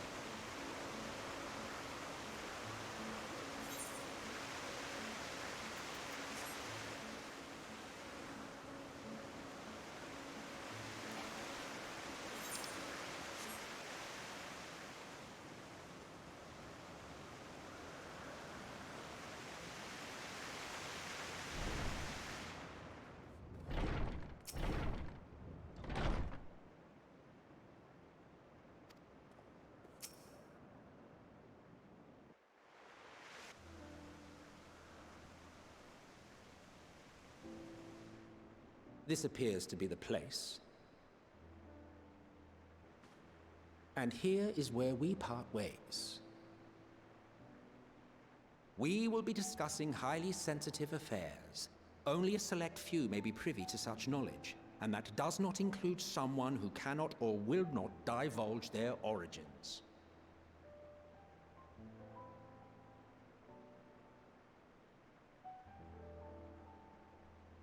What? Will I have to remove you by force?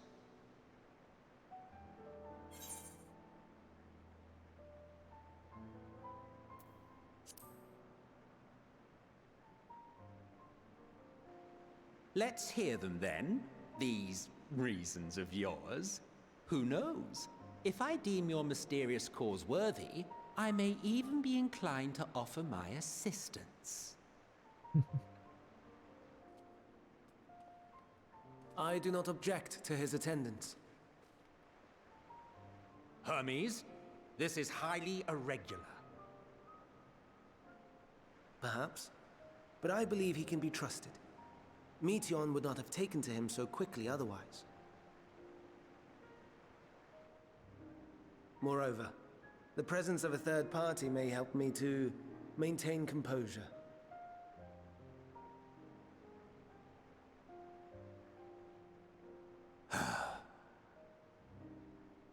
As you wish, then.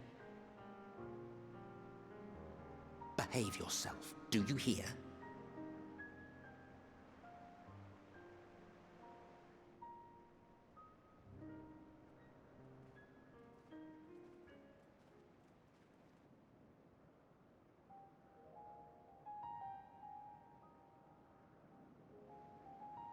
So, it's finally happened, then. Aye. Van Daniels declared his intention to step down, and named you as his preferred successor.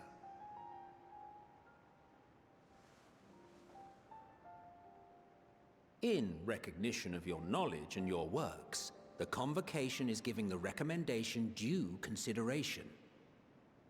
As one who does not know you personally, I am to use my impartial eye to take your measure. And above all else, to ascertain your disposition towards the invitation.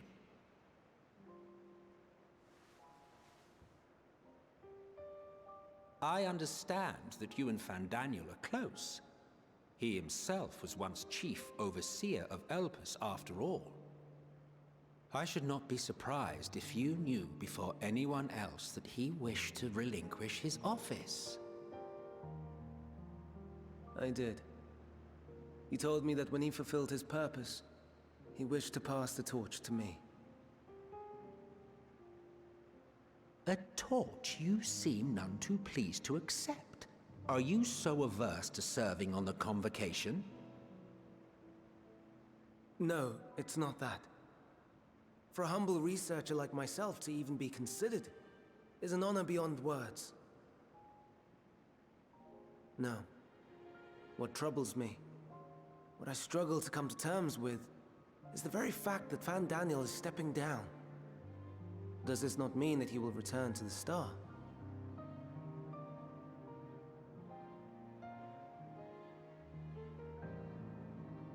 Of his own volition, yes, like so many others have before him. Return to the Star? Does that mean die? Well now, that's not a word I hear often. Is that what you say here in Elpis? Mankind is the life of Atheris. Each of us, a drop of blood flowing through its veins, bearing sustenance. In our finite time upon it, 'tis our duty to make it a better place, that all who call it home, now and in future, may abide in happiness. To that end, we have dedicated ourselves to the pursuit of enlightened creation. And by our efforts did we transform this once untamed wilderness into the peaceful paradise you enjoy today. To return to the star whence we came is a privilege afforded to we who have so loved and nurtured it. A choice embraced by those who have lived their lives to the fullest, in service to our world. And when they depart upon this journey, it is beautiful, always. The 14 are no exception. 'Tis believed no occasion is more felicitous than the fulfillment of one's duty. Our office becomes our lives, and to retire is to return, or so the majority of us hold. Some few have elected to eschew custom.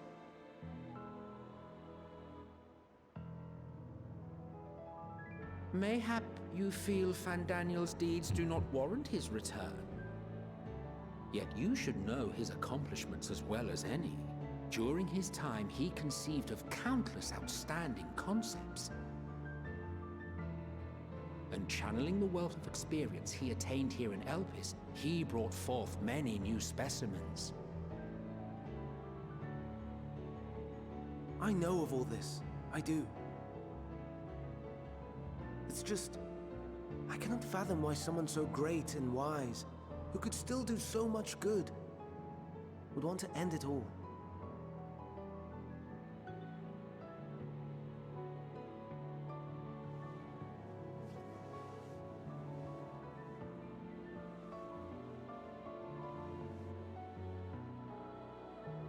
Oh no, I've made her upset. Forgive me. I know I requested your presence.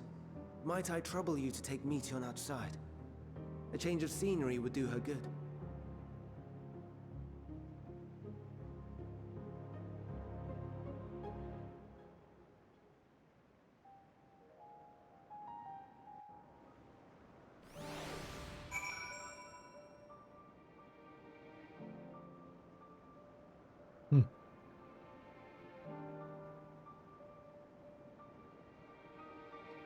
I think the first thing that comes to mind is Emmett Selk seemed to be throwing some subtweet shade about issuing custom, so I wouldn't be surprised if that comes up again.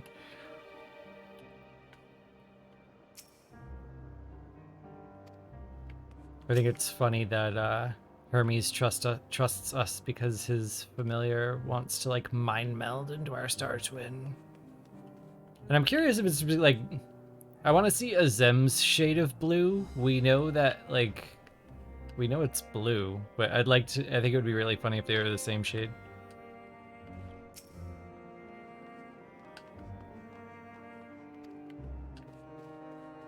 Forgot what you said already.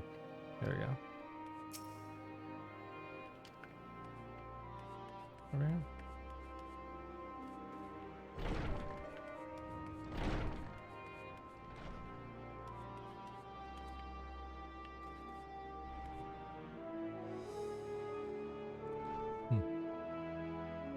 I want the big book.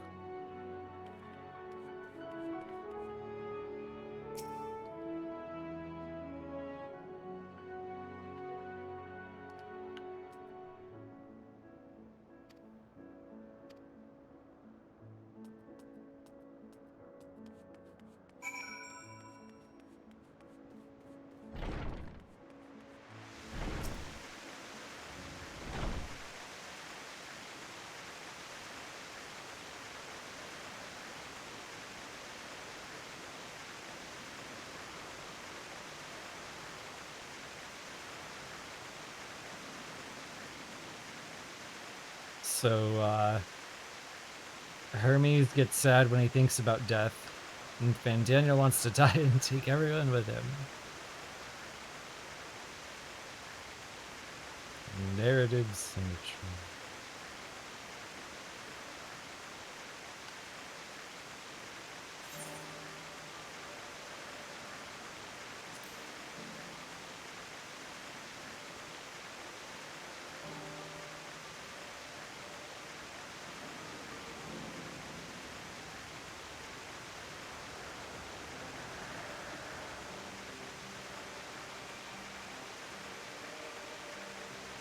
If we want to go back like as far as we can to the shade of blue, I think the farthest the easiest reaches we could do is the alchemist quests, because they tell you the color of your soul long before you learn anything about a Zem. So you just have to assume, like, if that was accurate, then we knew before, like, we knew a Zem soul color before we knew anything else, because we knew that ours was blue. Also, it's just like my theory is that it's the same reason that we found the water crystal first. That in Final Fantasy, the good things are blue. Like, it's just we're on brand. That's what we are.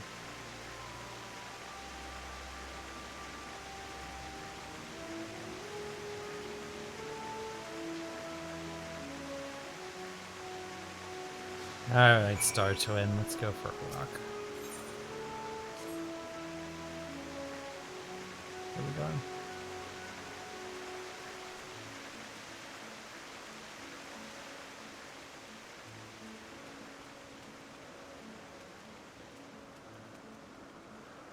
Ishikawa's down to necklace too. God, she's been planning this for a while then. Planned all along.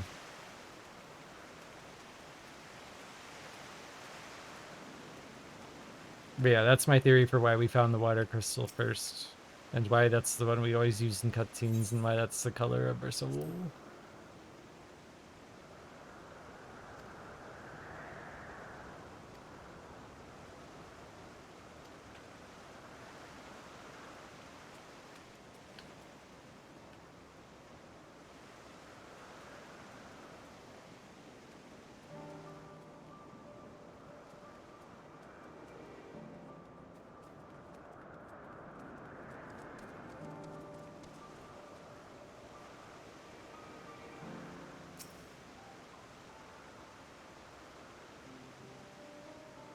Like, I definitely gotta give Ishikawa-san props on having the bravery to take the story in unexpected and bold directions, especially when the original version of it did not have a lot of this, I'm just gonna call it, like, anime-affiliated trope stuff. So yeah, like I said before, in a way I kind of mourn the loss of the game that I thought I was playing, but she has still done a fantastic job with it. It's just like a different game.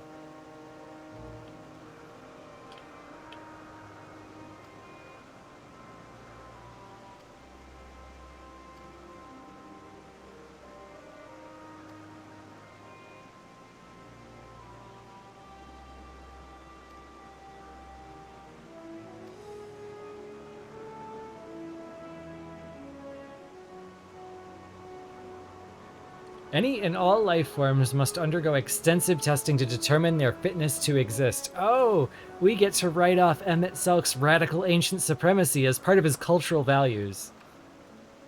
Clever.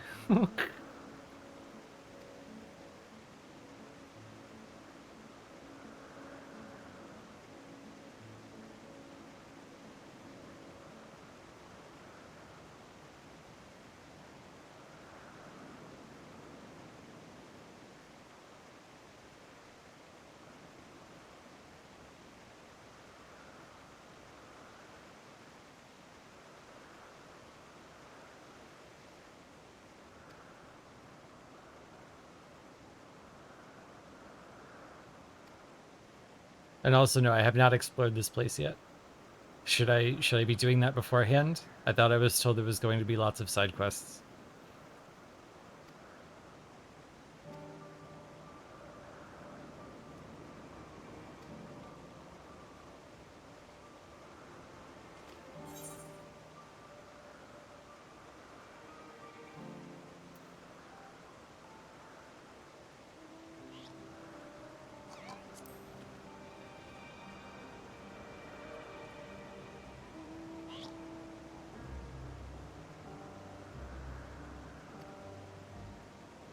Yeah, exactly, ZK. That was like part of the anxiety I had, was that I really like narrative symmetry when we get kind of the end looking like the beginning, but there's no way to do that here. I mean, we can I think we can get close. I mean, Ishikawa is a great writer, so I think we can really do it justice. But at the same time, yeah, if you showed me this during 1.0, it would have been Whiplash.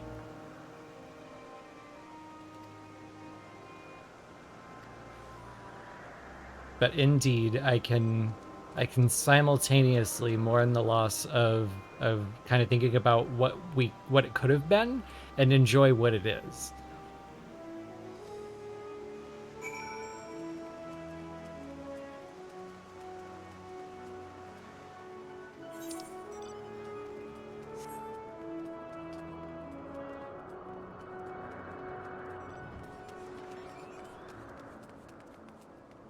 The oldest profession, junkmonger.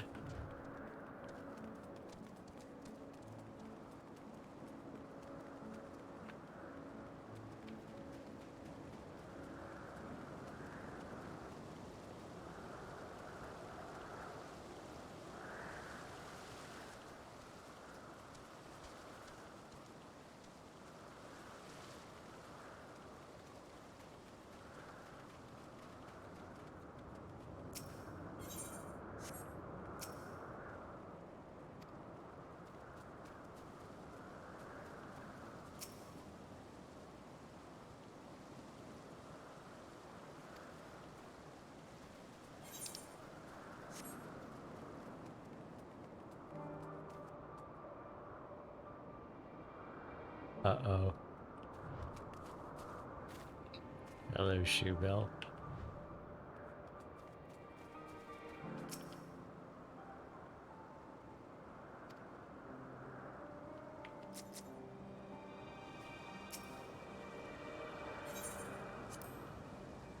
They invented Spriggans?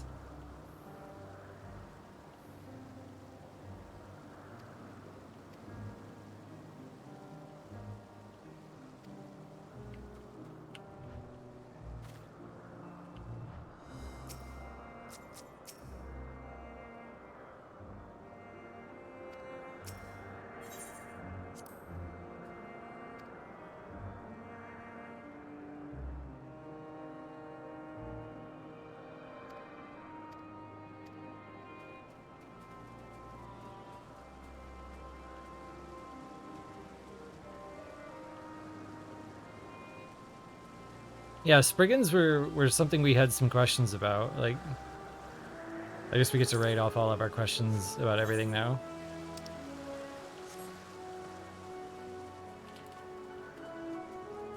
Alright, Shoebell. What are you doing here? How long have you been observing me? Making sure time plays out how it should? And before it's just like a regular bird.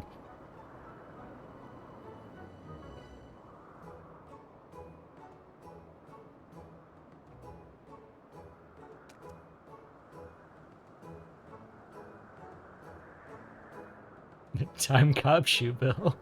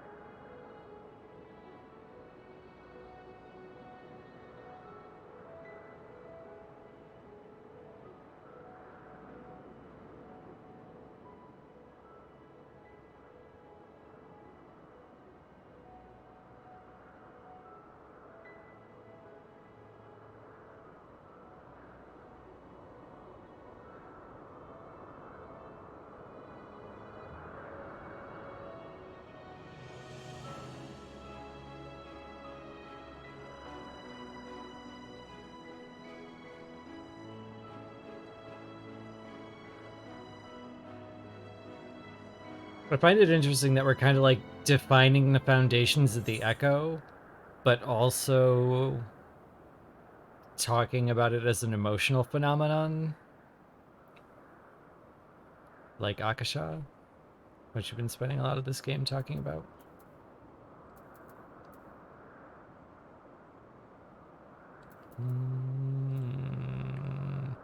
Do I do?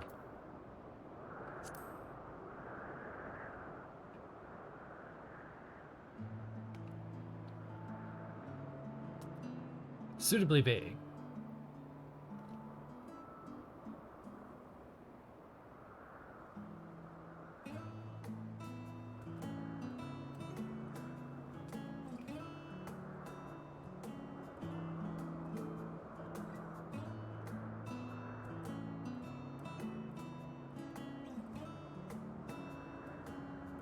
Moose is a fisherman.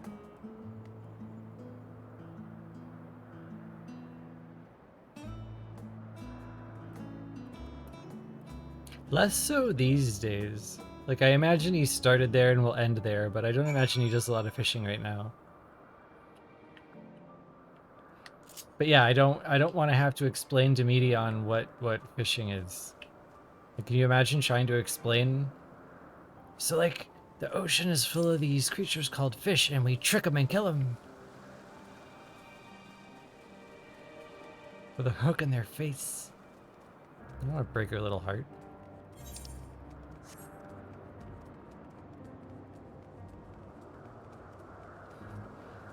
Yeah, otherwise I just sharpen a stick and shove it right through him.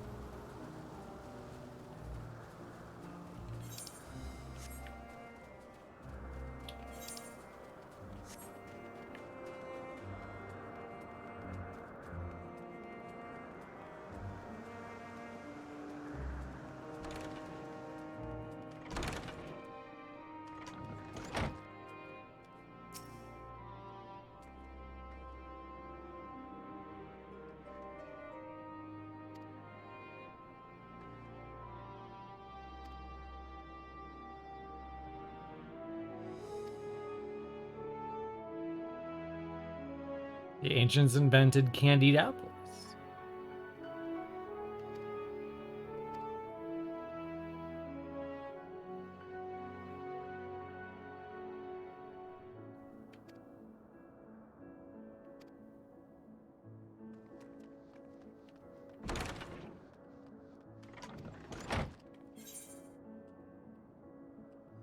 Oh, don't be sad, Star Twin.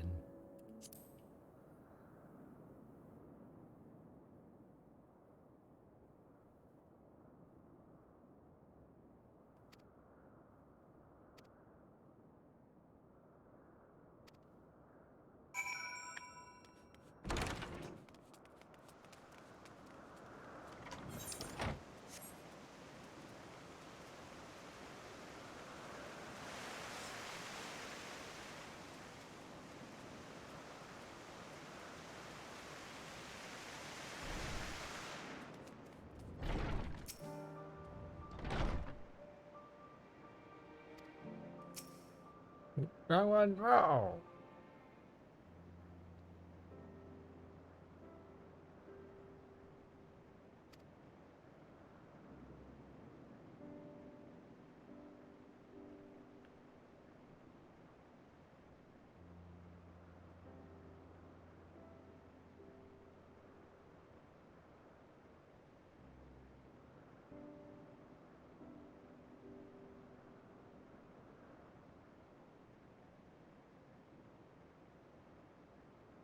Night, Hershey.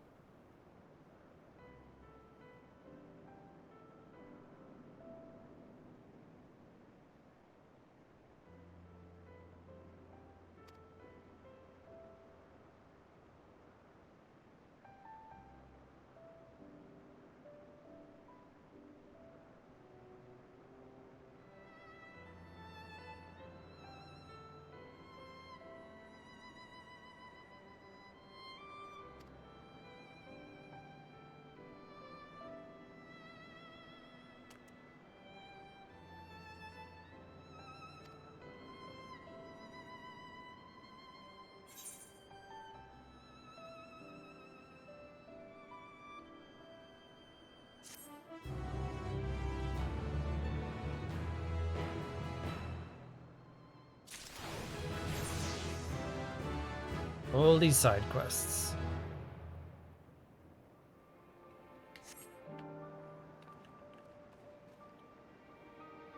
Okay, so we're approaching like 5 hours on this video and 2:30 a.m. Eastern.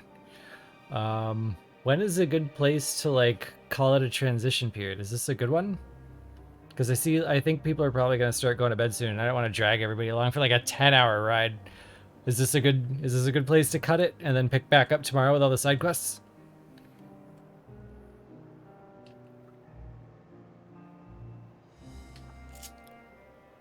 Wow, like unanimous from chat. Okay, cool. So that's what we'll do. This was a big one, I think. I have a lot of questions and I'm speculating more than I should. So yeah, let's just take a break, soak it in, and we'll pick back up, and hopefully people won't be too mad at me for doing lots and lots of side quests tomorrow. Do I stream every day? When's the next one? Okay, I do not plan on streaming every day forever, but I do plan on just binging the Endwalker main scenario all this week. And we're recording live reactions not because I stream. This is my first time streaming ever.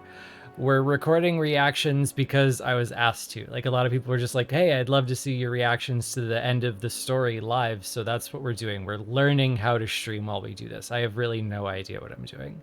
So this is just a very convenient way to move it from Twitch to YouTube and be able to preserve that. You thank those people? Oh, thank you. So yeah, we're just really recording for posterity, and the streaming is for fun right now. So I have no idea really what I'm doing or how it works, or if I'll keep doing it, or how often I'll keep doing it, or I don't know. We'll make it as fun as possible. Whatever people like find fun about it and want to do, that's probably what I'll keep doing. I've always been a very like, let's just do whatever enables us to throw up a campfire, talk about fun stuff, and just enjoy each other's company and the ability to play this game that we all love and increase the net happiness and joy of what we're doing. So yeah, whatever, one day at a time. So tomorrow, probably anywhere between 8 and 9:30 EST is usually where I start streaming, just because there are a lot of people kind of coming home at that time but not feeling rushed at that time. So yeah, probably anywhere tomorrow, 8 to 9:30 p.m. EST. Thank you all so much for the company. Like I just said, all we're really doing is recording it for posterity, and to have company is an unexpected surprise every single day. So thank you very much for spending this time with me. It has been a wild, wild ride, and I will see you tomorrow. Have a great night, everybody.